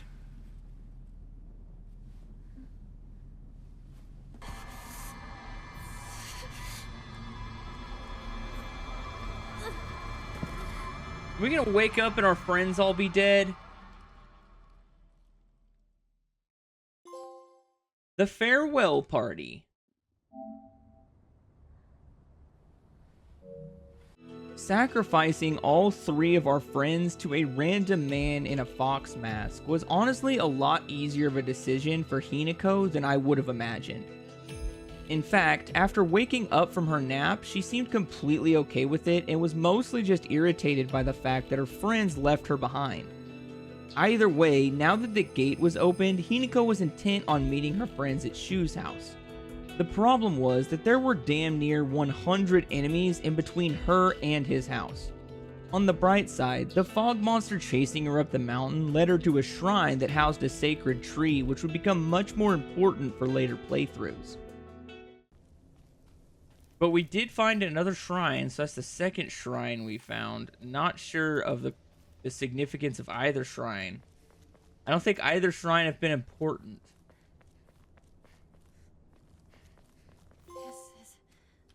Oh, divine tree? Discovered the 1,000-year cedar. But I bet it used to be pretty impressive at one point. I guess I got a trophy for a side quest essentially, so that's cool. Yeah, I don't know if I maybe the second playthrough there'll be a sword here on New Game Plus, kind of like the chainsaw in Silent Hill 2. That's my hope anyway, because I didn't see anything up there. But that's cool. We got a trophy out of the way just for walking up the stairs. See, like I said, my gamer senses were tingling and telling me, hey, there's some stuff to explore around here.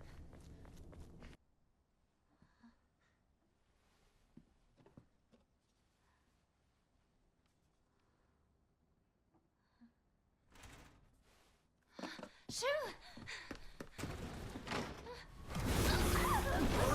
Holy shit!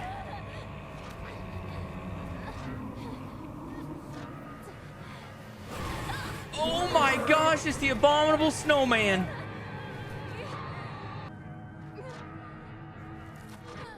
Why would you answer the door? Anyway, a dangerous path. The abominable snowman picking Hinako up and shaking her like a doll knocked her unconscious and sent her careening back to the other world. This time around, instead of waking up on the floor, she comes to while walking down a staircase holding hands with the Fox Mask Man. During this loving stroll, the Fox Mask Man tells Hinako she must now complete 3 more rituals, and let me be the first one to say, these rituals are no joke. They aren't your garden variety, just drink a little Kool-Aid and dance naked in a circle with the rest of the cult. These rituals are intense. But on the bright side, each ritual will grant Hinako a new set of powers, and upon completing all 3 of them, she'll unlock her ultimate form. I am right here. By your See side. that? I see. Oh, dude, it's the Yeti arm.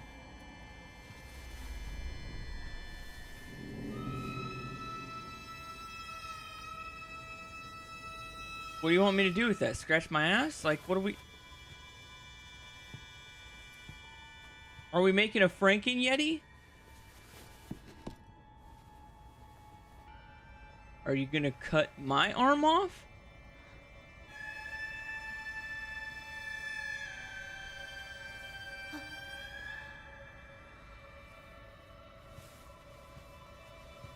Oh, she's gonna rip my arm off.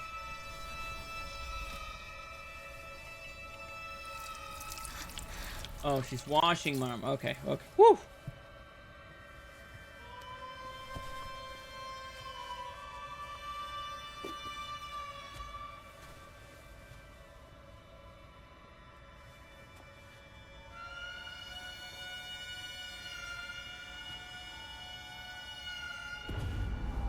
Oh, they are. Oh.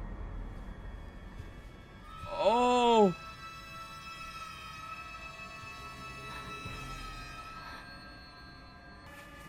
I'm gonna cut my own arm off?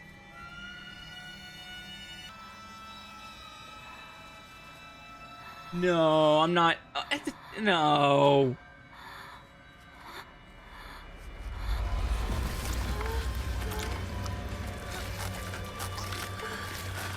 Oh. What? Ugh. You're halfway through, just snap it off. You're halfway through.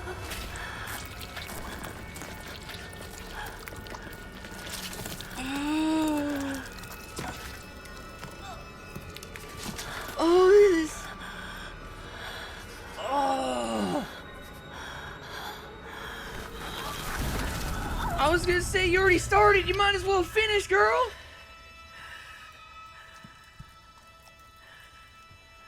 Are they gonna sew the Yeti arm on me at least? Okay, so it's an upgrade.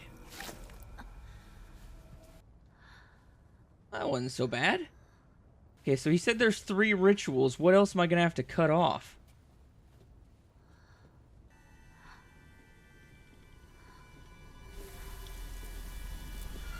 Oh,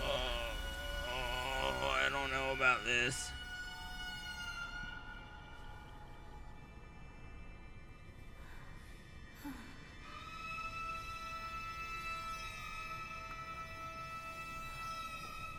Oh, she doesn't want the bite? Oh. Oh, where is that going?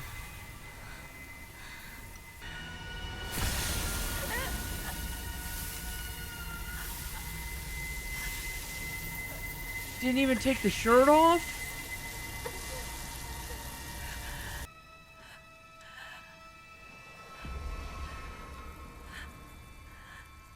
What?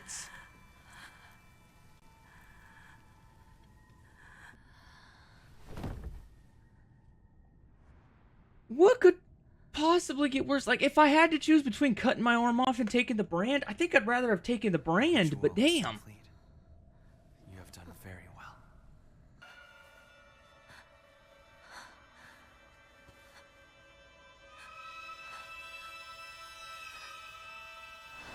Do I have to cut my face off? Oh! Ah!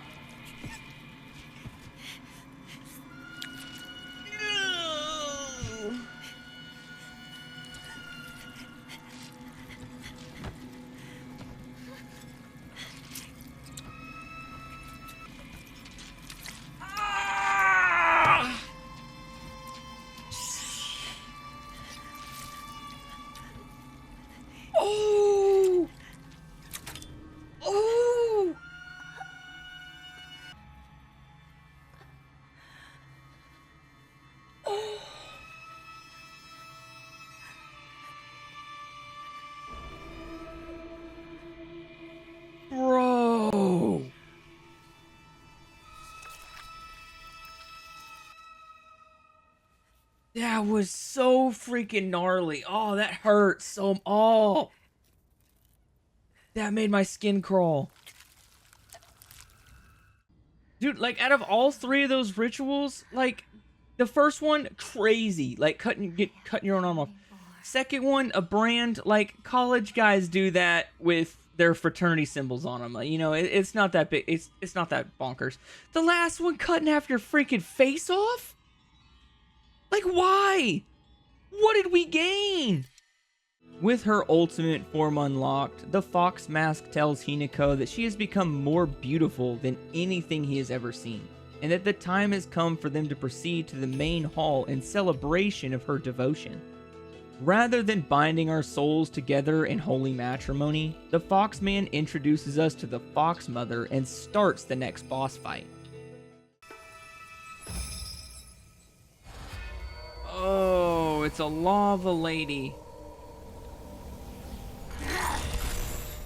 Today is such a happy, perfect day. Then why is your face falling off? So happy. Rinko, because today, Hinako will die and be gone for God! My name is... Shimizu Hinako! This is like a horror anime more so than a Silent Hill.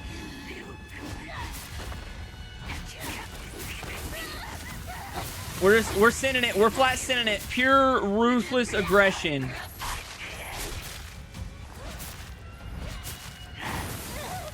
Okay, come on. Come on.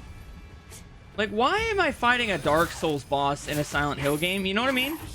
Like, this character would 110% work in... Oh, come on, really? That character right there would work in a Dark Souls game. I don't understand... I mean, I get that it's like a Japanese version of Silent Hill, but why the anime twist on the end here? Yeah, I think I'm gonna say it, yo. While this is awesome, I feel like this should be called something else. How does this go into Silent Hill? Unless maybe like the whole point is our character, her version of Silent Hill is kind of like teenage version of it, and that she likes anime, so everything feels like an anime to her in this other world. Like, I could see that. I never wanted to see you like this, Rinko. But I'm very happy that in the end, we finally got to tell each other how we truly feel. Oh, I was hoping she'd like pick her up and like snap her neck. That'd have been so anime. I am Shimizu Hinako, or not. I am Hinako. Exactly. You are my Hinako.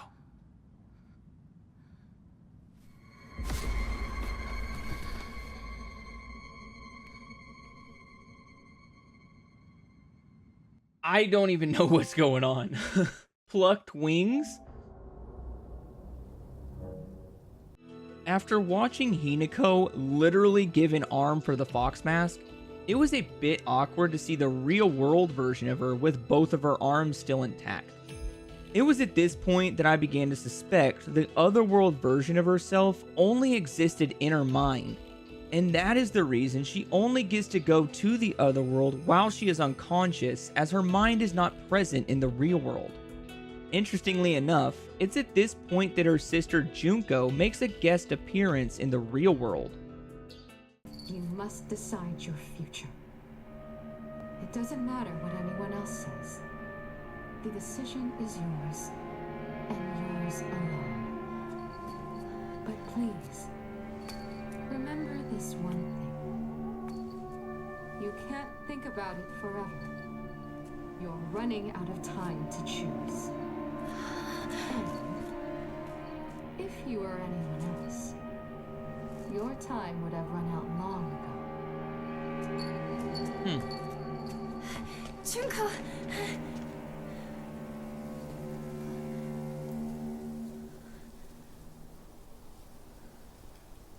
Weird.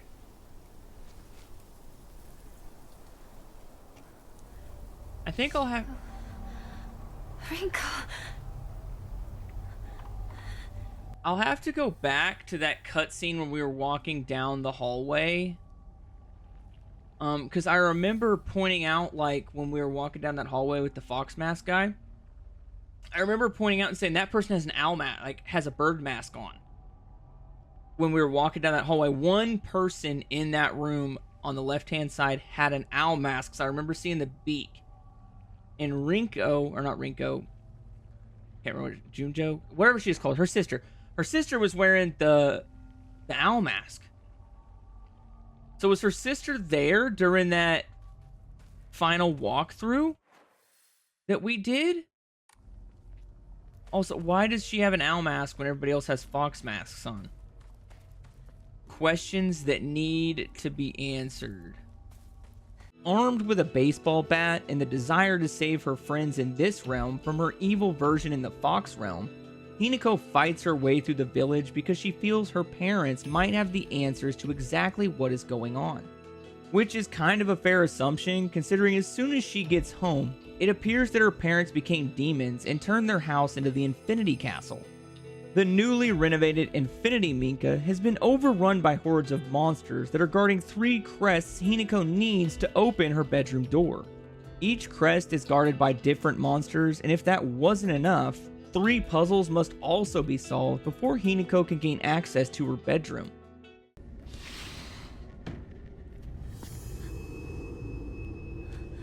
You can see me, right? Now you can even hear my voice.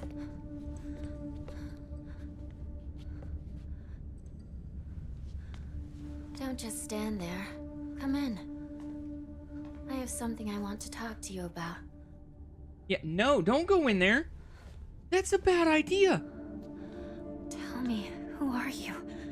I'm you. And you are me. I think it's weird too. We have to fight. You and I. A fight to the death as equals. But all you do is run away. Running and running. You're not even trying to take any of this seriously. Oh, and it's not going to end with you. I'm going to kill Mom and Dad too. In this house, this whole town's going with them. Rinko and Sakako are next. And of course, your precious partner as well. Confronting her evil version for the first time gave Hinako a newfound strength and desire to save those closest to her. Specifically Shu, who was constantly referring to Hinako as his partner, despite them never being more than friends.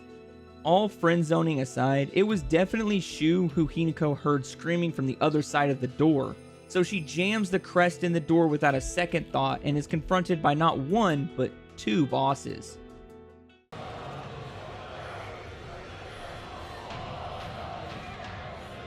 Well, I guess that means we gotta pipe down our old man. Too bad I don't have that fox arm, you know? Okay, here we go. Maybe we should kill the mom first?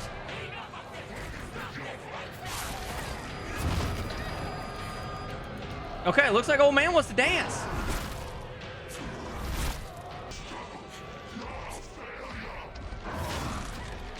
Okay, oh, right there. Oh, yeah, get him right in his jublets. Get him right in his bodanglies.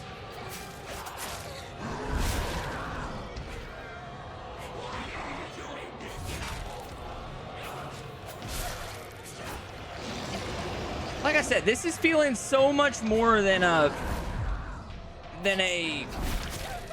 Silent Hill game. This feels a lot more like a Soulsborne.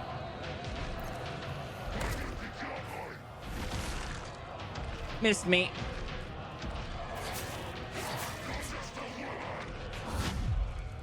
There we go, got him. Okay, you know what? Actually, I didn't want to do that anyway. Dude, our mom is just freaking just yeeting them blades at us. It makes it really hard.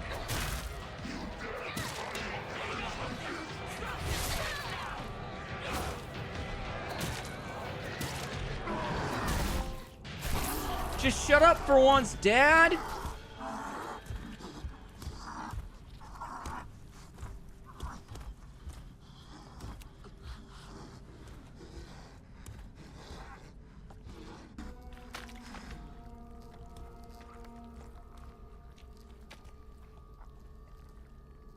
I wonder if killing him first changes my ending. I didn't realize there was going to be a trophy for it. I just thought he was easier to fight than the mom.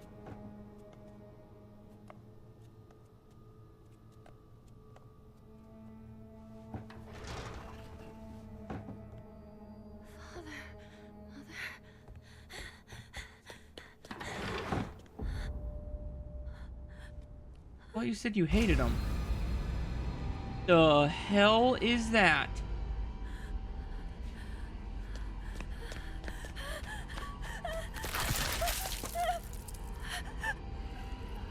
Oh!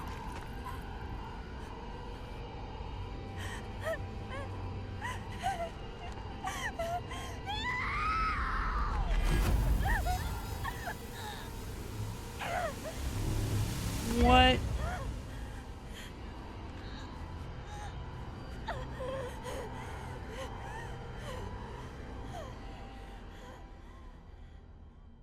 Really?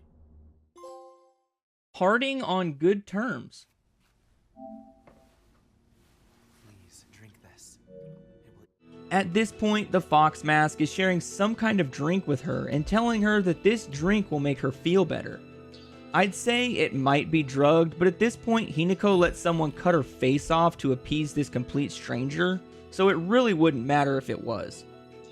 Anyhow, the man pins a brooch onto Hinako's lapel and sends her off into the shrine in search of another 3 crests.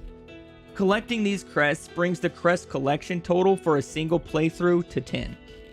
And the puzzle required for this final fetch quest is actually the hardest in the game. I'm not lying when I say that it took me almost an hour to figure this one out. Now, I'll admit, I'm not the smartest cookie in the tool shed, but this puzzle was just redonkulous.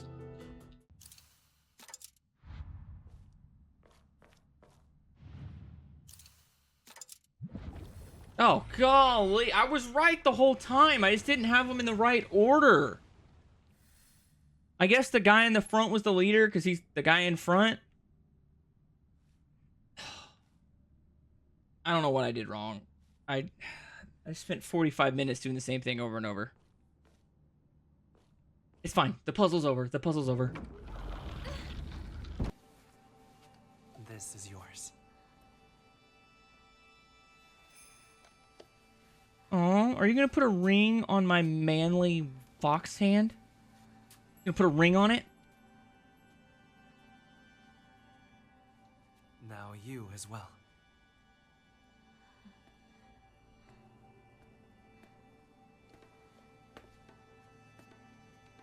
What do I have to stick in there?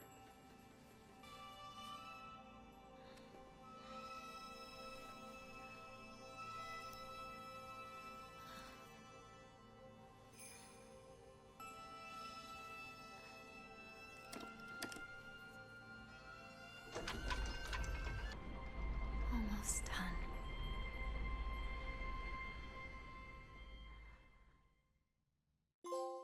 Solar and lunar eclipse. 2 portals open, doors to a secret world. Okay. At the realization of her eternal servitude to another person, Hinako snaps back into reality and awakens in the real world to find nothing left of her parents but some blood and slippers. This infuriates her so much that she goes through the village killing everything she runs into until she finally runs into the fog monster.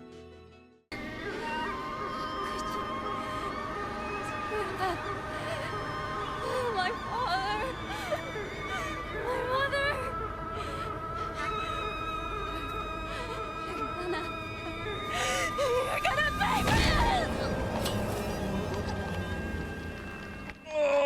not good. That's not good.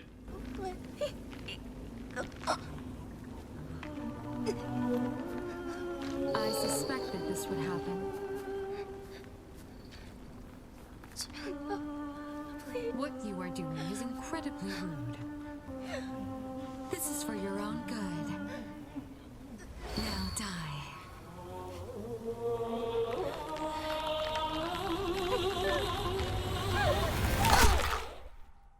I'm dead? The path of self-preservation, I refuse? What? I can't tell what's a gimme trophy and what's not because of the way they titled it. Okay, so I have a sneaking suspicion that I'm the fog monster. So when I'm in the Fox realm, is what I'm going to call this. I don't know if it's the other world. I don't know what to call it. But when I'm in the Fox realm, I've got the same arm as that fog monster. This is also the evil version of myself because I killed all my friends. In this version, this is the evil version coming into full power. Like, I get powered up every single time I do something. I'm sacrificing all this stuff to get more power and sacrificing all these people for my own benefit. So this is like the evil version of my conscience doing whatever the hell I want. And then the other version is me trying to save everybody, which is the good side of my conscience. And all this is like clashing in my head. Like the angel and the demon on my shoulders are fist fighting. And that's what is going on. I think is the premise here. Now that the good version of Hinako was just murdered by the fog monster while her sister was standing in the corner pretending to be Emperor Palpatine. Do it. The only version that remains is the evil version from the Fox realm. Freshly married and ready to consummate the union, the two of them are greeted by two altar vixens that hand them each a bouquet of witchcraft essentials. By placing these bouquets upon the altar, their union is official in the eyes of the Fox spirit, and Hinako is transformed into the Shiramuku.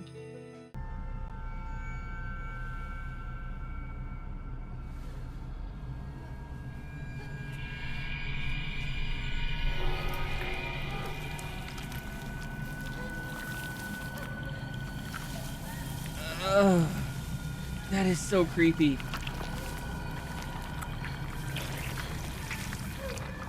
Oh, I don't like that at all.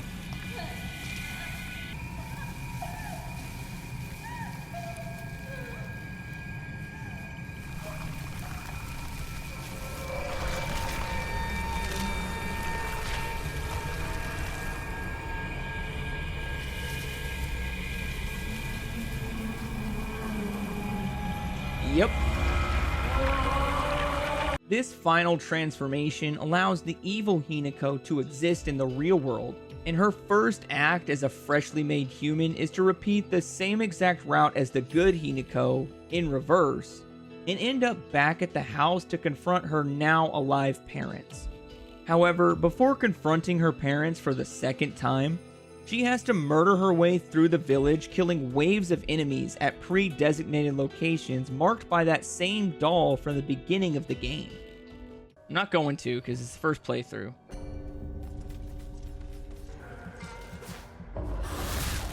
Oh, I might have taken a little bit of damage, but I cleaned her guts out.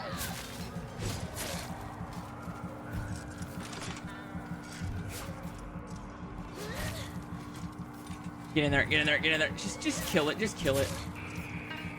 There we go, there we go. Yeah, siphon the souls. So I don't get any health by siphoning souls. That kind of sucks. Oh, there's more?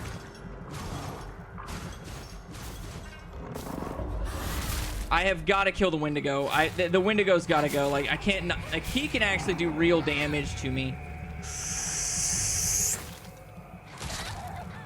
This guy can barely do damage. He's really just kind of an annoying monster to face. Not really a tough one. That's it. That's it. We're going invincible. Because I don't want to have to actually fight this guy right here. Big Chungus here just needs to get his ass kicked.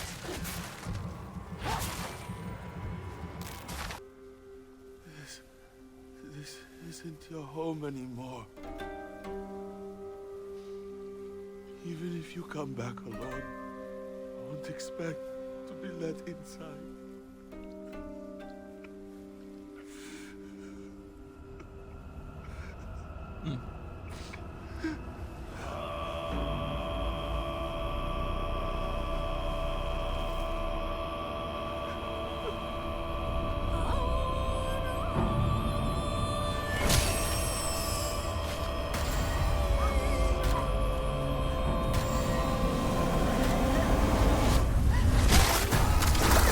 Oh, shit!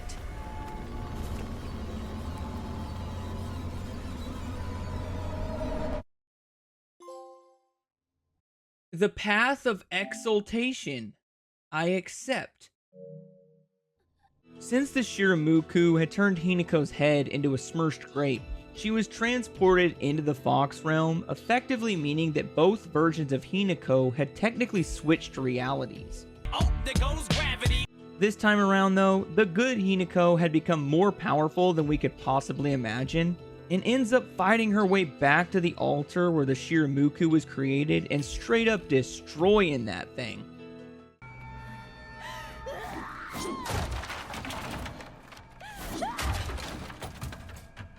Hey, I'm as mad as the next person, but destroying temples is never a good idea. This is what caused it all.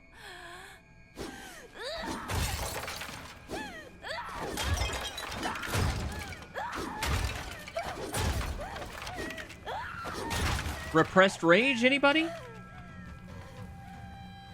Hey, I'm down with it. Tear that altar up!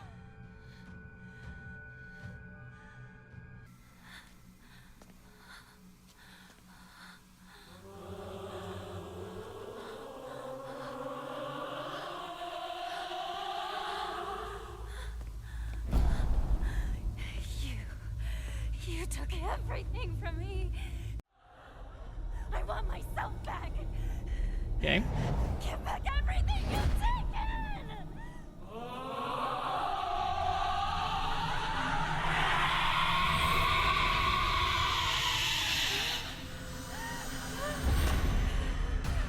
It's all good. Okay, I need to learn the attacks first. Okay, so she's still got the glitches.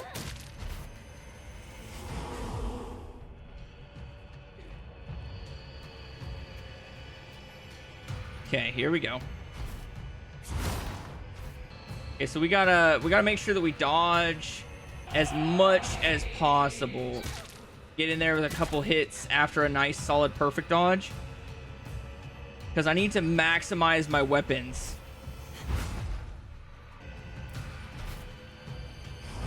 Oh, I missed it. I missed it. I missed it. That was my opportunity right there. I could have done some big damage. Come on. Dude, you're not this. Oh, shoot. Oh, no. Oh, okay. Yep. Oh.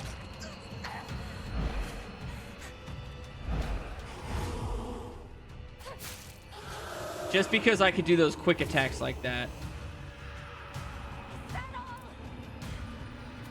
Okay, get in there. Oh, yeah, come on.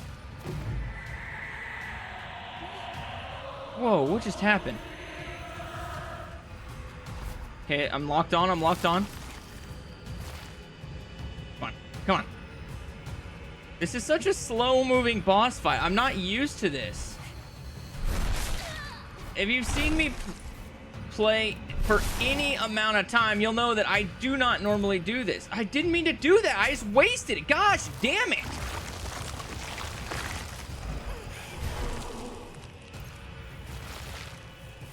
Okay, first aid kit. There it is. Get it.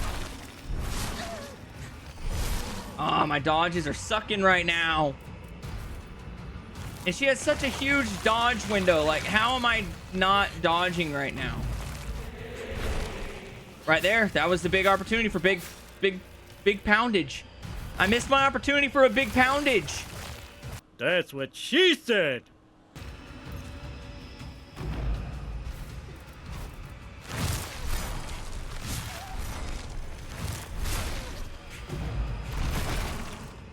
Holy shit.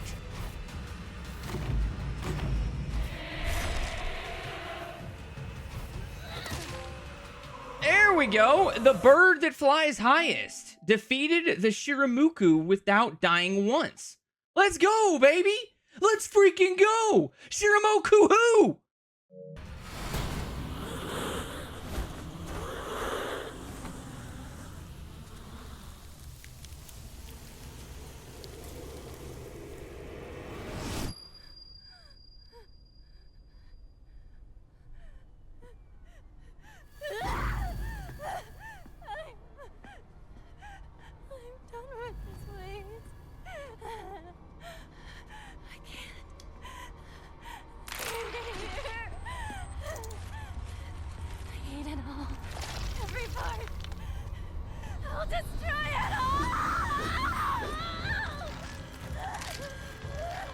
Yeah, let's go. Who wants some?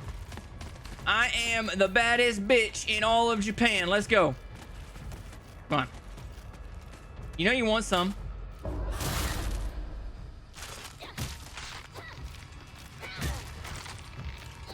Yeah, buddy. Yeah, bent pipe. Oh, I have 99 red capsules? That's dope. I am a drug addict, all right?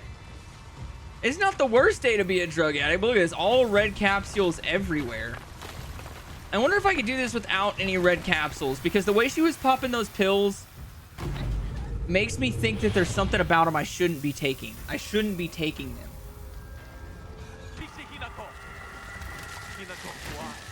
I guess I can just run. Why are you doing this? I thought I showed you.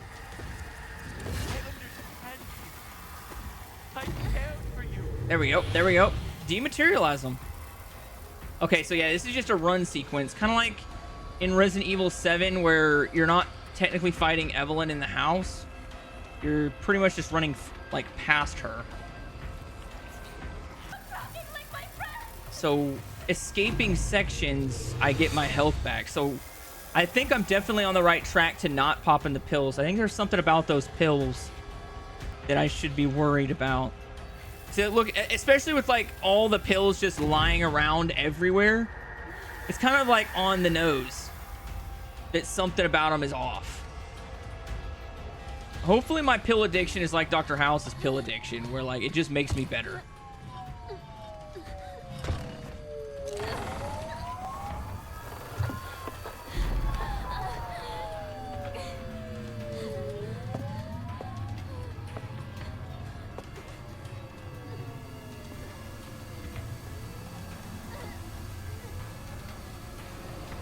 So what are those? What's up with the sirens?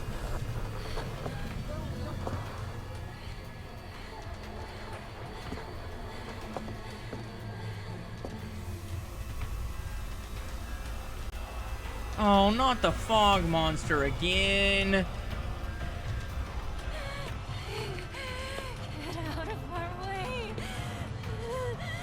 Get out of our way.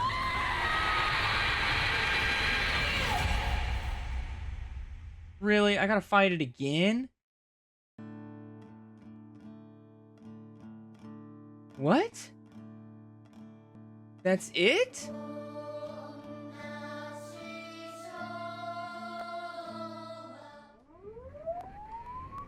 Yonikawa 2 to HQ. We've got 2 male victims here. Same female suspect as in the wedding massacre on Route 8. One victim is currently in cardiac arrest. Kagrocho 1 to HQ. We haven't found the knife used by the suspect at the scene. Chances are good that it's still in the suspect's possession. Better consider her armed. Over. Attention all departments. This is HQ. Female suspect is in her 20s and wearing a wedding dress. Height is a little over 160 centimeters. Last seen fleeing Tsuneyoshi Shrine. Believed to be armed and highly dangerous. Exercise extreme caution. Come in, HQ. This is Kagrocho 1. It appears the suspect was observed consuming red and white capsules at the scene of the crime. Kaguracho 1, this is HQ. Did the capsules match the ones discovered at the wedding venue? Over. HQ, this is Kagrocho 1. Affirmative. Collected capsules that the suspect dropped.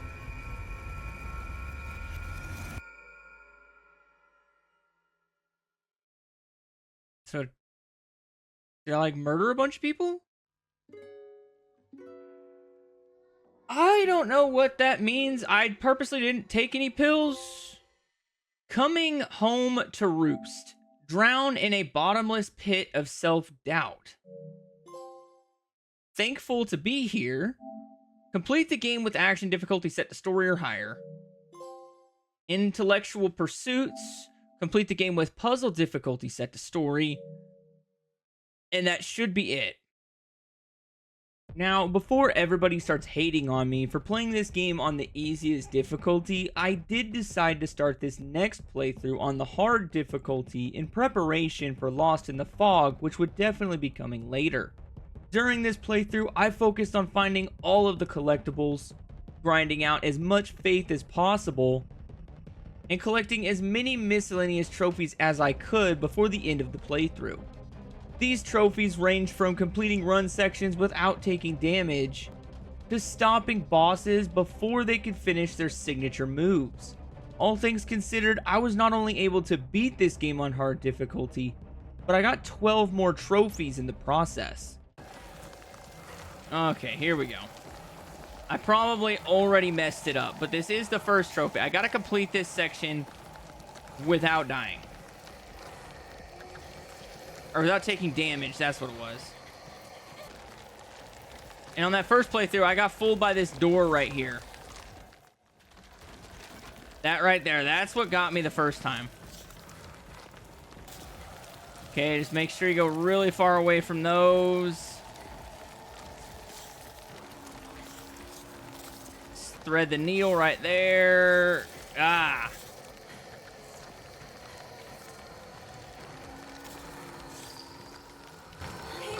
There we go. Like the fleeing hare. Escape from the fog monster at Ibisugawa without getting hit. That was actually a lot easier than I thought it was.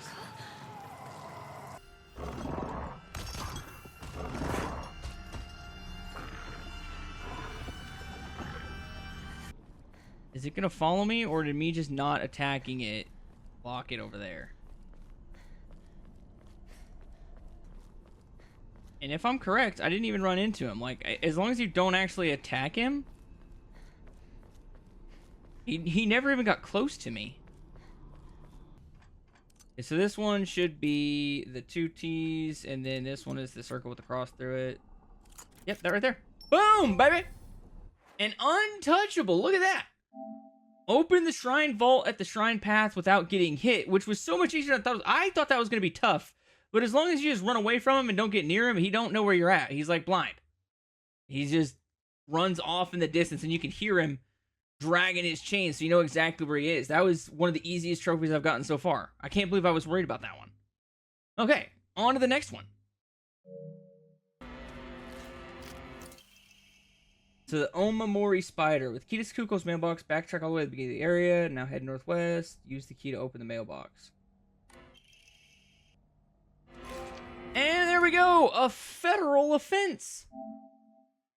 Opened the Igarashi residence mailbox. I really like what they did with the trophy art, with all the foxes and the really old school Japanese look. Those trophy cards are the best. That's the best trophy card, like, set and idea theme that I've seen in a long time. Maybe ever. But anyway, federal offense. Open the Igarashi residence mailbox. It is this one right here.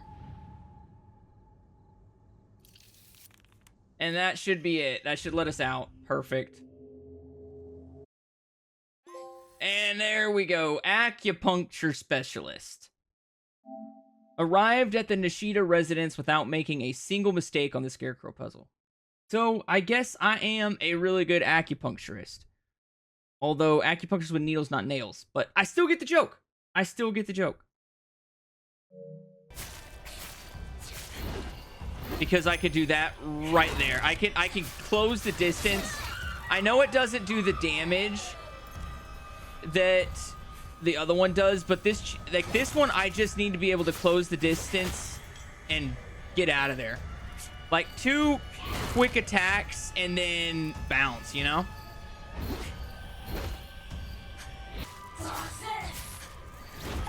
Oh gosh, dang it. Okay, so that's what I need to do. That Higashi is like, that is what I need to have on me so I can have an infinite number of dodges.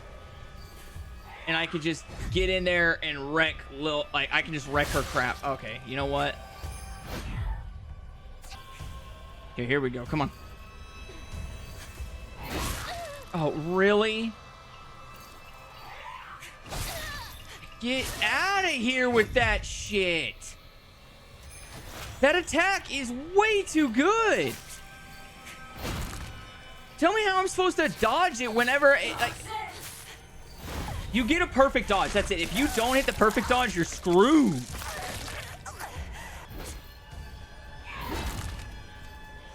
Okay, that's an easy attack to dodge.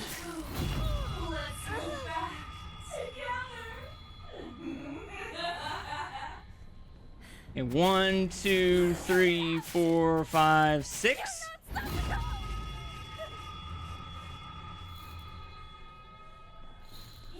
Okay. She is making it harder because she's not talking right away.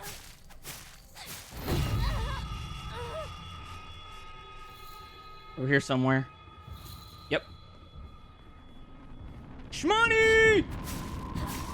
Yes, baby! Yes! And I got the sound of silence! Defeated Sakuko without getting hit by the Suzu Bell attack. Let's go! Oh! I still can't believe I did the trophy for that. Just getting through the boss fight on hard was enough, but I'll take it. I ain't arguing. I'll take it.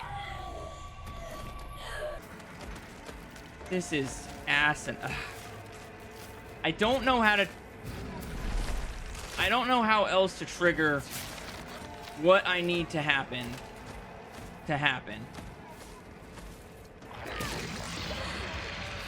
Oh, dude, he's got some... whatever they call it. Wait, gingivitis. That's the word I was looking for. I was gonna say conjunctivitis isn't the right word.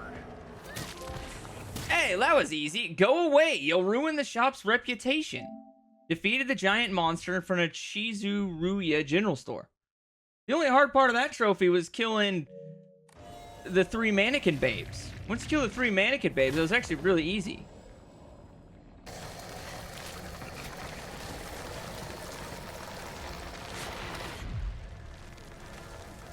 Okay, got that one.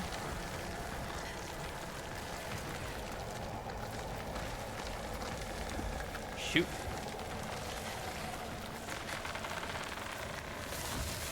I don't know what that was for. What was that? Was that like... It might have been like some red capsules or something.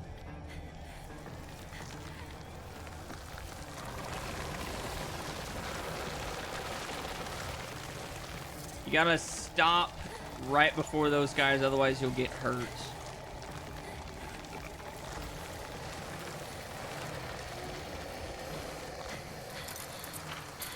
And that should do it. Okay, wait a minute. Maybe not. Maybe not. Maybe I still have another run section, maybe?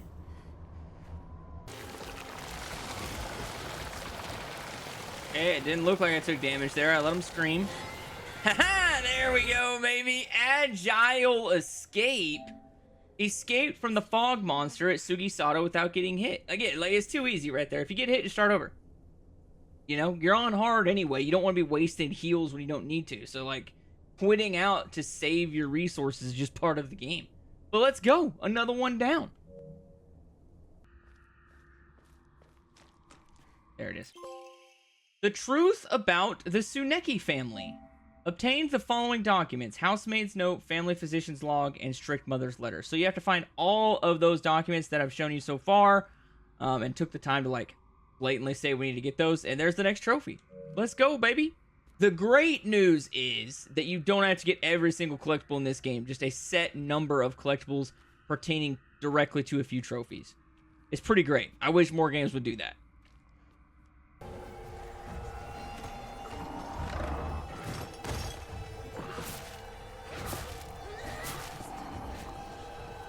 Holy crap, finally. Oh, do I not get to... I don't get to suck the soul out of the big one? That sucks. That was the only thing I wanted to do.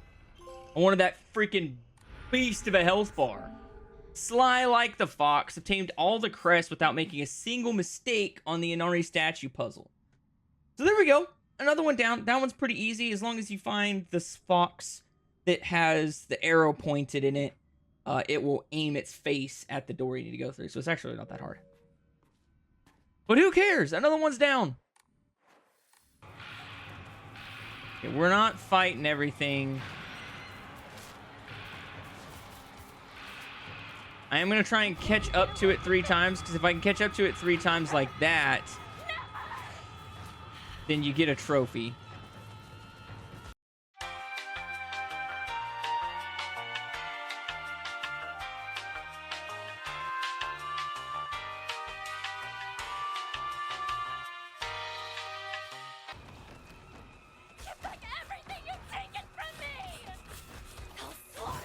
Okay, well, I caught it. I caught it.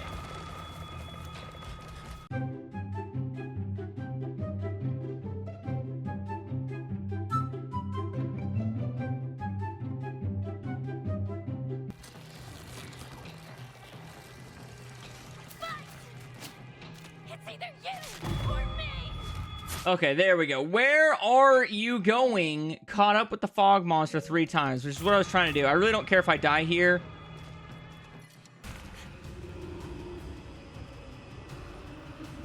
Come on. Yes! I didn't even use the freaking hand mirror, baby. I didn't even need the hand mirror. Let's freaking go, baby. Beat the game on hard. Come suck the nuggies. Because they need it. I will say the first ending that you get in the game, there's only one ending you can get to the game the first time around, and it sucks. So they clearly knew what they were doing by making your first ending really bad to force you to kind of want to play again. Because I obviously did, because that ending was horrible. Obviously on my channel I go for the platinum trophy, so I've got to beat this game like 5-6 times, but second one down. I got 90% of the New Game Plus collectibles, so. Okay, let's see. New Game Plus. You can now create... Ooh, grateful for a worthy foe. Completed the game with the action difficulty set to hard or higher. Wise researcher. Complete the game with puzzle difficulty set to hard. So that's the 2 hard trophies out of the way. So if you ended up hating the original ending to this game, you're definitely not alone. The basic ending for this game seemed like it came out of nowhere and had absolutely nothing to do with the story they've told us so far. And that's pretty well true, because if you don't play the game an additional 4 times to unlock the additional 4 endings, you're not going to understand any part of that original ending. And let's be honest with ourselves, if you don't like the ending to a game and it's already going to take you another 10 hours to get to the next ending, you're probably not going to grind it out an additional 4 freaking times. Stretching the plot of the story across 4 separate playthroughs is kind of the equivalent of Call of Duty making the storage size on their game so damn big that it's physically impossible to have any game on your system other than Call of Duty. Now, having just trash talked Silent Hill F a little bit, I will say that the more you play this game, the better it actually ends up being. Not only do you get access to hidden files and secret endings that actually explain the intricacies of the entire plot, but the combat gets smoother and smoother the more you get and the more Omamoris you stack on top of it to build your character. With that being said, on the harder difficulties, it becomes glaringly apparent that this game is just a Souls-like with a Silent Hill skin draped over it. That's why my 3rd playthrough ended up only netting me 12 trophies and 2 additional endings. So did our dad sell us to the Fox dude? Because we definitely marry the Fox dude. Oh. Oh my gosh. This is the room where they store the body parts that we cut off of ourselves. Because see, there's the ritual box with somebody's arm in it. Anyway, Fervent Collector obtained all the items that increase inventory size. Nice. Although an inventory of 14 is a weird number. Like, why couldn't you just make it 15? I don't know. I don't like that it's not 15. Anyway. Kinako, we're heading home. What about the aliens? Everything all right? Oh, the neighborhood watch got together and took care of them. The neighborhood watch beat the aliens? See you tomorrow. That's literally a movie. It's a Ben Stiller movie. It's hilarious. For dinner tonight, I'll make your favorite Hamburg steak. But really? Mother, I told you that's Junko's favorite. It's a dog! In an alien spaceship!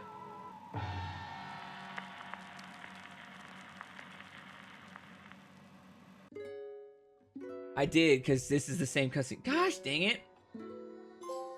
Hey, but there we go, baby. The Great Space Invasion. Rise up. The space army is coming. And it's got a doggo piloting the spacecraft. Which means technically got a dog ending too. I mean, this game just went up a step. Oh, Omamari Sage. Obtained all the hidden Omamari in the game. So there we go. That's all the ones that you could find out in the open world. Now all I have to do is buy them. And I don't know how much that's going to cost me. But we got to get all of our upgrades first anyway. But there we go. Another trophy down. I mean, Shu's just a drug dealer. I mean, this is his shack where he literally makes these little pills. I mean, he's just slinging drugs in high school.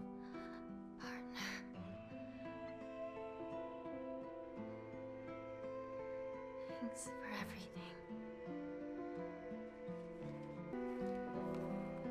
Oh, okay, so that's her leaving that behind. I'll do this without you. I'll be fine. So this is her giving up her drug habit. Congratulations, Hinako. You're no longer a tweaker.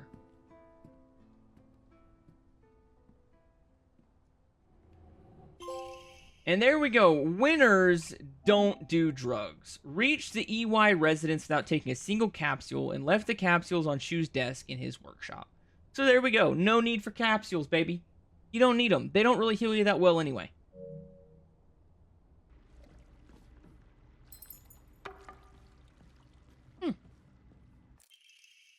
Ooh, and Ema. Don't mind if I do. Treasured belonging. Obtained the small vial containing the Agara no Hatai-sama. I don't know what that's for, but we got the trophy for it, so that's good. That also should fulfill another requirement for one of the endings. So we're doing good on our ending scumming as well. Come on, she's right there. Just take this L. There we go, baby. Echoes of Jealousy. Defeated Rinko without being hit by her puppets, which is too easy on New Game Plus if you stack all the Omamoris like I just did. Let's go, baby. So after I get the sword, I need to come back down the mountain and make a save, because one of these endings, I have to purify the sword, and the other one, I have to not purify the sword. So if I do that, and I don't purify the sword, I'm going to purify it the first time, and then we'll find out afterwards. But then that means I only have like an hour left to get another ending. And since I've already gotten 2 endings, that should be 3 or 4. Ooh, baby. That is a katana.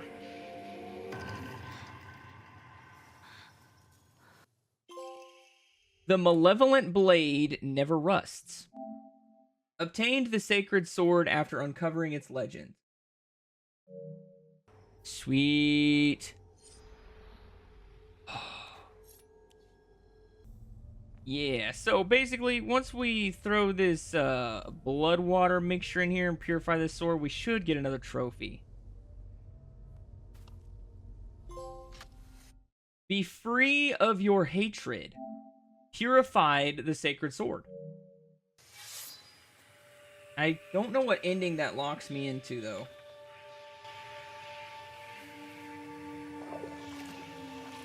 Thank you so much for helping me. But I'm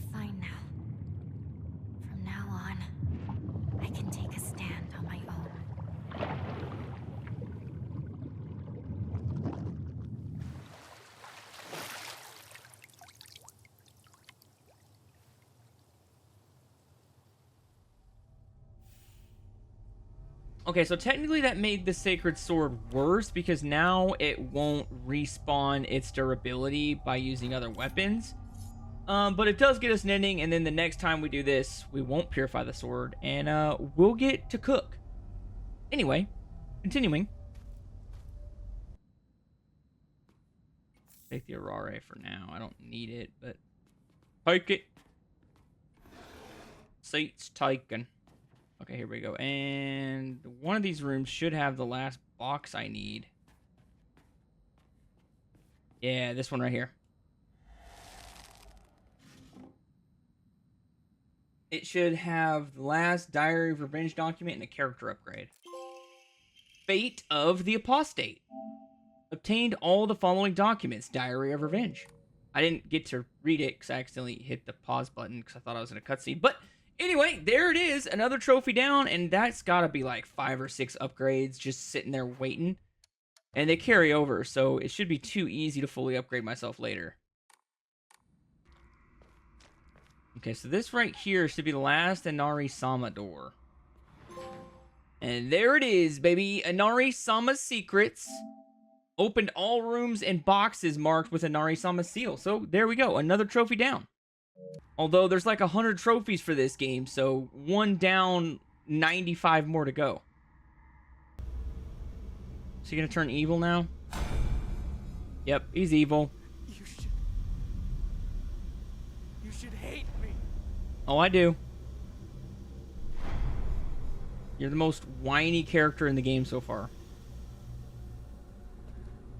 You have like 18 women throwing themselves at you and you're upset that she's marrying somebody else? Like, come on, man. Never hate you. He's my partner.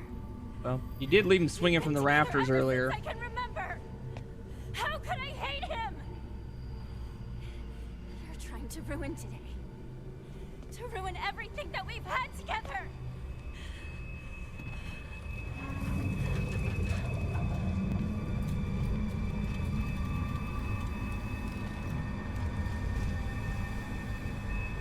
Oh no, that's cool as hell.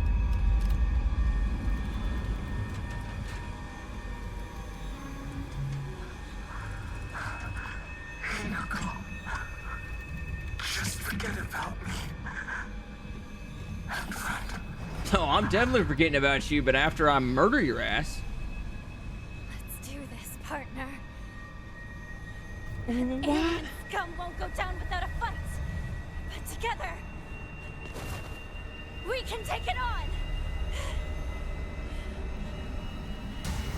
Why do we care?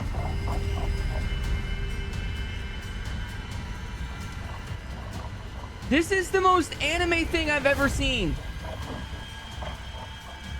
I don't even know what's going on. I don't know if there's a set amount of damage I've got to do to trigger this boss's phases. But he's pulled out the bow, which you would think means he's about to start making me dodge the bow.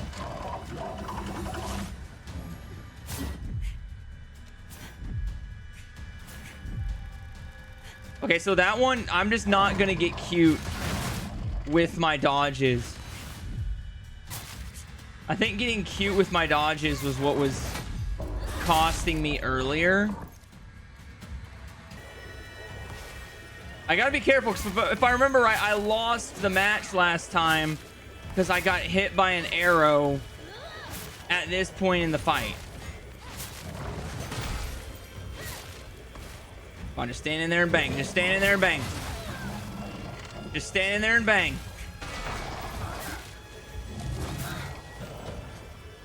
Like I said, it's a stupid easy boss. There it is, baby! Puppet Master! First try of the day! First try of the day! Defeated the Tsuko Mogami without getting hit by a single arrow. I cannot believe I got that on the first try of today.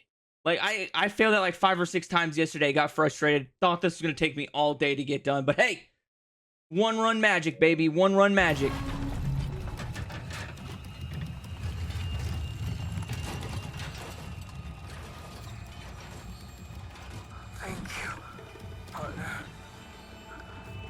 you could make me whole again.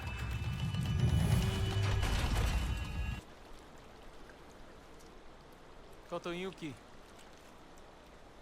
I'm counting on you to look after my partner for a while. It will be for more than a while, I assure you. If you ever make my Hinako unhappy, I'll beat you to a pulp. Hinako belongs to me. She is no longer yours. No way.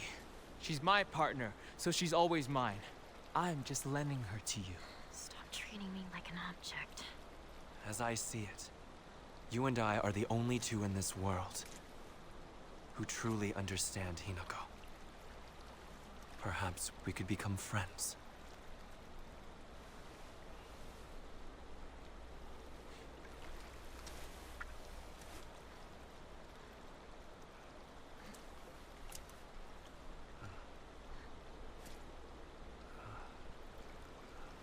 Hey, a fist bump's good, bro. A fist bump's good.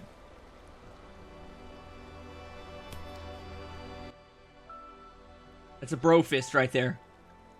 We're bros. No. Gotta keep talking. Okay, we gotta skip that because copyright. I'm scared. I don't want to be like my mother. I don't want to become my mother. I sliced my whole face off that time? I don't know. I don't know what happened there. That's not even a good ending, but it is an ending. Fox's wedding. Dolls are happiest when they are loved, which I think is ending 2. It should have been ending 2. So we should have... I'm gonna save over my OG save file. I want you gone. Go back to being Shimizu Hinako. So, like, which one of us is the good version at this point? Who are you? Hinako would never act this way. How have you entered these sacred grounds? Reveal your true self!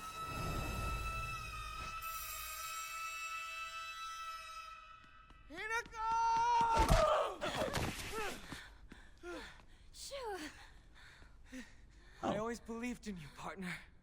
Ere you set foot here, how did filth like you creep in?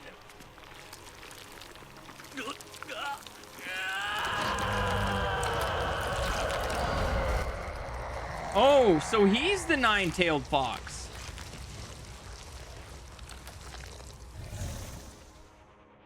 After Naruto, they must have put that nine tails in him. So is he like the fox god that came into and took a mortal body to marry me?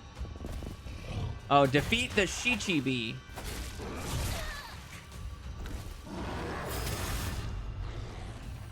Oh, look at that. I'm right up in his grundle. Ah, that was an interesting camera angle. I noticed that you don't have any nuggets, my good sir. How did you expect we consummate this marriage? When did the nine-tailed fox change his name to Shichibi, though? I thought it was Kurama. That's how we Americans say it. I want to save my katana for, like, what I think is going to be, like, the final phase.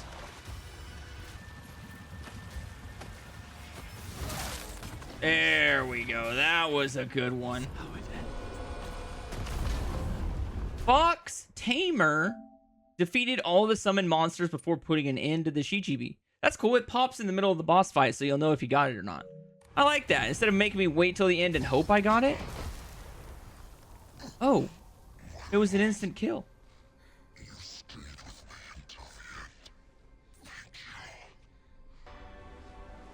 I suggest you leave. I am still a monster after all, and won't hesitate to consume you if given the chance. See you later, comrade. Dude, bro just said he'll eat you. Get the hell out of there. A gallant man. I must hold my head high.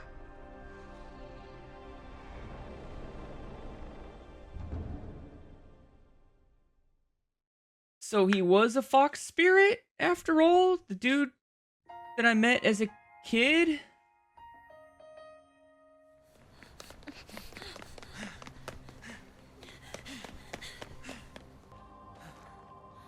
Thank you,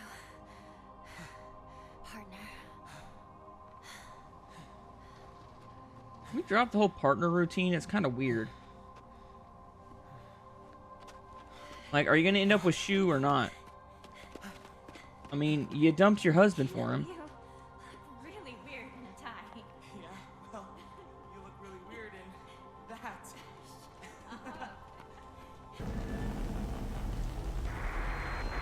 Geysers have begun to reach approximately 50 meters in height, and over the past 3 weeks have shown no signs of letting up.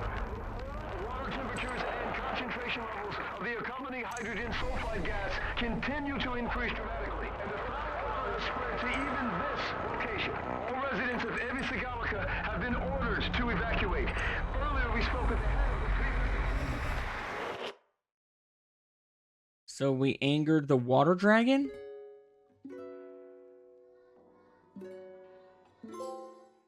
The fox wets its tail. A hell of your own choosing. Nothing else matters now. I will say that I do like how in this game, all of the trophies related to endings, it doesn't tell you anything about the ending. The trophy title is very cryptic, the fox wets its tail, and then it just tells you like some fortune cookie wisdom for the description. Which I kind of like. I also liked how Silent Hill Homecoming did it, where it would literally just say ending A, ending B, ending C, and all that stuff, so you don't get the endings ruined by reading what the trophy title is. So anyway, technically at this point I had beaten the game 4 times, but this was the first chance I had to play on New Game Plus 2, which is a fancy way of saying a save file that already has 2 full endings on it. Basically, if you beat the game on New Game Plus 2, you're able to find all of the last collectibles needed for some additional trophies, and unlock the true ending of the game as long as you never use any of the red capsules and sacrifice your brooch to a Jizo statue towards the end of the game. The true ending of this game has a 2-tier boss fight, where both versions of Hinako fight separate bosses on separate dimensional planes. Not gonna lie, this boss fight is actually pretty damn awesome, and successfully beating both fights gets you one of the better endings in a game that is already lacking even a decent ending at this point. Okay, so somewhere in here should be the last diary piece. Right there. Fires of Jealousy. Obtained all the following documents. Rinko's diary. So Fires of Jealousy, that must be why we drop her into the lava pit. That's kind of cool. I like that. I like that. Okay, so in here should be the last Rinko diary piece right here. Or not Rinko, Sakuko diary. A Miko possessed. Obtained all the following documents. Sakuko's diary. And it should be right here, should be another trophy. Good intentions. Obtained all the following documents. Clinical trial.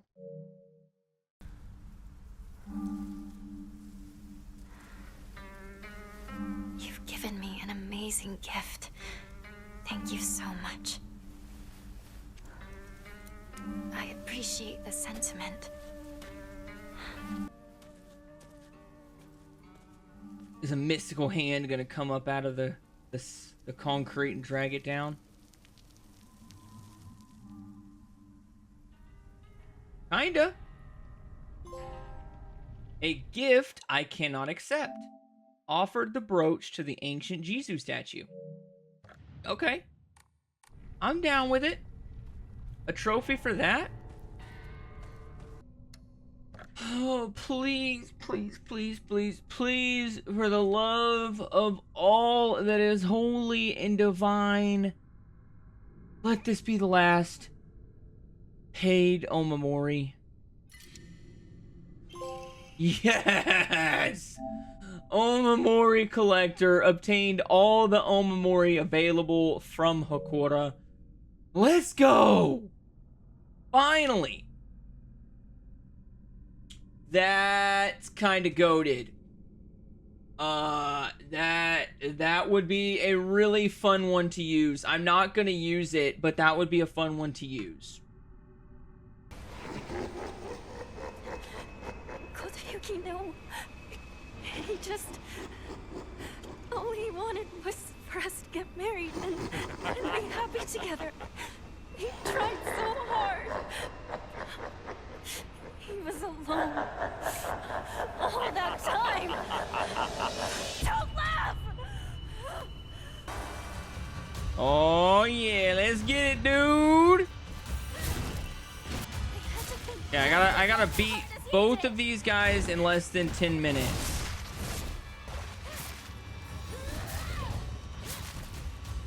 Okay, that's phase 1.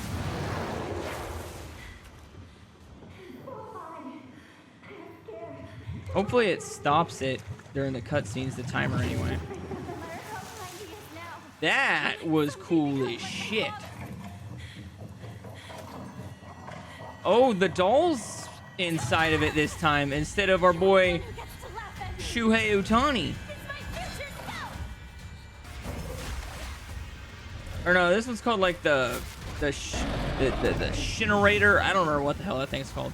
I remember this one's called the Suko Megami. Or Suko Mogami.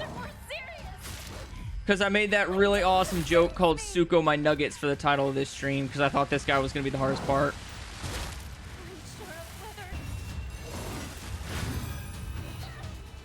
Dude, this attack is so bonkers, man. There's no way I did this in 10 minutes.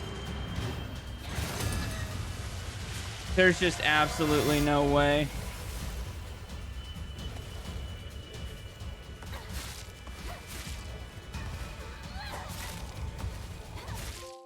Oh, I did it! Godslayer, let's go, baby! Let's go! Defeated both the Suko Mogami and the Kyuubi within 10 minutes of the fight starting. I guess I did it, so the cutscenes must not count. Either way, 2 gods slain. I'm still the baddest bitch in Japan. Let's go!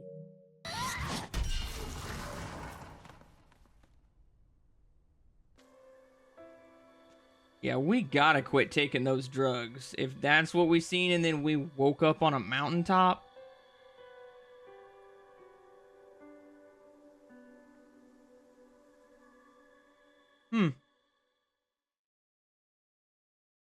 That was an ending. I'm not sure if it was a good one, but it was an ending. Ebisu Gauka, in silence, we need to talk about our future. So yeah, that definitely happened. Okay, so I'll be honest, I have another confession to make. I did try to get cute with the Lost in the Fog ending and just pop the UFO ending so that I didn't have to play an additional 3 hours of the game in order to get the Platinum Trophy. But the developers had already thought of this, and I'm happy to report that unless you beat this entire game on the hardest difficulty, you will not be getting this Platinum Trophy. So with that being said, I started my Lost in the Fog playthrough on New Game Plus 3, so I would have access to all my unlocked Omamoris and all of my previous upgrades. With that being said, the build I developed specifically for beating Lost in the Fog difficulty ended up breaking the game. And even though I chose the hardest boss fight to end the game on, it only took me 3 or 4 attempts to beat the Kyuubi. Now, since I invented this build, I've earned the right to nickname it whatever I want, and I've decided to nickname it the BBIJ build, which is short for Baddest Bitch in Japan. To accomplish this build, the first thing you do is max out all of your stats with offerings and faith. And then you choose a very specific 5 Omamoris that build your characters to capitalize on perfect dodges and counterattacks. My chosen Omamoris were the Rabbit, the Kudzu Leaf, the Serpent, the Suzerain, and the Swordfish. I'm not kidding when I say that this build will basically turn Hinako into the 4th Hokage. And I was barely even getting hit in a majority of the boss fights. By the end of this playthrough, I not only got every single trophy in the game, but I beat the hardest difficulty against the hardest boss and unlocked all 5 endings on the very same profile.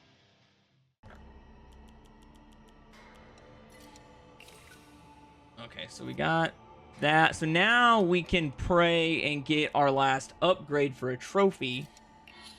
Thanks to that antique comb. Close to the sun. Fully upgrade health, sanity, and stamina. Which means the only thing we have left to do is quite literally beat this game on Lost in the Fog, and we've got the platinum. Dude, that final phase, his attacks are like impossible to dodge. Not only they're impossible to dodge, if you hit the dodge, he gets out of the animation fast enough that he's not even able to be hit.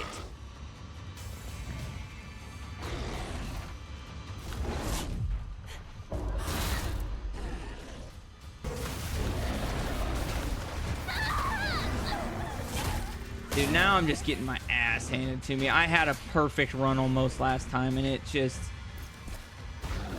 I'm just getting destroyed at this point.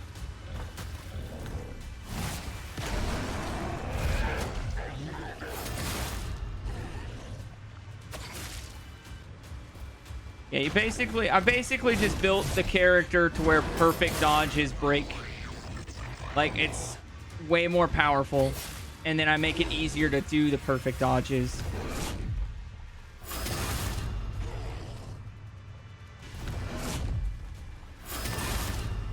Now, if I'd have fought the Suzumochi, I can't remember what it's called. The white outfit with the no-face monster that we had to fight to get to this boss fight, I'd have probably been done in one run.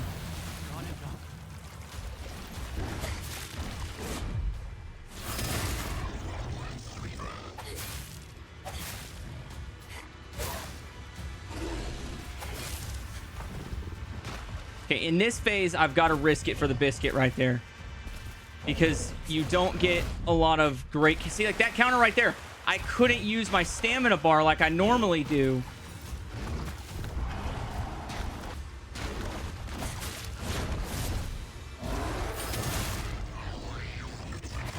Come on, he's right there.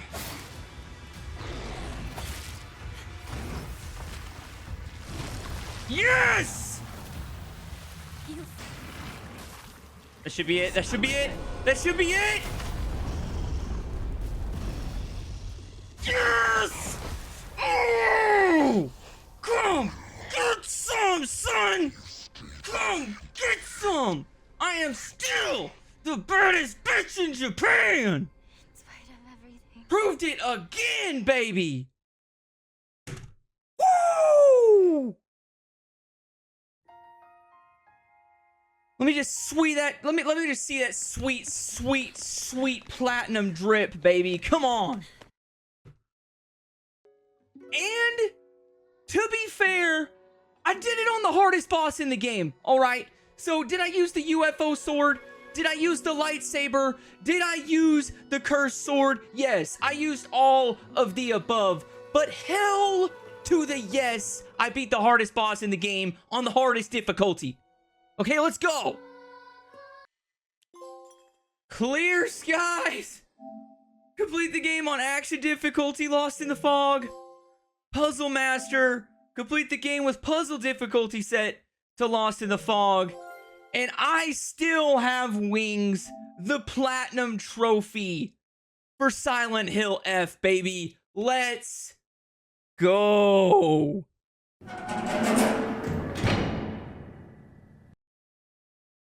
Silent Hill 2 starts off with the main character, James Sunderland, staring at himself in the most disgusting roadside bathroom. Here we learn that he is venturing into Silent Hill to find his wife, who may or may not have died 3 years ago. It's kind of confusing, but it's Silent Hill, so it's supposed to be confusing. Anyhow, while meandering his way through a foggy forest, James runs into a young girl in the cemetery, talks to her for a few minutes, and learns that she is certifiably insane before deciding to run all the way to Silent Hill.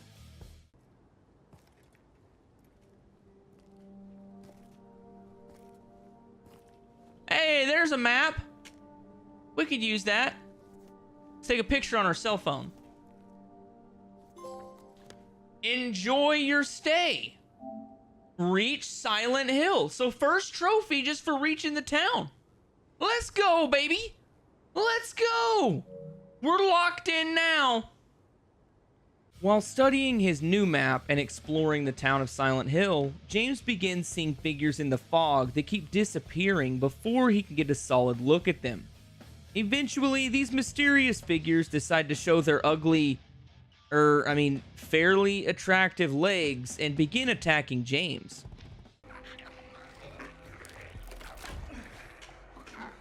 Oh yeah. Batter up! Come on. You want some of this? Come get some.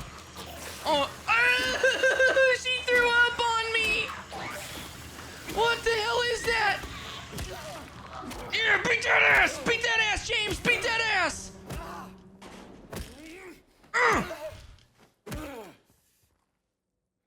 Oh. Okay. Okay, we're good. In the process of defending himself from the demon tweakers, James acquired a beaten stick and a radio that uses white noise to alert him to the presence of some of these demons. For some reason, the four-legged mommies don't trigger the radio, but pretty much every other enemy in the game does. Using this plethora of new items, James is able to fight off the horde of geekers, solve about a dozen puzzles, and then go shoulder deep in a wall sphincter to get a random button. I really don't want to look in there. I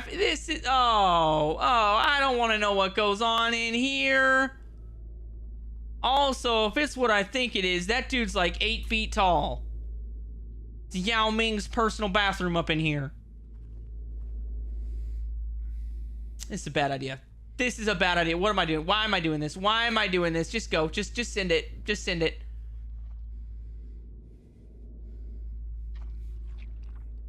Ooh, it's making noises. Oh, it's a wall sphincter. A jukebox button? That's what I pulled out of there. Why is it brown?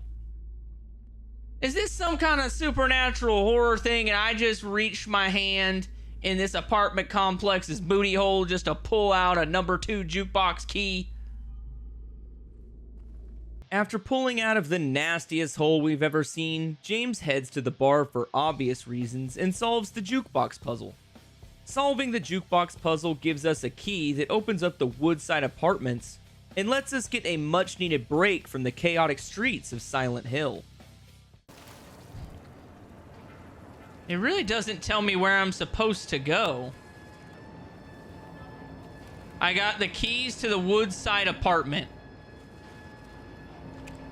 There we go. Okay, okay. Okay, got it. We're supposed to go to the apartment complex. Nice and cozy. Reach the Woodside Apartments. Okay, so this was the story direction I was supposed to go in. I'm not a complete idiot. I'm only half an idiot. The other half is left up to interpretation. What I was saying was like the game's kind of slowed down in intensity. It kind of comes in waves. It feels like it's just, you know, a couple fetch quests in between story events. At least that's what it feels like to me. Okay, I definitely was supposed to find like a key or something. You never know. Try to open locked doors 50 times. Okay, so I guess it's just my paranoia and not knowing what constitutes a locked door. But a trophy's a trophy. At first glance, the apartments seemed to be a much safer alternative to the chaos unfolding outside. Inside the apartments, there were much less geekers fiending around, and aside from what seemed to be a scene straight out of the Conjuring movies, the endless maze of doors led James to a stockpile of ammo and healing items that were about to become much, much more important.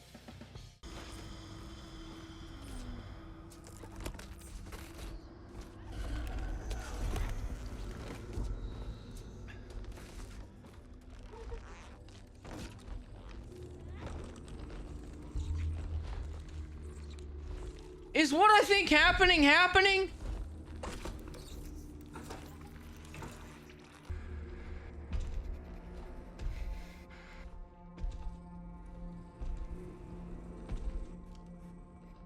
Oh yeah, but finger on the trigger, brother.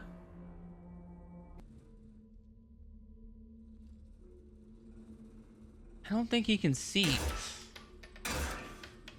Why did we do that?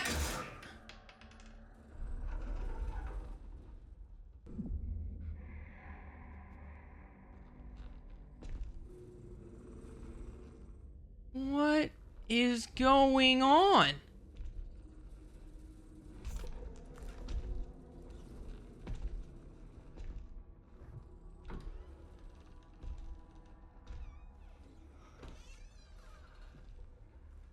Clearly he can't see, and I shot him in the face like 3 times and he didn't even do anything.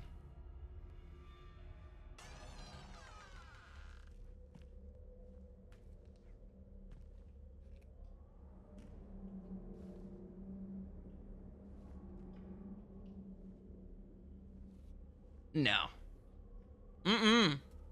This seems like a horrible idea, James.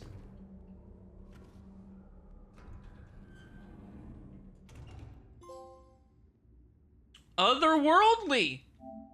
Enter the other world for the first time. What is the other world? Is this like the upside down? Sorry, I had like a cat hair or something in my mouth. I was trying not to like gag on it. Yeah.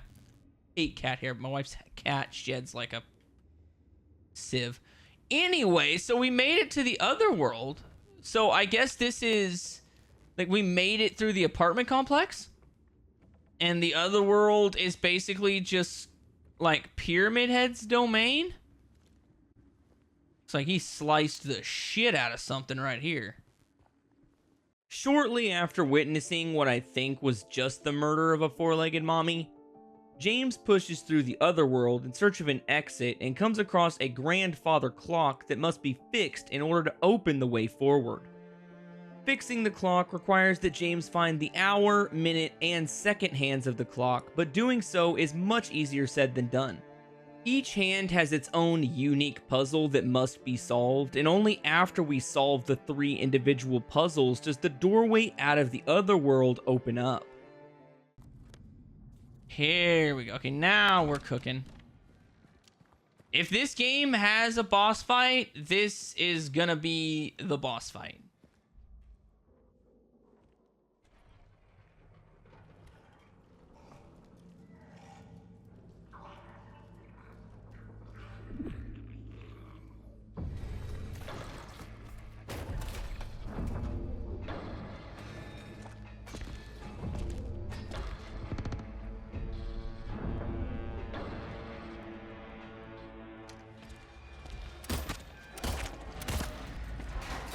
I have no idea what I'm supposed to be doing. Clearly, I shouldn't be shooting his head, right? I mean, shooting him in the head kind of seems stupid. He's got a metal pyramid on it.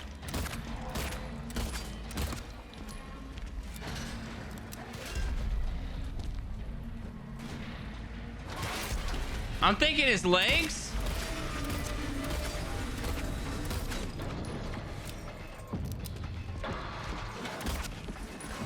Go, go, go, go. Okay, okay, okay. See, I told you, it's a boss room. I've seen a million boss rooms in my day.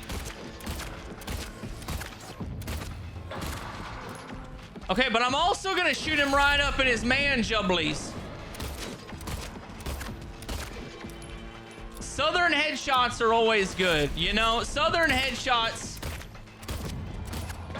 on a male enemy is always a good bet.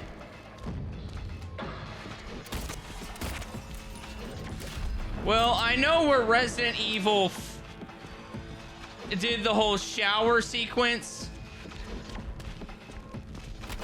with their ripoff of Pyramid Head, the big axe wielding dude.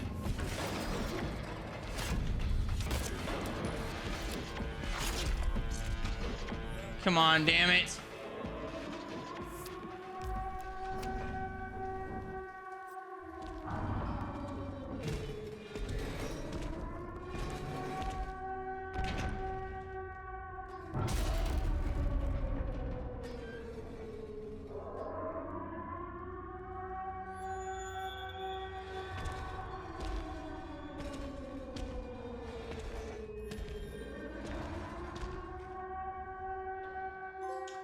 What just happened? Past. Make your way out of Blue Creek Apartments.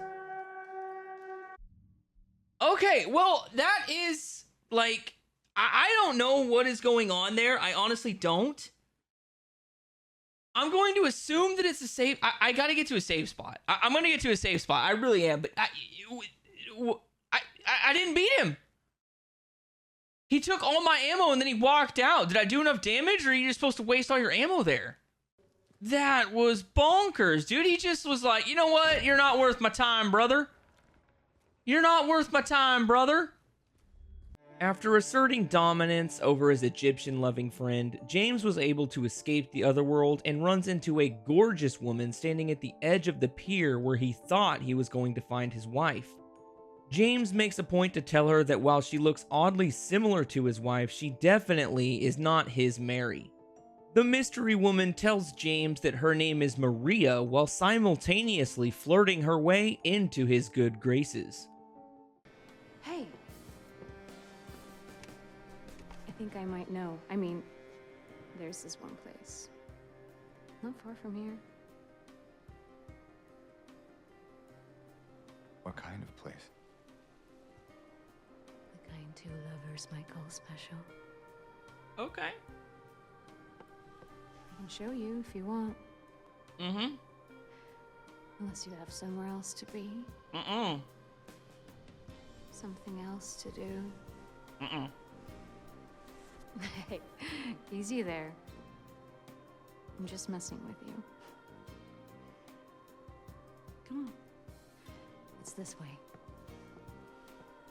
Yo, dude, I know we came here looking for our wife, but like, if she is dead, I mean, I feel like Maria, Mary, it's a close enough name. I mean, maybe she's cool with going by Mary. Who knows? Only one way to find out, baby. Why did it pan over to that? Uncanny. Meet Maria. Oh, I met Maria. Oh, let's go. Maria is definitely somebody that's going to be very hard to forget. With James trying to strike a balance between finding his wife and keeping a cordial relationship with Maria, he decides it's best to allow Maria to join him on the search for his dead spouse. During this search, the duo meanders their way through the not-so-abandoned town of Silent Hill, checking every nook and cranny to ensure that Mary isn't hiding somewhere. This search leads them to a seedy motel on the outskirts of Silent Hill that contains an Easter egg from the OG Silent Hill 2. Because this is definitely one of those games where it doesn't just go like, oh, the combination to the safe is 7057. Hey, you think I'd look good in this one? Absolutely. Sure. Yeah. Not quite the ringing endorsement, but hey, I'll take it. Are you offering to change? After James decides to commit a B&E in the name of nostalgia, he breaks into a safe located in the motel office and has to save his not-girlfriend Maria from death by a four-legged mommy. Oh! Oh, she's getting her ass beat! Oh, stomp it down. Don't you ever touch Maria with those nasty ass legs again. You think you just saved my life back there? With the silence now officially broken, it seemed as if every geeker and four-legged mommy in Silent Hill decided to converge on the duo all at once. And while James does have a significant amount of repressed rage to work out, the amount of geekers begins to overwhelm him, and this duo is forced to take shelter in the local strip club.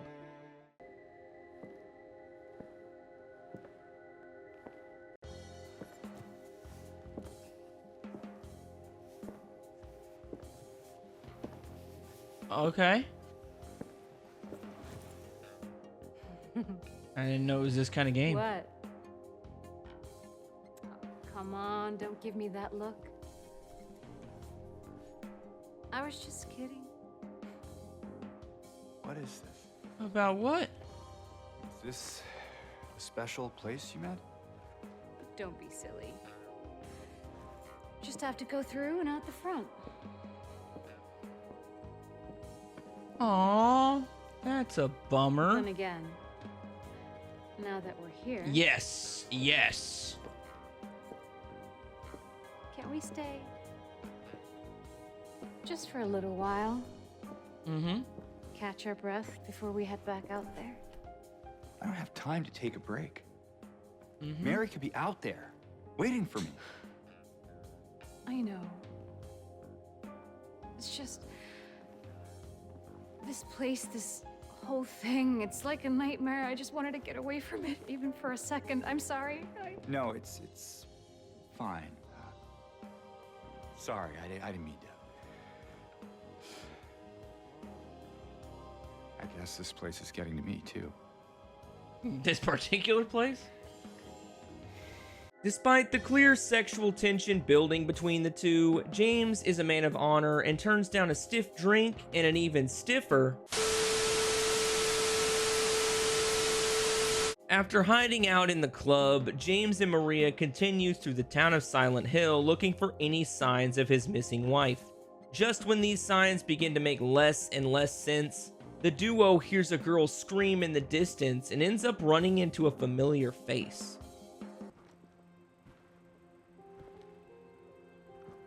Eddie? Oh. You're, James. We met back at the apartment building. Yeah, I remember. Watching Big Chungus lick the bottom of an industrial-sized container of ice cream has James feeling hungry, and while searching for some snacks in the lobby, he runs into Laura, that brat child from earlier. In perfect brat fashion, Laura bolts through the main doors and evades James by hiding in Brookhaven Hospital. I'll treat you as grown up as you want. You can be like, hey, I'm an adult. I can handle a conversation. We'll have a conversation.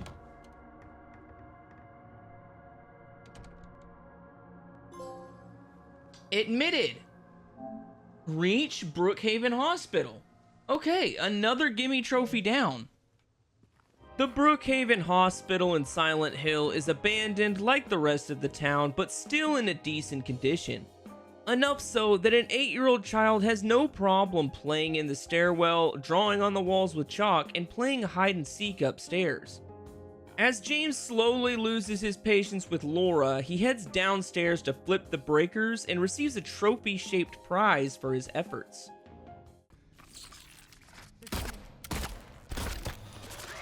There it is. Blunt force trauma? Kill 75 enemies with melee weapons? I mean, I can't believe I've actually killed 75 enemies in this game, period. Stay that, you know, keep beating it, yep, stomp it out. We're not taking any damn chances, okay? Just keep on stomping, James. You're gonna have to stomp a mud hole and walk it dry. Stone cold James Austin right here. Unfortunately for James, the Brookhaven Hospital is home to some of the creepiest nurses in the world. These nurses sport a bad attitude and an even worse face.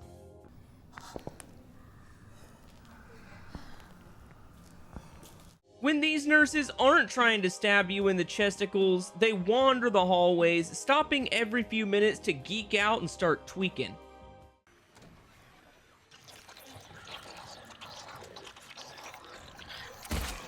Why is she twitching? Dude, she's geeking.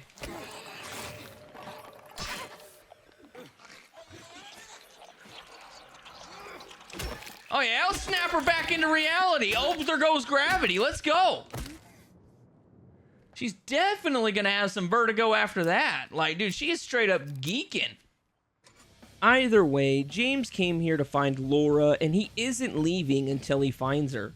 In order to progress through the hospital, James has to find 3 hospital bracelets that were each assigned to special patients.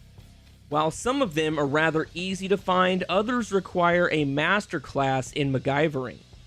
One such bracelet can only be found by making a fish hook out of a dirty needle in an IV tube, then using that hook to fish a key out of a drain in the clinic.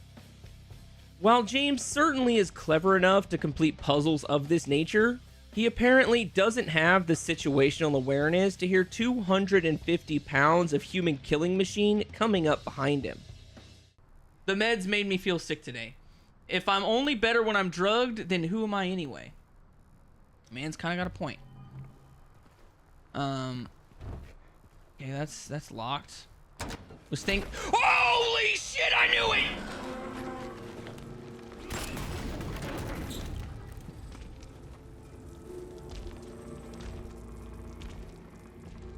Holy shit. I knew he was gonna show up again. Gosh damn, that was a hella good way to make that jump scare. After being on the receiving end of an Egyptian-sized chokeslam, James wakes up next door to Laura and is finally able to ask her about Mary. While Laura is hesitant to speak to James, she tells him that he can find Mary by going through the double doors at the end of the hallway. James, being the lovesick puppy that he is, doesn't think twice about why Laura didn't go into the room first, and discovers that he has been tricked by an 8-year-old.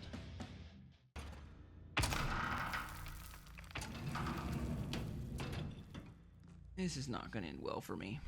You sure this is where you left it? It's in the back. Behind an old pipe. Okay, wait here.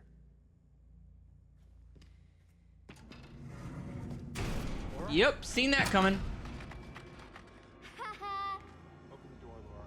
Why should I? I'm a liar, right? Want me to open it? Huh? Do ya? Laura, open this door right now. What's the magic word? Laura. Nope, that's not it. I guess I won't open it. Get out of here, you brat! In your dreams, fart face. Oh.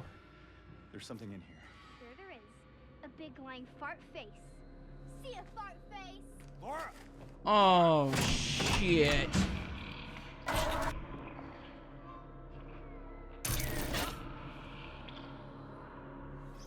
Oh, no. I'm not gonna like this, am I?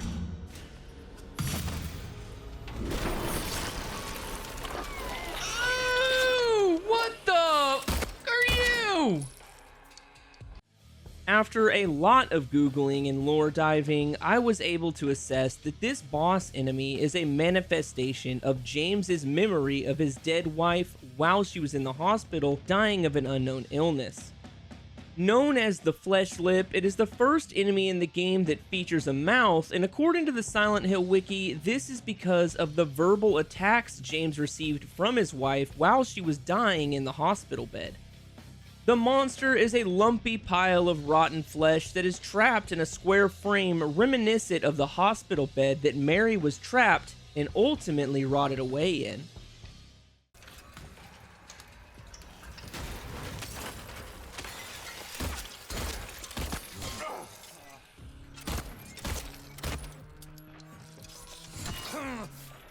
Okay, got it. Heal up, heal up, heal up.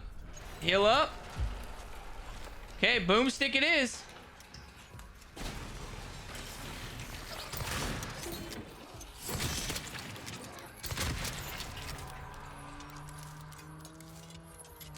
Dude, it's diapers hanging out the bottom of this thing.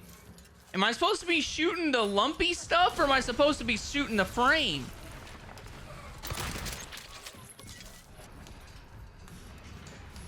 Yeah, I could kind of... There it is.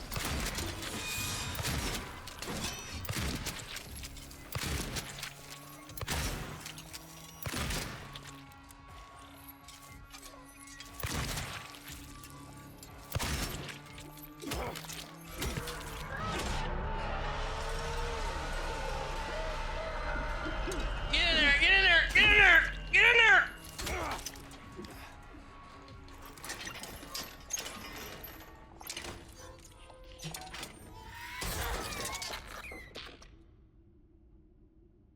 What in the Meat Canyon Presents is this?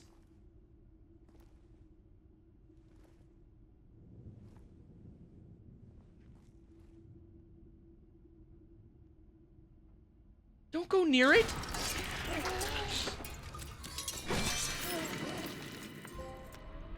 Nightmare fuel. Defeat the flesh lip.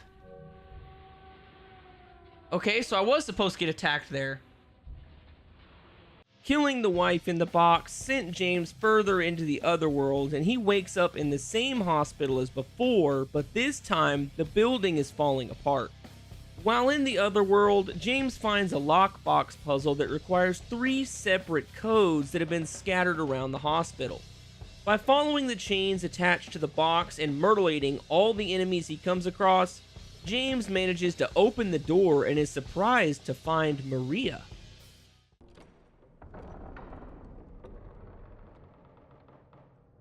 Bet.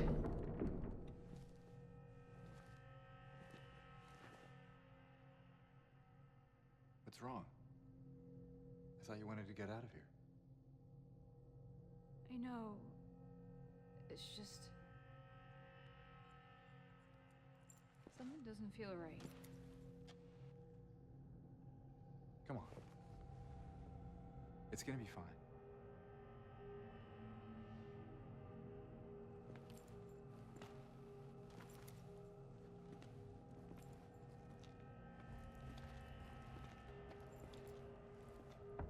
I wonder why she's nervous. If she's nervous, this can't be good. Oh, shit.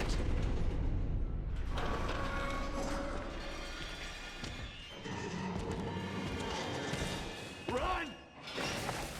I knew it! I knew Pyramid Head was gonna show his ugly face. I just freaking knew. Okay, go, go, go, go, go, go, go, go, go, go. Oh, shit. Dude, he is right on my tail. Dude, I felt the heat off of that sword, dude. I mean, he might have shaved a couple hairs off my butt crack. Oh, you're gonna have to move faster than that, Maria. Why are we moving so slow?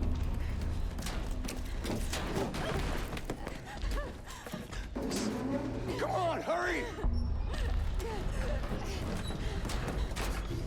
Save her!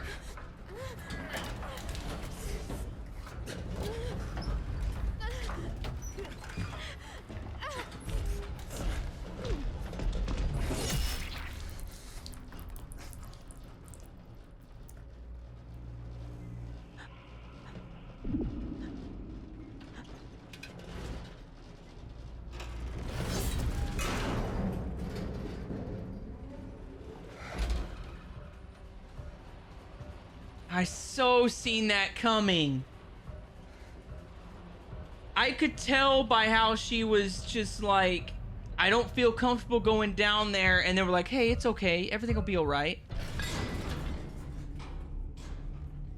I knew that was gonna happen.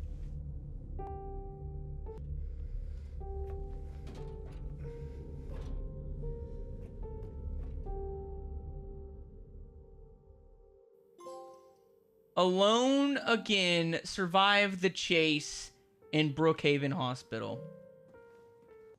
Oh, dude, that sucks, man. I really liked Maria. I mean, sure, she was there to, you know, be enticing, but she was a good person, I think. And I don't quite know, but I just don't... I feel like there's something more to James. I think there's a weird reason why he is so obsessed with finding his wife, and I don't think it's just because she died of a sickness. Having survived an encounter with Pyramid Head for the 4th time, James finds a key that lets him escape the hospital and sees Laura sprinting down the street in the middle of a rainstorm. Despite these streets being notorious for wandering geeker attacks, James runs off into the night to find Laura and snags a trophy for getting his first misdemeanor.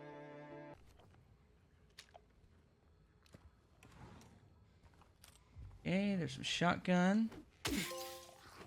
Hey, shattered. Destroy 50 windows. I'd have spent more time reading that, but I totally heard her in my headset, and I was like, I am not dying to read this trophy.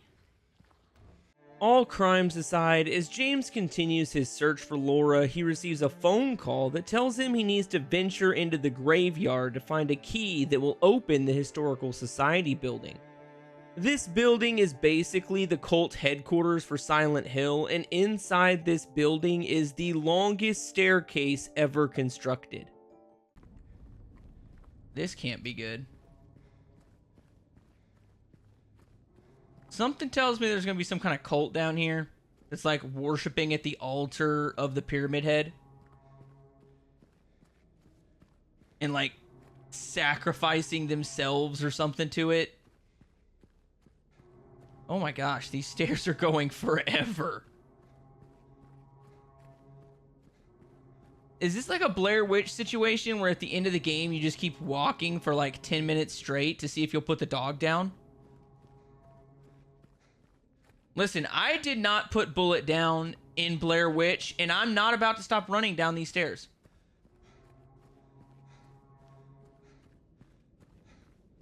We're just gonna keep going.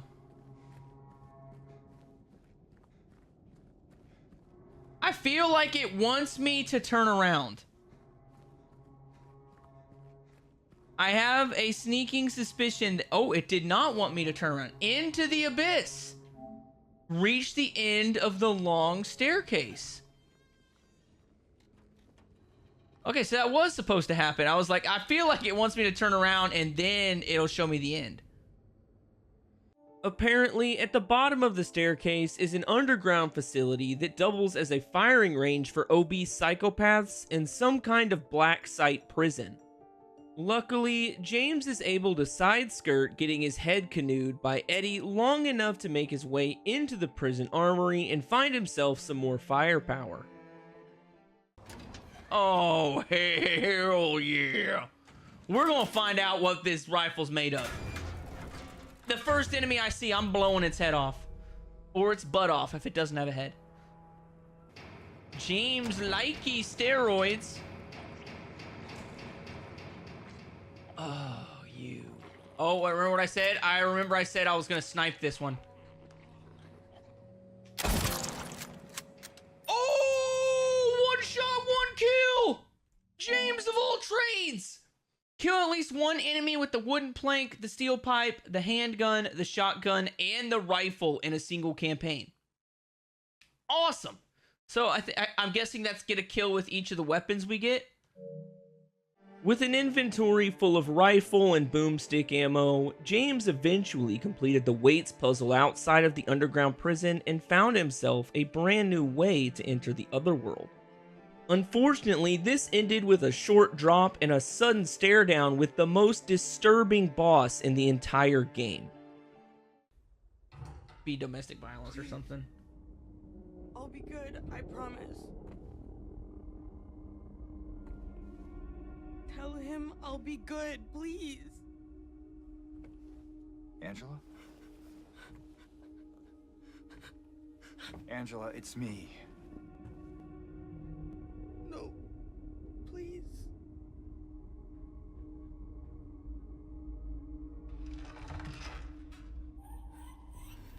Daddy! Oh!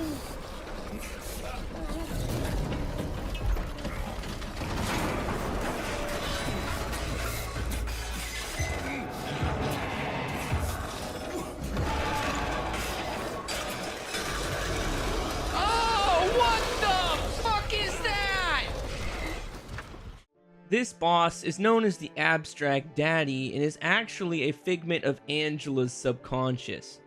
The Abstract Daddy is a monster made up of two people intertwined in a provocative position and encased in a layer of skin bound together by a bed frame. If that sounds like a disturbing image, that's because it is designed to recreate the combined emotional trauma of James watching his wife die and the brutal X-rated abuse that Angela faced from her father during her childhood. With such a disturbing image left up to the imagination, it made it all the sweeter to watch James use his boomstick as a rectoscope. Oh, come on, man!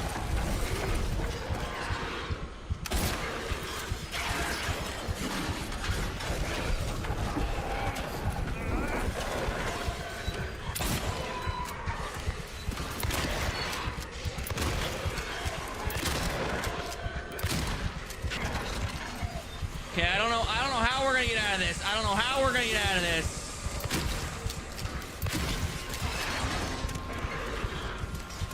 I keep forgetting there's a dodge mechanic.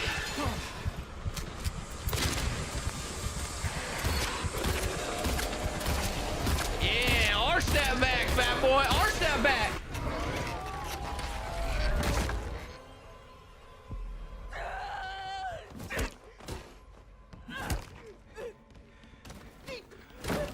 Angela. It's okay. Calm down. Don't order me around! I'm not. It's okay. It's over. It's always the same with you. You're only after one thing. Angela, please. You don't have to lie. Go ahead. Say it. Or you could just force me. Like he always did.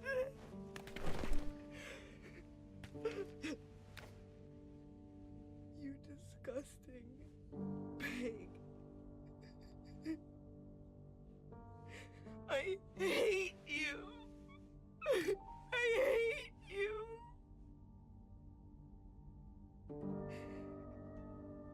Angela. I don't know who you think I am, but I don't want to hurt you. I just want to get my Mary back. Admit it. You didn't want her around anymore.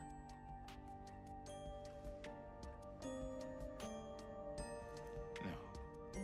You probably found someone else. No.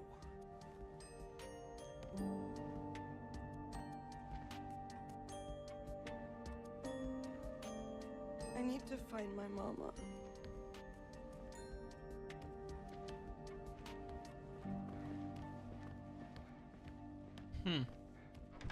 So I was right about the dad being a disgusting waste of human life.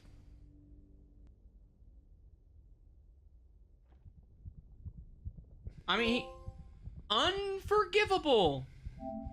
Defeat the abstract daddy. I don't like the fact that they still call... Oh, why'd you have to call him a daddy? That adds insult to injury right there.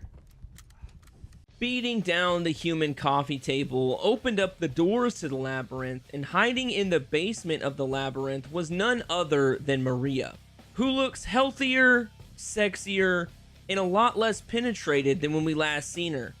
Instead of being excited to see James, though, she immediately begins to gaslight him and act as if they had barely known each other. Just before. Don't you remember? James? Honey? Did something happen to you? After we got separated in that long hallway? Are you confusing me with someone else? You were always so forgetful. Remember that time in the hotel? Maria? You said you took everything. But you forgot that videotape we made. I wonder if it's still there. How do you know about that? What? Aren't you Maria? I'm not your Mary. So you are Maria. I am. If you want me to be. All I want from you is an answer. Doesn't matter who I am.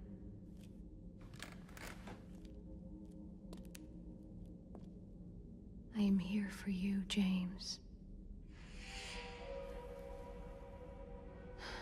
See? I'm real.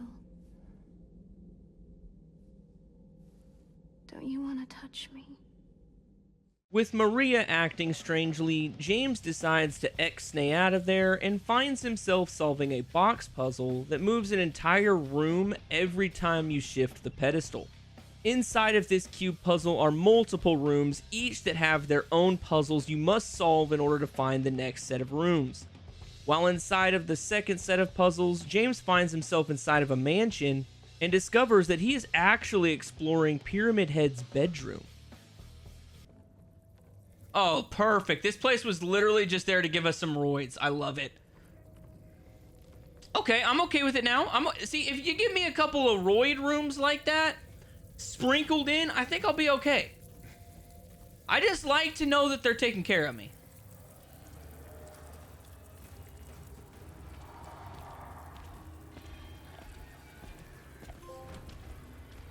Inner Sanctum? Find his room?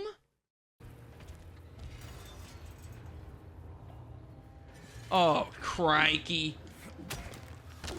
Get in the wall! Get in the fucking wall! Get in the fucking wall! Oh my gosh! Was I supposed to find his room? Old boy definitely didn't like me poking around in his room. While Pyramid Head might be the scariest enemy in the game, he certainly isn't the hardest. In fact, outside of the one boss fight from the beginning of the game, we haven't had to fight him at all. Most of the time, as soon as he shows up, James just runs away from him. Okay, so everything's metal now, so I don't think them shrieking is gonna bust the metal off the walls. Like I said, everything so far has been in 3s. Okay, well, don't go that way.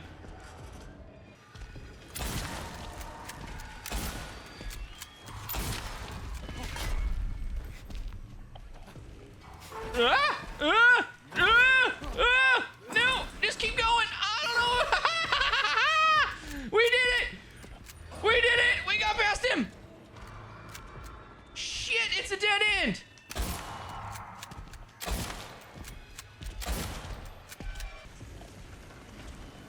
Man, I just wasted all that rifle ammo, didn't I? I totally just wasted all that rifle ammo. Escaping Pyramid Head for the 6th time brings us to a cutscene where James finds Maria in prison after she's died from the same disease that killed Mary 3 years earlier. Having now witnessed the painful death of 2 loved ones at the hands of this unnamed supervirus, James decides it's time to kick the crap out of something, and what better something than the triple-chinned Eddie Dombrowski. Couldn't leave well enough alone, huh? You just had to follow me all the way out here. How many times do I have to kill you? Eddie. Whoa, Eddie. It's me. Oh. Hi, James. Eddie, what are you doing? What's it look like I'm doing? You fat, disgusting piece of shit, you make me sick. You gonna cry, fat ass? You gonna run to your mama? Waste of skin, why don't you just kill yourself? Maybe I am. Nothing but a fat, disgusting piece of shit.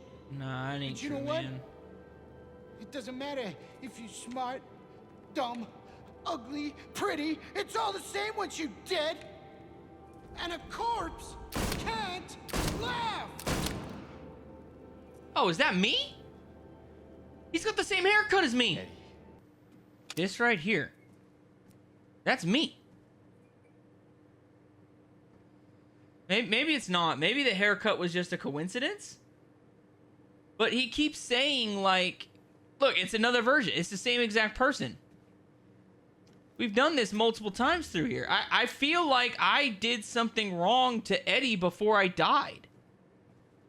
Like I said, I think the only way you get to Silent Hill is if you self-annihilate, right?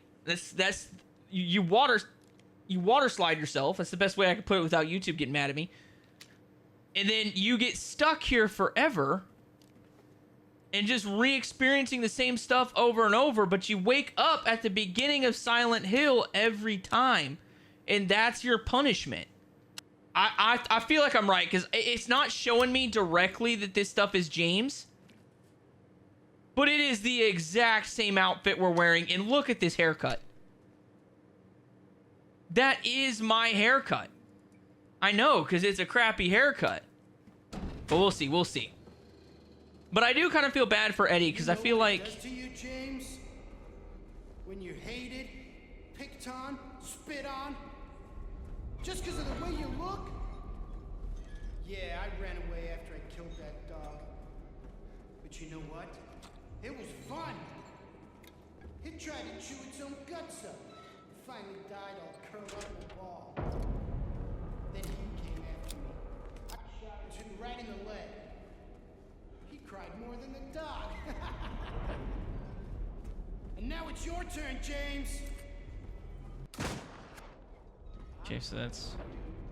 Yeah, you're coming for me, huh?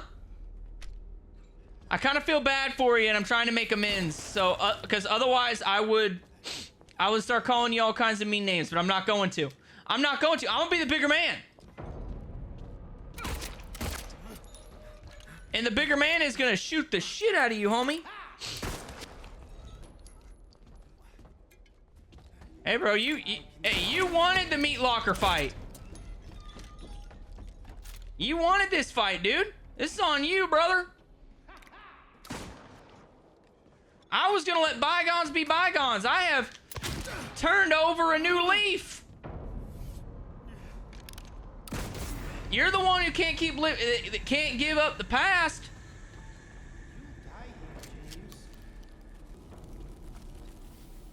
There you are. Okay, there's no way he's seen me. There is absolutely no effing way he's seen me.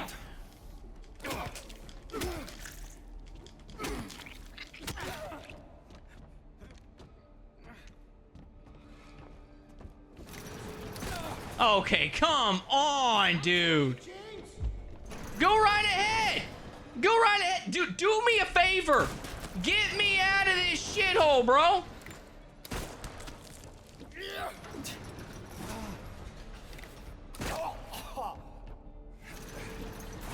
You know what? Kiss my ass, Eddie.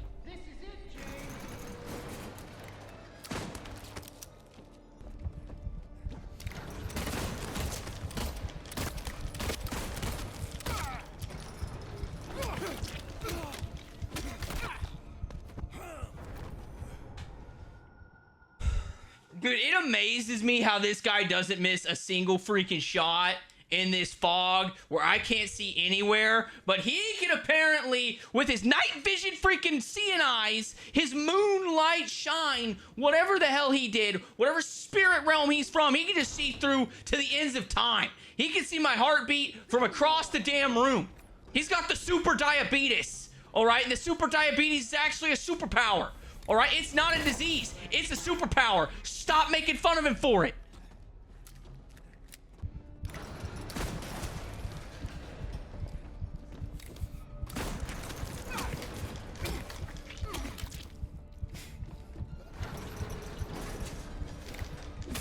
There we go. Come get some. Come get some, fatty.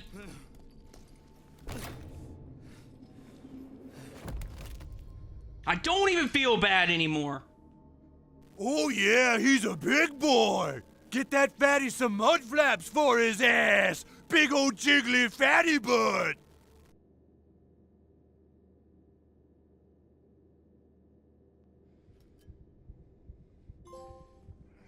A human being kill Eddie.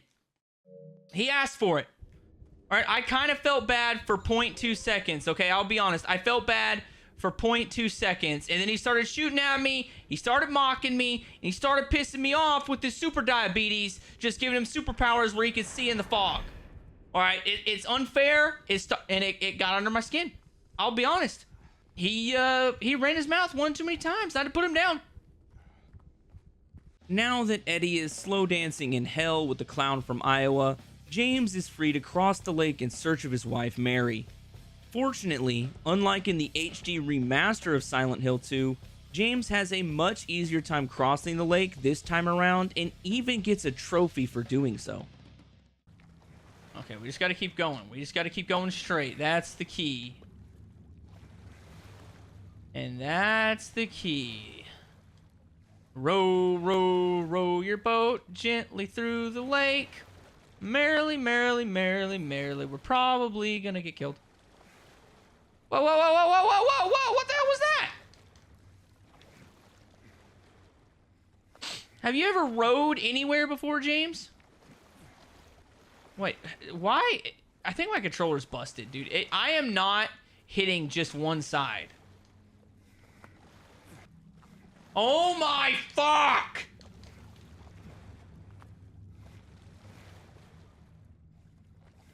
This is the dumbest thing ever. Oh, screw you. Screw it. You know, no. It's just... Look, if you're not perfectly in sync, for some gosh damn reason, it'll just row whatever side he seems fit. Someone needs to get this man a rower. I should shoot a hole in that damn boat. Okay, so we made it to what I think is the island. I have no clue. I honestly don't know. Lakeview Hotel Garden. Okay, so we're not even close to done with the game, probably. There's probably another 7 hours and 1,400 more puzzles to go, because this is Silent Hill, and that's just what I expect at this point. Our wife probably doesn't actually exist. Glimmer of Hope. Reach the Lakeview Hotel. Okay. Another gimme. But listen, I'm not complaining. While exploring the Lakeview Hotel, we discover that this hotel is the preferred vacation spot of the Sunderland family, and that before Mary died, her and James took one final vacation here. What James fails to mention is that the hotel staff in this establishment have an issue with handsome blonde men. Okay, there's 207. It's locked, so I gotta find another way into 207.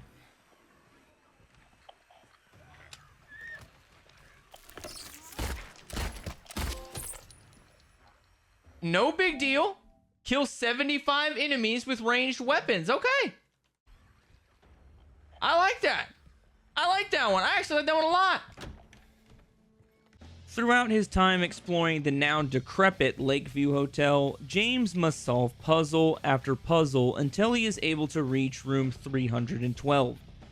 Throughout this gauntlet of puzzles, James runs into familiar faces like Laura, who gives us a letter from our wife explaining to her that she was dying. With such a complex issue being explained to a child, it is no wonder that she couldn't comprehend why James appeared to be a jerk while he was visiting Mary at the hospital. But that's nothing that a little basement bread can't fix.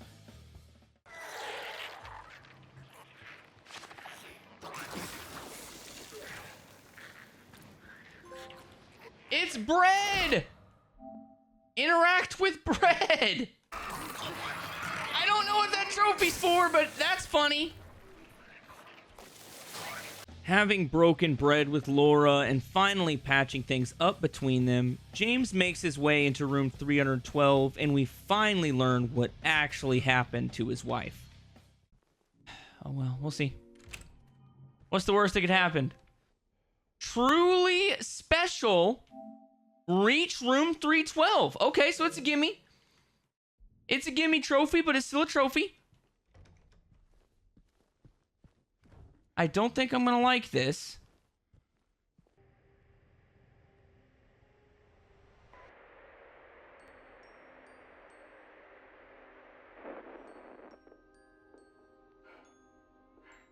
Are you taping again? Come on.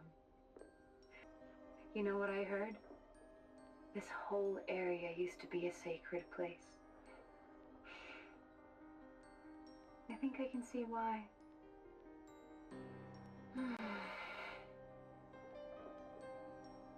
It's too bad we have to leave. Promise you'll take me again, James? Whoa, whoa, she's translucent.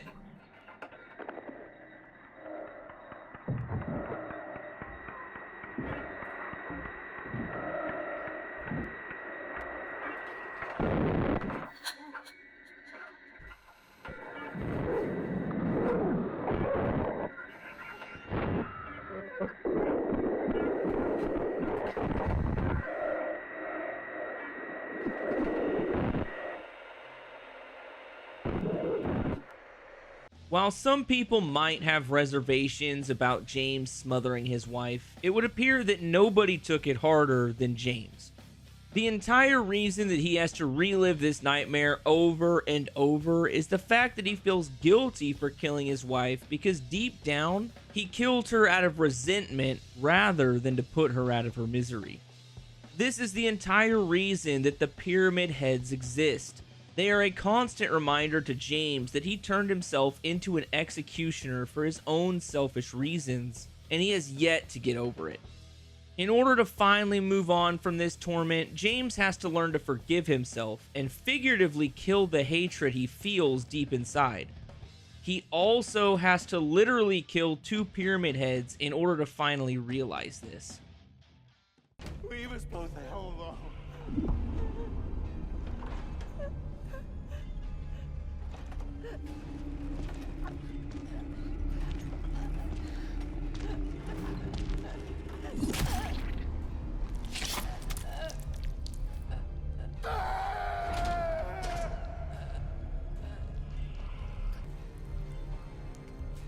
Oh, crikey. Oh. Oh no. They just executed her. I know what you are. I know why I needed you. But it's all over now. I don't need you anymore.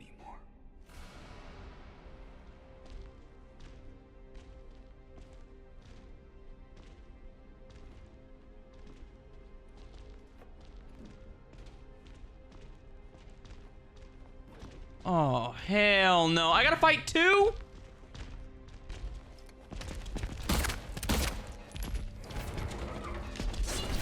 Oh, crikey. Okay, yep.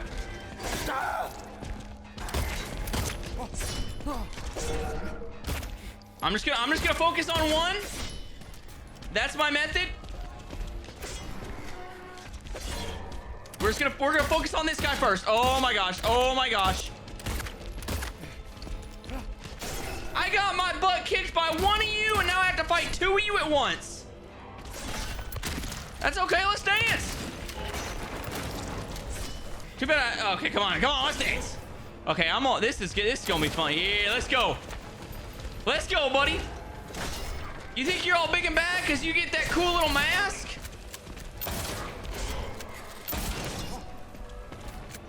Okay, this is not good. This is not good. This is not good. This is not going well. Okay, well, there's all my bullets.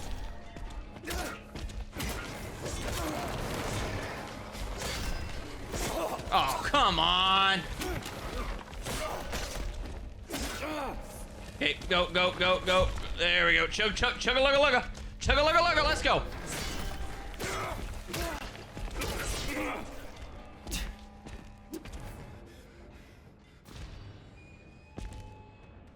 Wasn't too bad.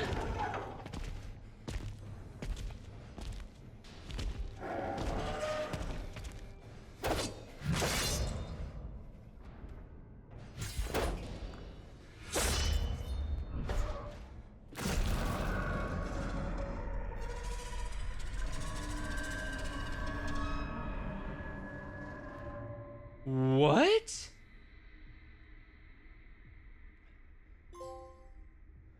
Obsolete? Destroy what you don't need. Why the hell did they just ritual sewer slide themselves? It's okay.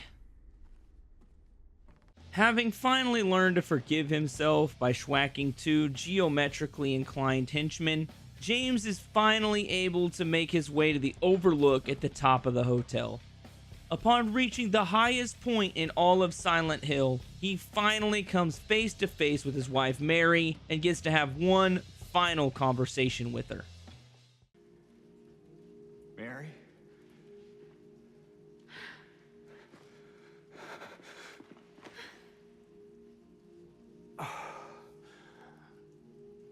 I have missed you so much. I've missed you too. we can finally be together. Forever.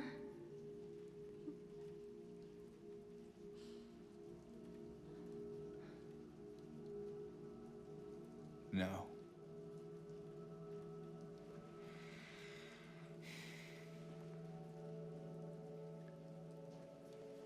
James. Honey. What's wrong?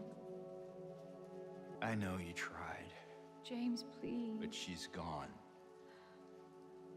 I know that now. Stop it. And I can't just keep pretending. Shut up! What do you want? Do you even know anymore? I'm yours. I'm here for you. So what if I'm not her? I can give you what she never could. I can be better than her. What else do you want me to be? What else can I be? Hmm? I am so sorry, Maria. I really am. But this has to stop. It's time to let it go. He's also not wearing his wedding ring anymore. I just now noticed that. Not to interrupt, but...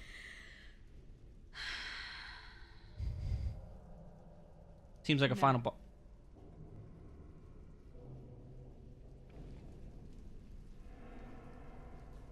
What?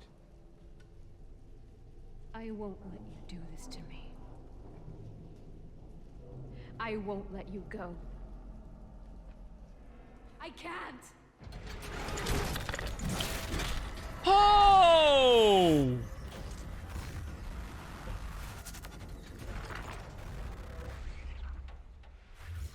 What the hell? Oh! Oh my gosh, she's possessed. What the hell is this? Dude, I told you this woman was Satan's mistress. Might also be James's mistress. I haven't quite figured out what Maria has to do with this yet. I feel like maybe she was his girlfriend after Maria. And he was just kind of with her because she looks like his wife? Maybe?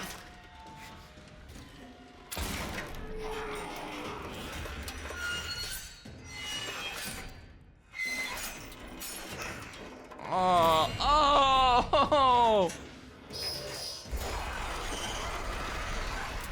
oh my gosh, it got worse. It got so much worse. Dude, I can't really tell if I'm hitting her.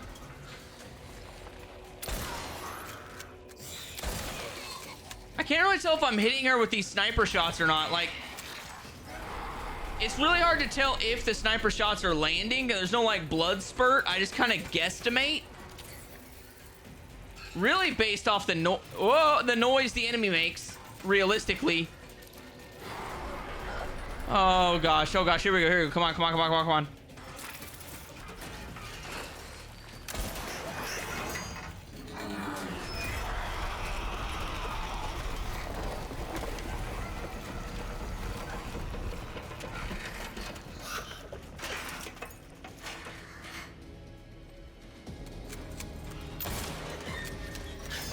Okay, okay, that I was not expecting that. Okay, so she got some moves. She got some moves. Okay, reload, reload, reload. Let's go, let's go. I've never played the original, so I don't know if it's harder or not, but it feels harder. This is definitely one of the harder survival horror games I've played.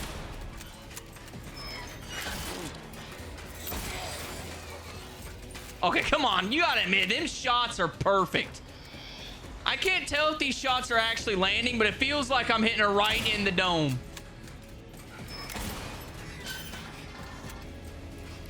Let's go. Come on.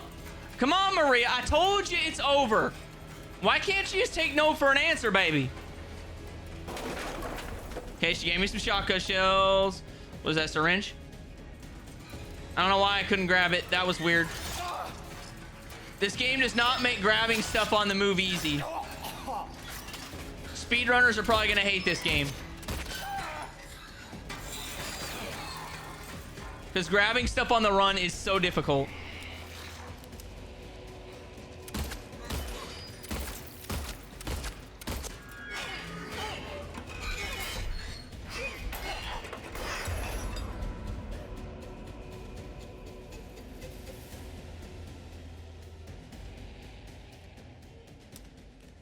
Is that our final stage? I'm equipping the boomstick just in case. That way, if I have to put a load of buckshot in her nugget to end this, I can do it. James. Yes, Maria? Oh, what is that? What did... Oh, is that like... I don't know what's going on. I don't know if I was supposed to do that, but I did it. Oh, I did it. It didn't feel... Okay, it kind of felt good too, but I did it. That part of me, defeat her.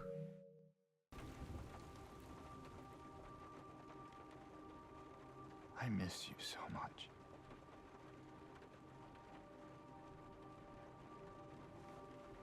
I tried. I really did, but I can't.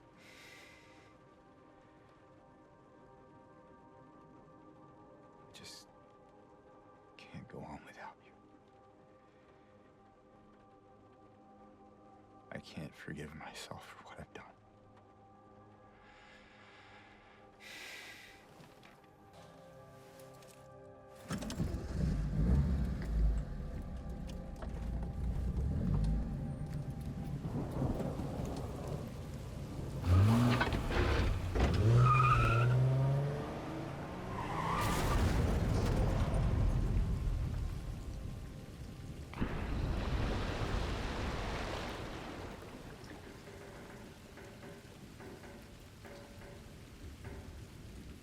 Okay. I told the nurse to give this to you after I'm gone. Which means that as you're reading this, I'm already dead. But that's okay. I'm not afraid of it anymore. I just hope the pain will end soon. So that you remember me for who I was. And not what the disease made me. I want you to go on. I want you to live. For yourself and for others. Like you did for me. James. You made me happy. Only way out. Reach the in-water ending. After having beaten Silent Hill 2 for the first time and experiencing my canon ending to the game, it was time for the Mind Is Gone Collectathon. During this playthrough, I was focused on collecting all 26 glimpses of the past, 26 strange photos, and 68 memos. I would also be beating the game without ever using a gun or using the ghost channel on my radio. In addition to all this, I would also be ensuring that I completed the entire game within 10 hours and on New Game Plus to get another set of trophies. And if I was successful in doing all of this, I would unlock at least 6 more trophies, not counting any of the miscellaneous trophies I unlock along the way. I can also just like try and leave, right? That was a trophy? To just run away? Be like, yeah, screw this place. Silent Hill, never heard of it. It ain't getting me. No turning back now. Try to leave Silent Hill in the observation deck area. Okay, so there we go. A nice, easy trophy at the beginning for just noping out of there. I like that. I like that a lot, actually. That's cool. Not counting a multitude of joke trophies, the next few trophies are either nearly impossible to miss, cumulative in nature, or serve as Easter eggs for the games that came before the remake. Take for example this next trophy that I got for basically becoming Leatherface in that horrible Texas Chainsaw remake. Oh yeah, this is all I need right here, baby. Lumberjack! Find the chainsaw!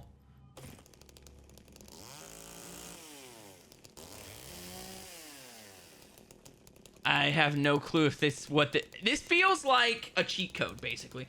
This feels like the equivalent of infinite ammo. I have a sneaking suspicion that I'm going to thoroughly enjoy it.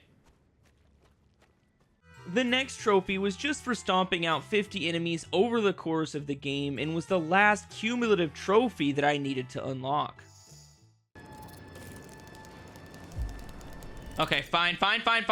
We are going to try and stomp this guy. Hey, there we go! Merciless!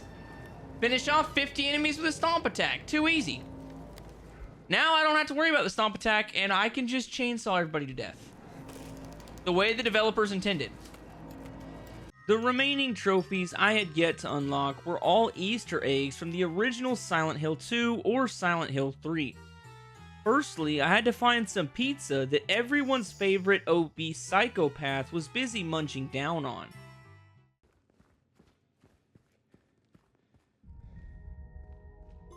Hey, leftovers! Find the pizza in Pete's Bolorama. That's a moldy ass piece of pizza. Although if I was in Silent Hill and I'd been dodging, you know, demon strippers and pyramid heads, I might give it a ribski. What's the worst I can get? I could die of eating some moldy food. Okay, do me a favor. At least I'm not getting chopped up by pyramid head out there. Or getting twerked to death. Next, I received a trophy for discovering the hidden logo in the hotel room that Heather visits in Silent Hill 3. And it is the Historical Society key, which we need. But now that we're here, we can now go to Jack's Inn. Jack's Inn is where there is a missable trophy that for some reason, I don't know why I never went back there. I guess I just wasn't thinking about it when I got to these late stages of the game. Because you're really not thinking about backtracking to the hotel at this point. You're like, oh, I got the Historical Society key. I need to go to the place on my map marked Historical Society. Why would I go back to Jack's Inn? But it is at this point that we can actually get into room 106, bust down the door, and find some secrets.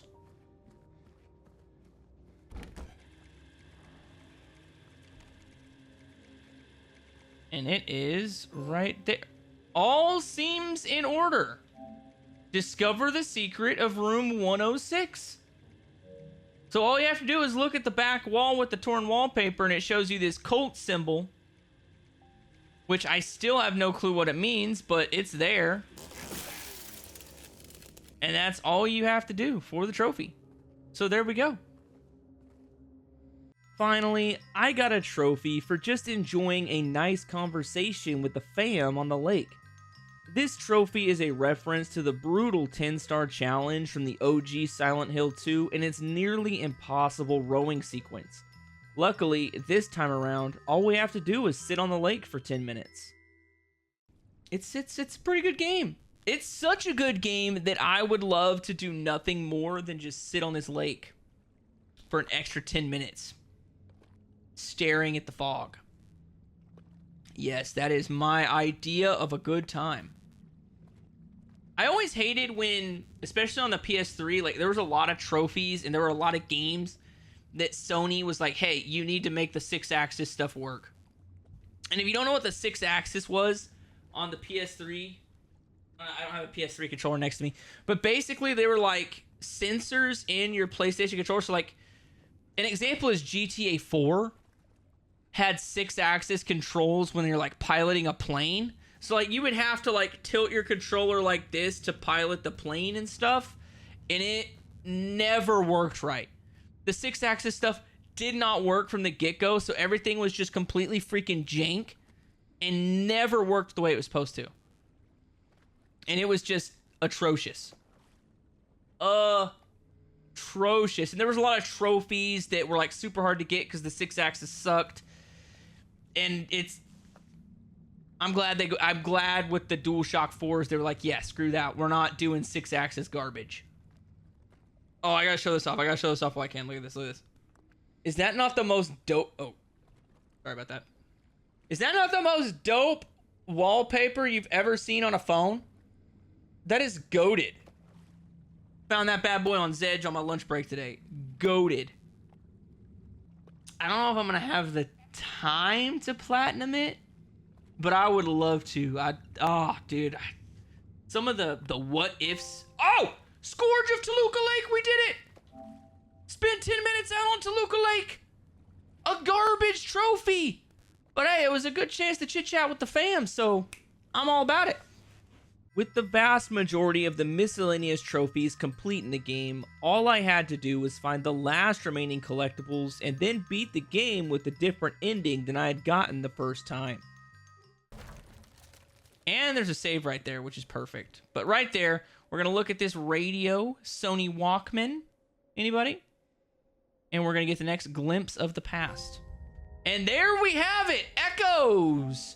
Witness all glimpses of the past in a single playthrough. So we got one of the collectible-based trophies out of the way for looking at all this stuff that you see in Silent Hill 2. Which is cool. Got another trophy. Let's go, baby. And that one was gold. That one was gold. You gotta respect a good gold trophy every once in a while, you know? Still here. I told you to go. Hurry up. Just get through the door. Get through the door. Get through the door. Yep, shut up. Shut up. I don't need to listen to you. I don't need to listen to you. Okay, but we do have one more strange hallway. Or strange photo to get. And it should be right here. And that is pieces unarranged. Collect all of the strange photos in a single playthrough. So while I might have messed up the collectibles run and not done it on New Game Plus for the memos, I'll do a completely separate guide for that. But at least we got all of the glimpses of the past and the strange photos, and we don't have to worry about that for the next playthrough, so we can skip through a large portion of finding stuff, which is going to be awesome. Okay, let's see what ending we got, baby. Time to cut this chick's head off.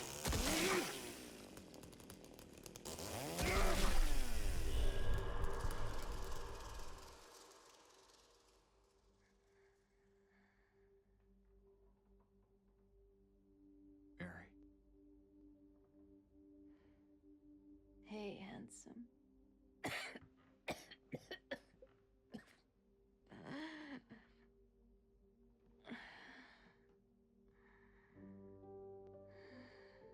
Sorry. Don't be. I told you. I wanted the pain to end. Yeah. You did. But that's not why I did it.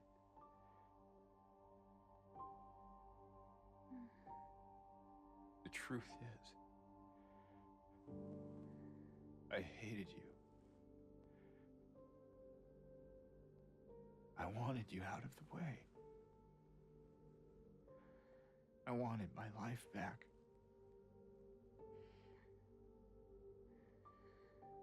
If that's true, then why do you look so sad? When I first learned I was gonna die, I couldn't accept it. I was so angry. I struck out at everyone I loved. Especially you. And that's why I understand if you hate me. But I want you to know, I will always love you. Even though our life together had to end like this, I still wouldn't trade it for the world.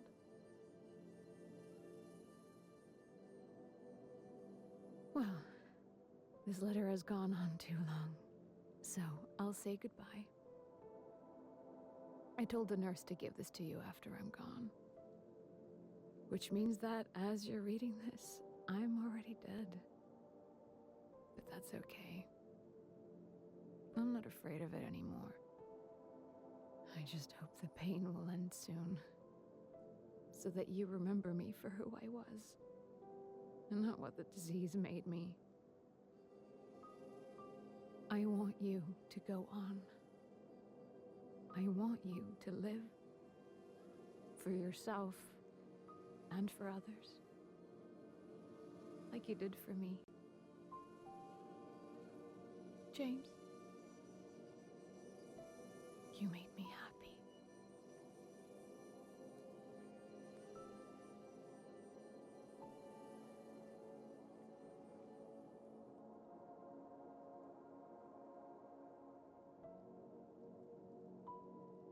Okay.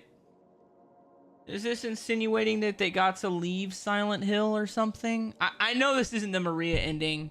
I must have messed it up. I think I messed it up when I didn't talk to her outside the mansion. I didn't check on her in the labyrinth. I think those were two things that I missed that are required to get the Maria ending, and I just wasn't paying attention and moved past them. Kind of like how I wasn't paying attention to the fact that New Game and New Game Plus has different collectibles.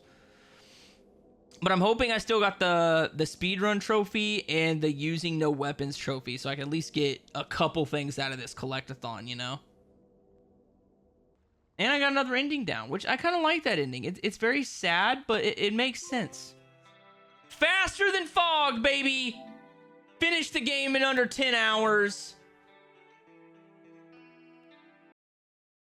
I should have got the no guns. Why did I not get the no guns? I didn't fire any shots. Okay, so what ended up happening was it popped too many trophies at once, so it only gave me the one.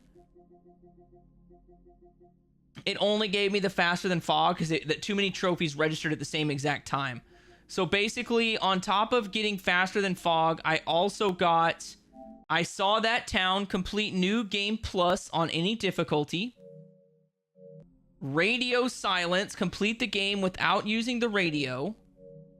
And then as close as you like, finish the game without killing any enemies using ranged weapons. So all in all, I ended up getting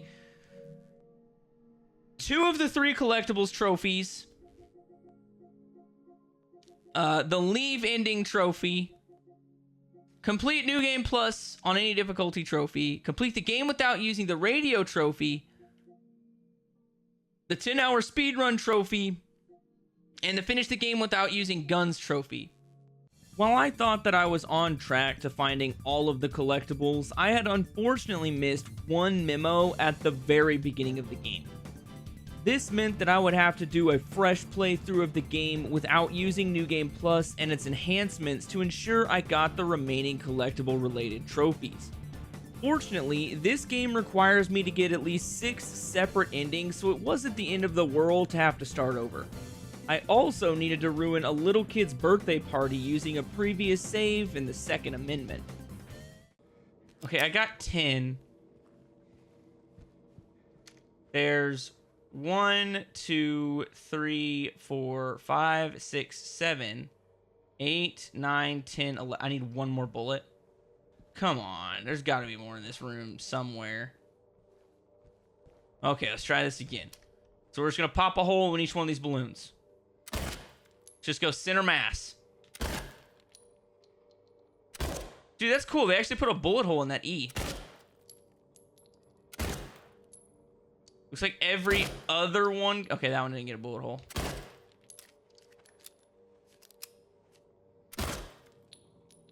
Hopefully these are the balloons they're talking about.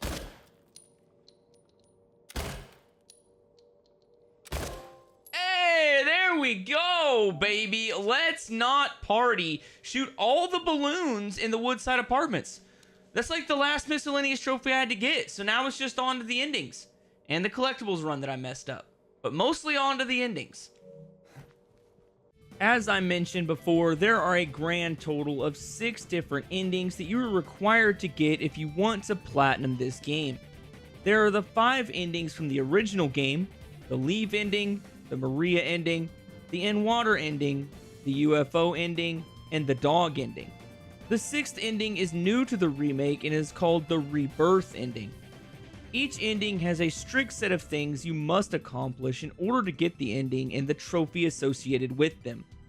The in-water ending is one of the 3 original endings to this game and requires that you keep your health low frequently throughout the game and use healing items sparingly, inspect Angela's knife multiple times throughout your playthrough, never inspect Mary's letter or Mary's photo, use the rotten apple on the mirror puzzle inside the Lakeview Hotel, go through the door that you used the rotten egg to unlock after beating the twin pyramid heads, and listen to the entire conversation when you run down the hallway after the twin pyramid head fight.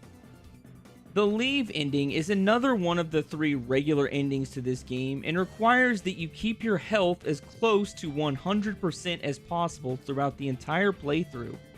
Inspect Mary's photo and Mary's letter multiple times throughout the game, never inspect Angela's knife, and listen to the entire conversation when you run down the hallway after the twin pyramid head fight. The dog ending is one of the 2 joke endings that is only unlockable on New Game Plus and requires you to find both pieces of the dog key.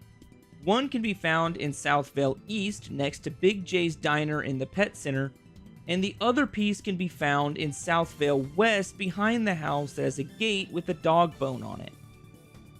After finding both pieces of the key, you can combine them in your inventory and use the key to unlock the observation room in the Lakeview Hotel.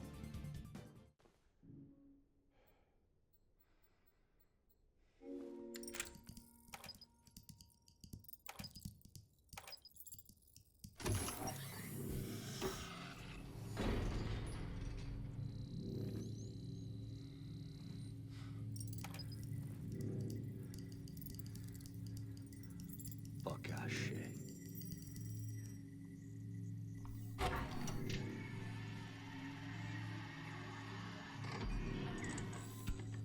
Nie. To nie może być prawda.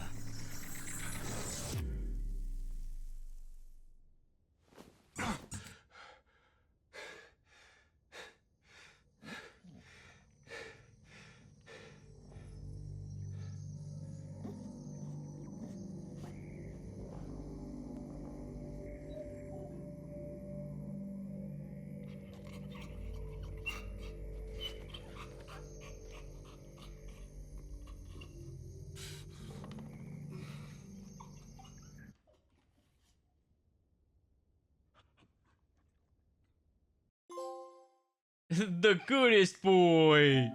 Reach the dog ending.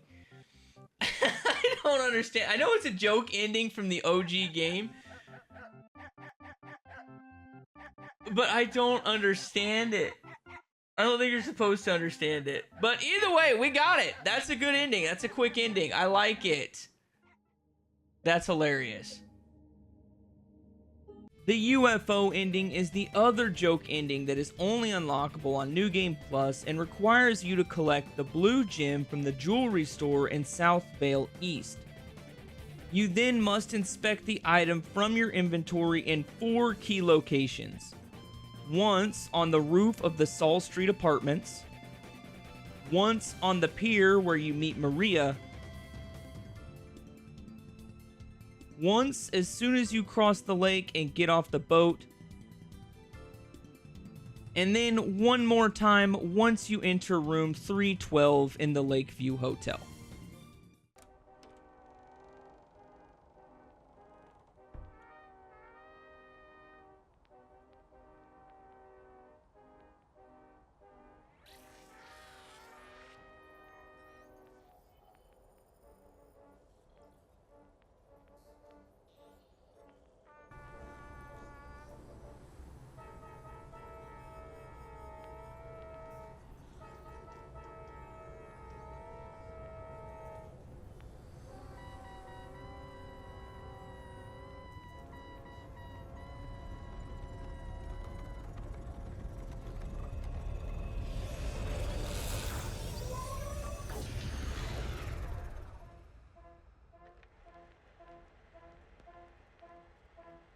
That's it? James, what? What is this? That's old me. James, you're me? Space James, I'm the real you. No, it can't be. It's true. You've been a clone this whole time. But now, it's time to come home. Ah!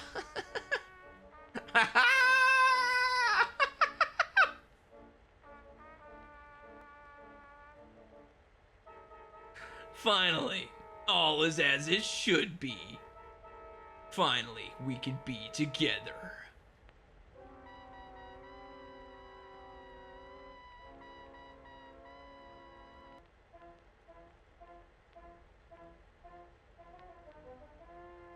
Finn.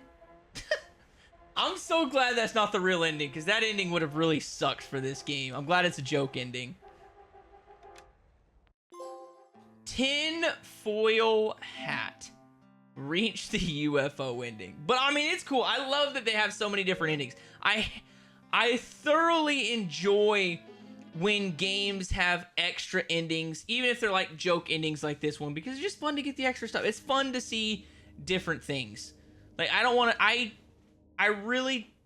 don't care if a game doesn't have a second ending, but there are a lot of games I was like, this game would benefit so much if it had a separate ending. And it's not that hard. Just give me a choice at the end of the game between choice A and choice B and give me an additional ending. Like, just give me something that makes me want to replay that game again. But, I mean, you know, it is what it is. I get it. It takes a lot of assets to do that, but... The next ending I needed was the Rebirth ending, and it is one of the new endings that was created specifically for the remake. The Rebirth ending requires you to collect 4 hidden items that will only appear in New Game Plus.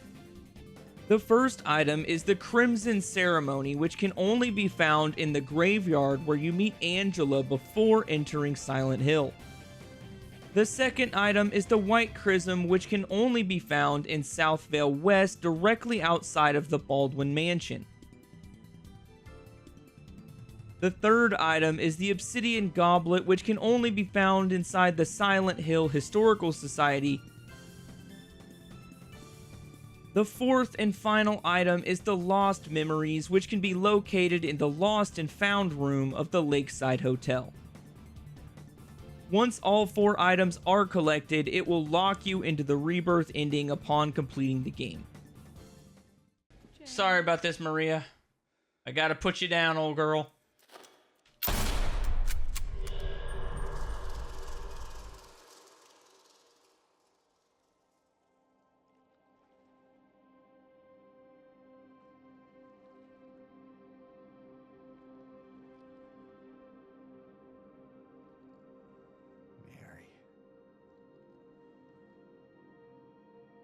You look so peaceful.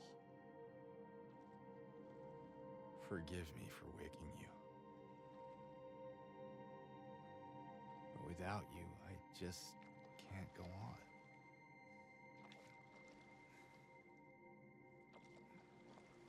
This town, Silent Hill.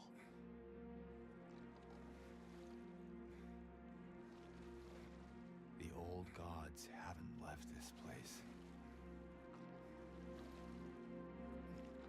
And they still grant power to those who venerate them.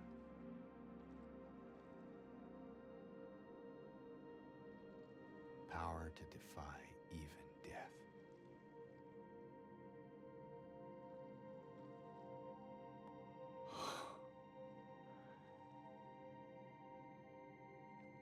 Harry.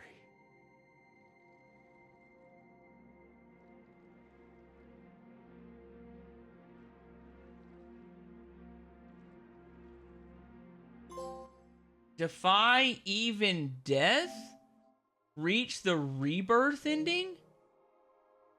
So, like, did we just make a deal with the devil to resurrect our wife or something? Is that what the Rebirth ending is?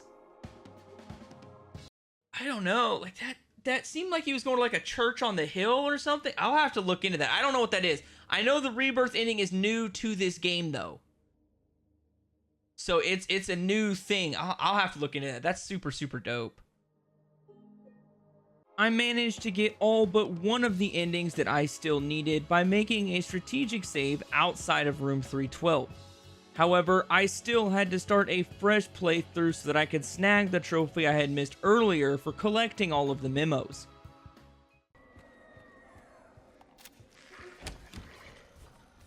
And this right here should be the final note. The final memo in the game right here. This should be the memo trophy. Please, for the love of all that is holy, let this be the memo trophy. Burned note. Oh, yes. Archivist. Collect all memos in a single playthrough. Oh, I'm so glad I got that one done. I'm so glad I got that one done. Because I was so worried about it since I've already messed it up once. But there we go. All the collectibles in the game. Now all we have to do is miraculously get the Maria ending, and that'll be everything. All that was left to platinum this game was to get the Maria ending. The problem is, the Maria ending easily has the most steps required in order to actually accomplish it. In order to get the Maria ending, you have to keep your health as close to 100% as possible throughout the entire game, refuse to examine any personal items, especially Mary's letter, Mary's photo, or Angela's knife, have every optional conversation with Maria in South Vale West, to include entering the Silent Hill Historical Society, while she holds up the dress at Jack's Inn, and standing in front of the Baldwin Mansion. Have every optional conversation with Maria in the hospital by checking on her after finding the first bracelet, and then again after finding the rooftop key. Check on Maria after completing each side of the box puzzle while in the labyrinth. Use the ripe apple to complete the mirror puzzle in Lakeview Hotel. Use the scarlet egg at the end of the game to get through the doors after the double pyramid head fight. And finally, sprint through the long hallway and make sure you get through the final door before the conversation ends. Doing all of this in one playthrough was a masterclass in anxiety because I had failed to do so twice already. But apparently, third time was a charm because I was able to get the Maria ending and the platinum trophy in the process. She definitely ain't getting up from that. I think this is the Maria ending. I haven't seen this one yet.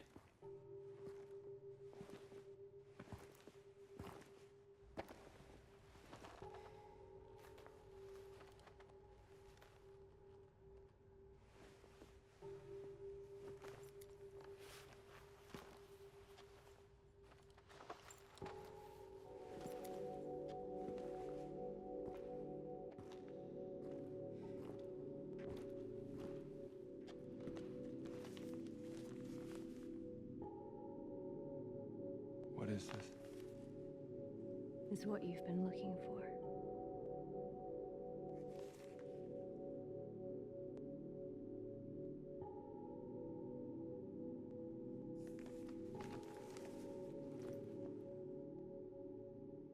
Let's go.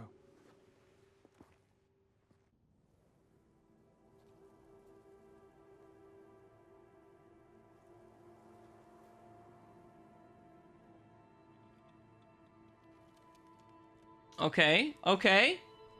So clearly he chose Maria.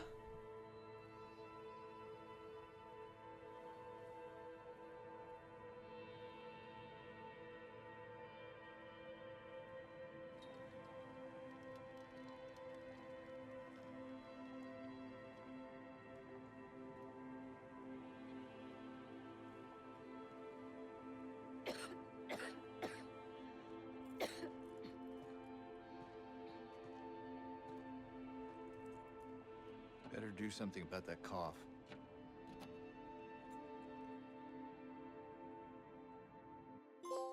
Yeah, baby! Vicious circle! Reach the Maria ending! Party like it's 2001. See all classic endings. Leave, Maria, In Water, Rebirth, and Dog. and you made me happy, collect all other trophies in the game. That right there is my canon ending, ending up with Maria just like I wanted. And this dope ass rock music in the background. Let's freaking go, baby. Hands down, probably the best game of 2024 right there. Let's go, baby. Let's go.